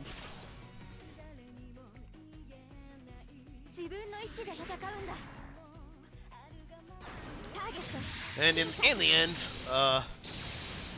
neither of them get out very well at the end. But Jared dies.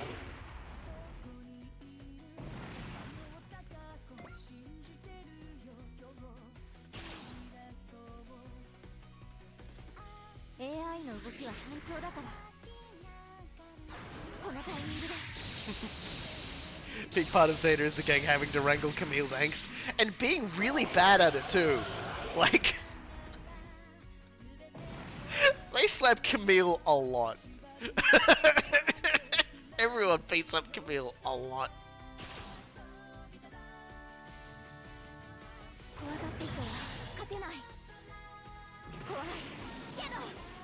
Considering how many people Camille killed along the way, Jared surviving most of their fights intact is kind of a credit. It's the entire compilation of every single slap from Zeta.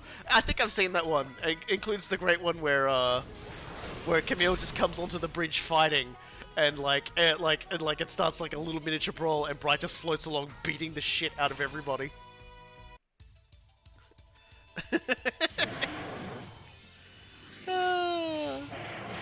Well, it was a flat out. Yeah, it was like that dude who's like funding the AU who just kicks the shit out of Camille. Like, and they basically like Camille's like, I don't really want to be. I don't like. He's like, I'm only, you know, I'm not in on this, guys. You know, like I've kind of been dragged along, and they just like the dude just like karate kicks the shit out of Camille. And that's what makes Double Zeta so funny, because that guy tries it with Jared, with Judo, and Judo is basically just like knocks him backwards and is like, "What the fuck are you doing?" And the dude tries to go again, and Judo does it again, and he's like, "Seriously, what the fuck are you doing? Like, I will kick the shit out of you. I will knock all of your teeth out. Fuck off." It's just like he just doesn't know what to do because Judo's just like, I'm not gonna let you keep doing this, dude. What are you doing? Like, what are you doing? Go away. And even Bride's like kind of like, well, I mean, this guy's like, you know, funding us and everything like that, and Judo just goes, I don't care. Yeah. Yeah, Judo's just like, dude, no. Like, just don't even, like, this dude just like fucking Wong Li just like, yeah, his name, just like showing how cool and tough he is by beating up people who can't fight back because they need his money. And Judo's like, dude, I think you need to understand here, I don't work for you. If you try it, I will end you. Like, and Bryce just kind of like, yeah, he will end you.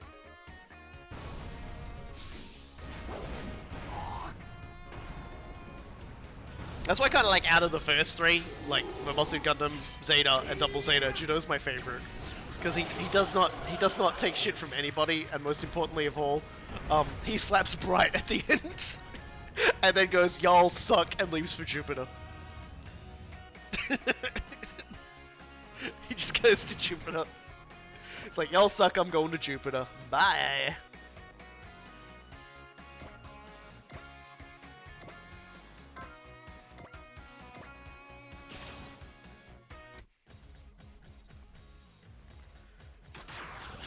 It's a surprisingly well animated attack, just having the model flail around during the animation. It's not really a good way to show off it when, you know, when everyone's only got like 1 or 2 hurt frames, right?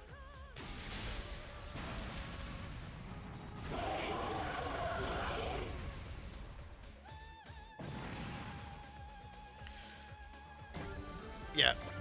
Judo is great just because of how little he gives a fuck about, like, everybody's, like, insanity. He's just like, he is just so done with everybody so often. 中に誰も乗ってないのならさーて暴れまくり幽霊ちゃん行ってみましょうか。こちらの手は読ません。パターンを変える。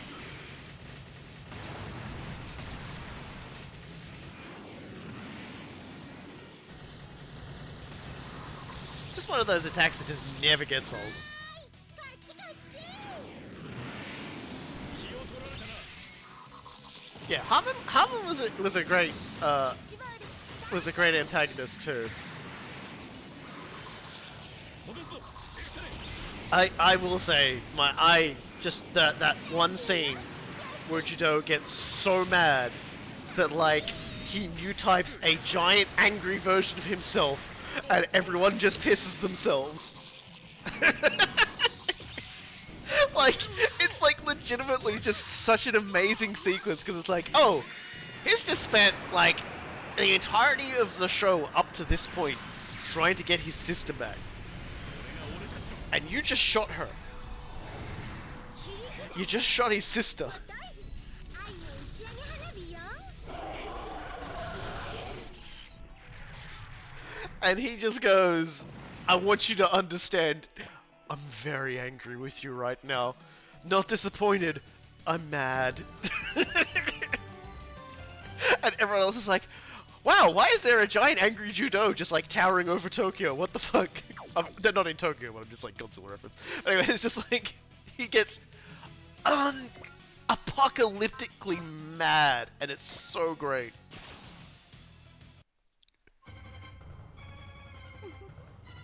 お友達になりましょう。見せてください。 Glemmy. あなたの Oh dear. To be fair, I think their intention was like originally was to have Char in the role Glemmy was in, and sort of starting this sort of Char versus Haman sort of thing. But they decided they got cleared for Char's counterattack, so they basically just did not include Char in any of it 私にすべて until the end, where they're like, you know, like Salia's there because surprise surprise, she saved Judo's sister. And she's just like, oh, I don't know. He's had a stripper pole in the cockpit. Yeah, it's like G Gundam, where you know you're inside like a cockpit, and your mech's movements are your movements. So in her particular case, she had a pole installed so she could do that.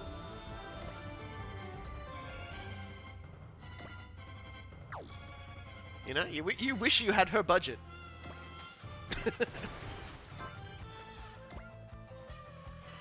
Would Char sign off on a project to clone a little girl and turn her into a bunch of new type child soldiers?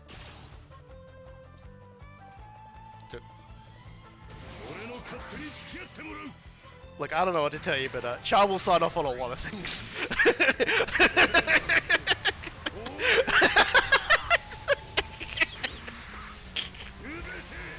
you put something in front of him, he's gonna sign it off. He's gonna be like, yeah.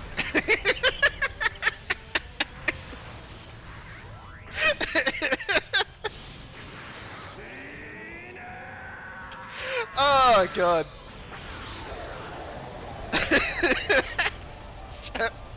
The Char with the burger. I'm gonna be sad when we stop playing this game, because I'm gonna have to find something to do with all my pictures of Char holding burgers. Because if you think that's my only one, I have more than one. I just...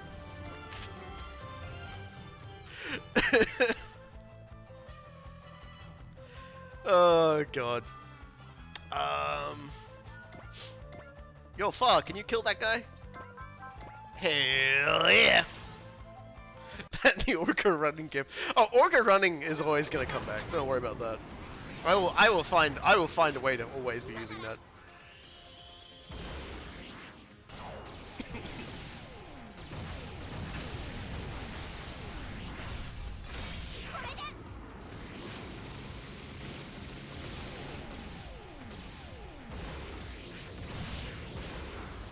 you to find a pure smile than Vandy's ultimate attack.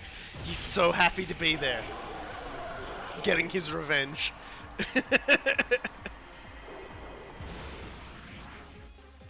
You think Char is mad because he can't go through the drive-thru in his Zaku too? Have you never seen the Char car?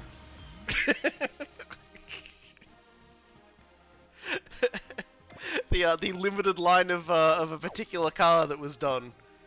That was done in Char style.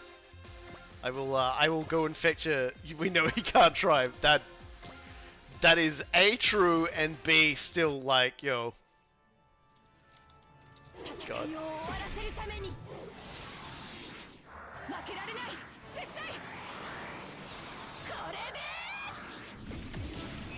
Yeah, he's got a Toyota. They actually Toyota produced a limited edition. Okay, this is probably the best one to use. I'll keep doing battle sequences while I get this ready.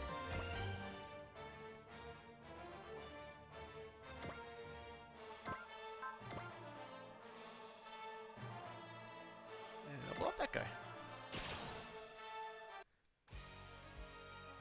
シンゲッタードラゴンのパワー思い知らせてやる3つの心を巨大な1つの力にする全力だ出し惜しみすんじゃねえぞ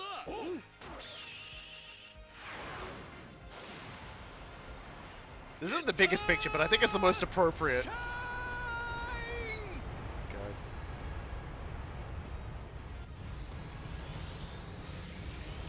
The things I do for comedy bits.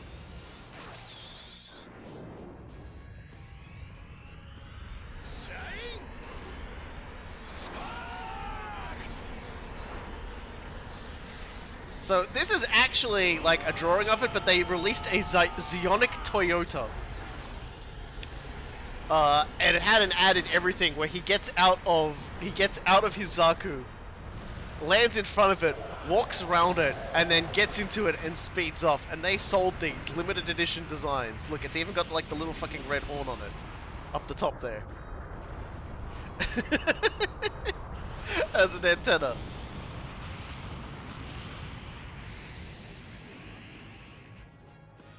They did not release an Amuro Honda, no. For some reason, Charger's merchandise is better. I think it's the helmet.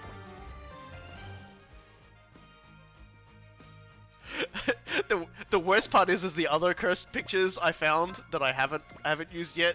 That I just found as I was fucking around there.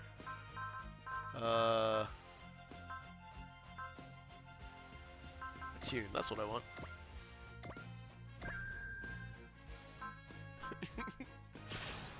Overly expensive prototype that's actually a piece of shit because it's a Zionic? Probably. God, because you know, it's like... Because I didn't just find that. Like, well, I was going through... I was looking online for that picture, and that's not really a great shot. But, I did find something worse while I was looking. Apparently I saved this a long time ago, and then I never used it. So I'm just gonna, like, get it now. Because these things are important to me.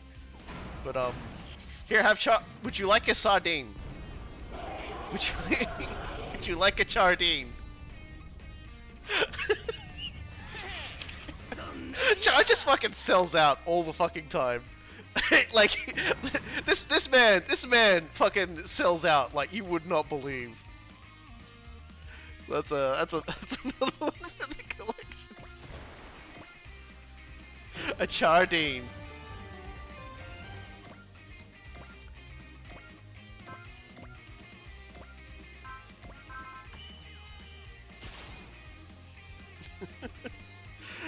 Oh dear. God, do I have any others? There's already a fish called a Char. Yeah, oh no, don't worry, I have not forgotten about Char's Burgers. Don't you worry about that, my friend. Don't you worry about that. We haven't forgotten about Char's Burgers.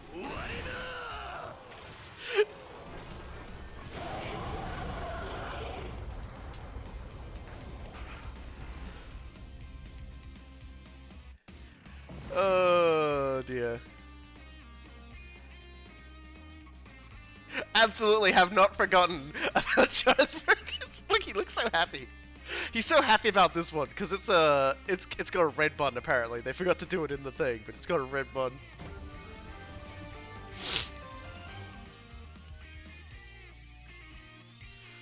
Oh dear. You know, like I almost feel like oh dear. I love Char so much because he is just like a complete joke of a human being at this point. But yes, the so he's at the Char car. I'm just gonna Google Char related products.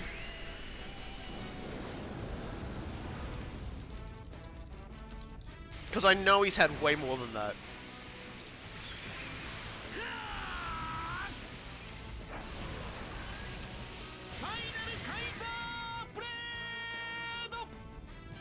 I have to be a little bit more specific on this one, obviously.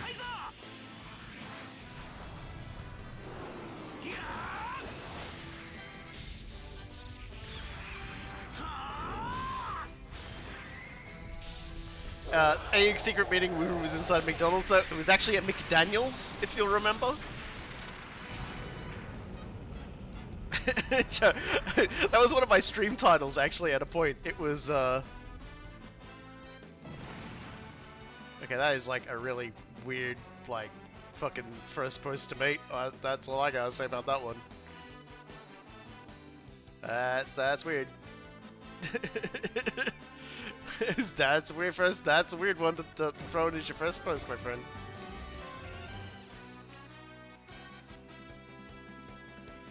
It's just weird. There's a red GameCube with a Geon emblem. Does that count? Yeah, no, that counts.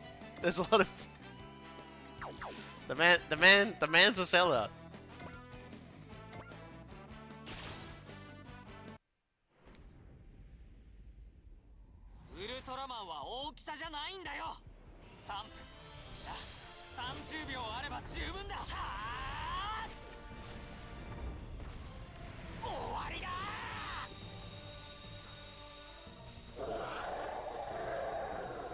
I think that's partially what makes the fact that these like it's been how many years since the McDaniel's incident, and they finally got to have McDonald's sponsorship. Great ace. All right, let's activate the limiter. I don't think I actually activated Rowdy Cheer on these guys, so no wonder like Ultraman was like gonna die for a second there. Charge? Can I just put Miko over here to kill these guys? I'm gonna have to spin the map though, because like holy shit, that's wonky. All right, so let's go. Go Mikazuki, zap to the extreme. Show these foes who think they've trapped us what kind of an enemy they've made in Tekkadan. Understood, Orga. Orga, あと何人倒せば立ちふさがるやつ全部だ使ってやるからもっとよこせああこれなら殺しきれる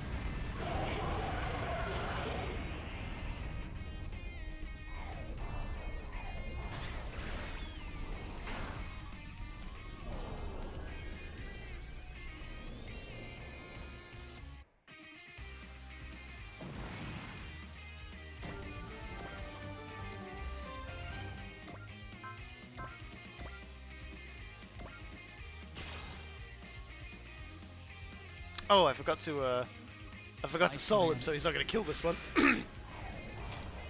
That's what happens when you valor everything like 100 years ago. It's easy to forget what you're doing. Oh, it doesn't matter.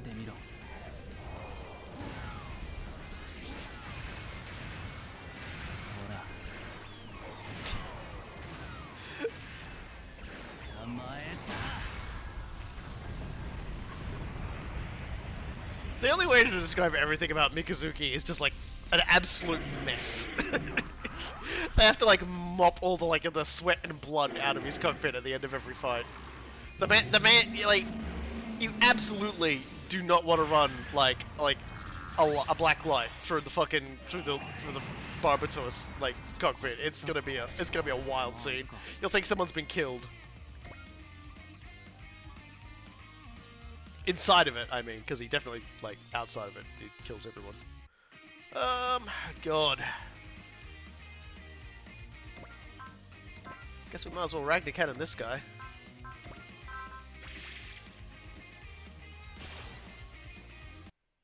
Tekatana canonically stinky boys. It's a sentence I wish I hadn't read out loud. It's just like, Black light would make the cockpit look like an Iron Maiden. He is just... Ugh. A medieval torture device.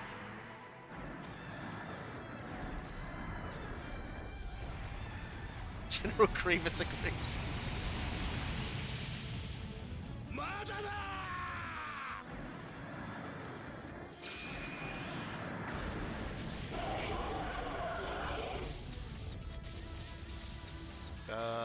Dear.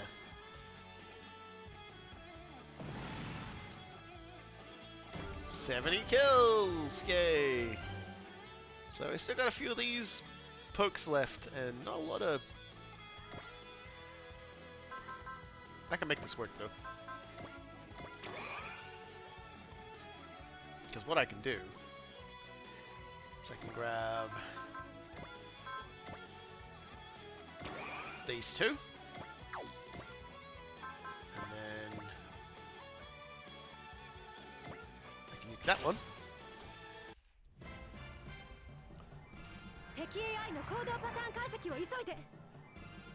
Just because I cough a little sometimes when I laugh does not mean I'm not, doesn't mean I'm dying, and also doesn't mean like Mace Windu crushed my heart, and also I'm not General Grievous.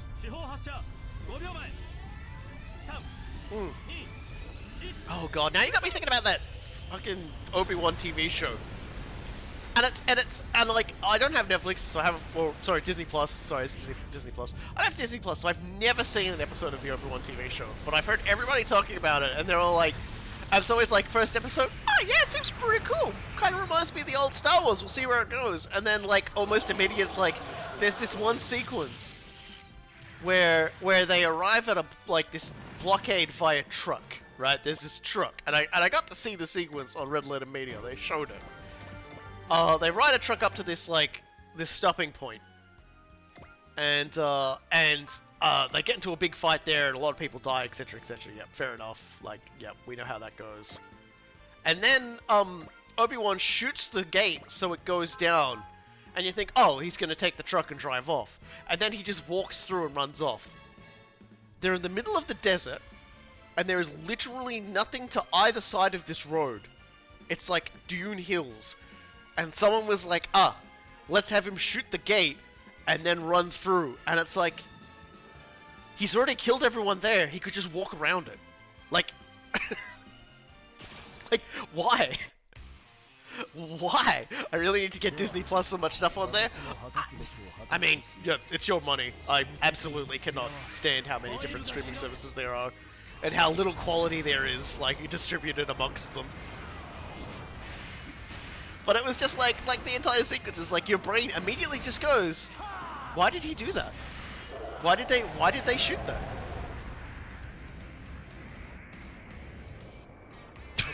Oh, I see. I see. The General Grievous thing is a mistranslation from like subtitles. I see. I'm not even going to bother linking that up on OBS. Just I can't be bothered. Alright, Gilliam, last kill be you. Give him the old slash rippy. Yeah, it's like... it's just like... It just seemed like such a simple thing, as just be like... You've got two options to go with that one, okay? So, you've got the gate there. The big energy gate that you can go around, because all it is just like, it's like, you know, like one for a car park, you know? how it's like you gotta get the ticket to get in, get the ticket, you know, like pay the ticket to get out, sort of thing. And it's just like, I love that attack. It's just, and it's like you either take it down so you can keep driving the truck through, because honestly, driving a truck across a desert planet seems like a pretty good idea. Or if you're going to go on foot the rest of the way, you just go around it and go through. And instead they shoot the box so it goes down, and then they walk. They just walk on through. And it's just like this is the part where somebody, somewhere along the chain, should have been able to say, why did they do it like that? All the Etrangers have been destroyed. Those humanoid models appeared at battlefronts across the world. The forces of the EFF are exhausted as it is. Don't they have the strength to stop them? So, is humanity doomed to end? Perhaps we were left with less time than we expected. Captain, what can we do to turn this around?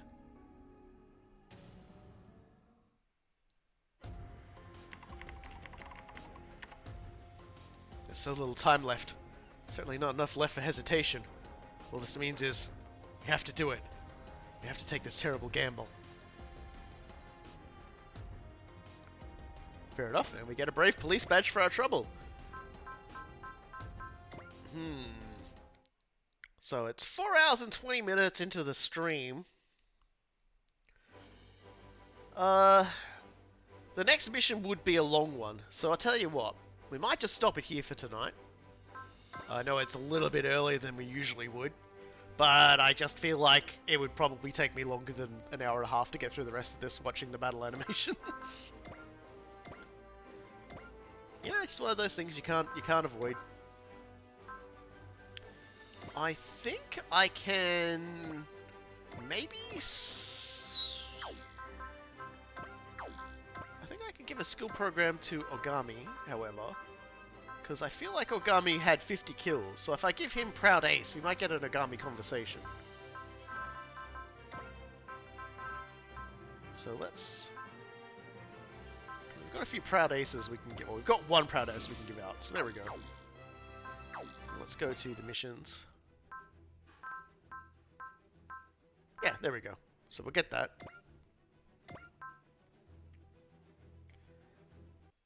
Congratulations, Ogami. You made Ace Pilot. Thanks, Oz. And I appreciate you coming to congratulate me personally. Is there something on my face? I bet all the girls go crazy for you, Ogami. What? Not only do you look good, you're a genuinely nice guy. But back up, Az. Where's all this coming from? I just wish my big brother could take a leaf out of your book. Wow. I guess that turn of phrase exists across multiple worlds. Look, Az, I'm sure your brother has some good points that no one else has, right? Yeah, I can tell. You rag on him a lot, but you really do look up to him. Of course you can tell, Ogami. You're 100% perfect total package. Hey, don't get ahead of yourself. Got a few flaws. And she's just in the background, just being like, Why do you keep dunking on me? Why do you walk up to people and just start a conversation like that? He's just in the background screaming angrily. You? Flaws? I can't imagine. I don't usually talk about it, but sometimes my body just moves on its own. That's weird. Guess guys have their own problems. My body just moves on my own. It's, that is, that's certainly a way to say I am the protagonist in a harem anime. Sometimes I just walk into disaster. Alright. Thank you, everybody. Thank you all for coming to see the stream. Thank you all for joining us here today. We will be back again next week, where we continue on what we were doing, and hopefully we'll clear up some more of the missions, because we do want to get, like, the end game actually has a lot to it that we still have yet to see. So hopefully we can get to it before the end there. So yeah, thank you everybody. Isn't gonna kick your door in for this, Robokai. What are they gonna do? They've already dropped one colony on my house. They can't drop a second one because my house is gone, crushed by a satellite. You can see it right there down there in Australia. What are they gonna do about it, huh? How many dozen more streams of content you got left? Well, we've got 2 more missions for this expansion, for like this DLC pack, and we might, if we're lucky, be able to get through the other 2 for the other one. At which point we've got 1 special mission and then about 5 or 6 final missions. So I keep saying 6. I'm gonna keep saying 6 weeks every week until like we're finished. Even if we only have like 1 week left of streams, I'm gonna say 6 weeks. Until then, I have been the last Robokai, and thank you everybody for joining us. We will be back next week as we continue to go through the adventures of the weird stoic guys who never stop getting pushed around by their much cheerier friends. Thank you very much. タバ、サポーターって何？戦闘に参加しない仲間たちがいろいろな形でパイロットをサポートしてくれるのさ。ただし参加できるのは登録されたレギュラーだけだから、戦略フェーズでの設定は忘れないでね。じゃあ私はダバ専属のサポーターになるね。ありがとうリリス、いつも助けられてるよ。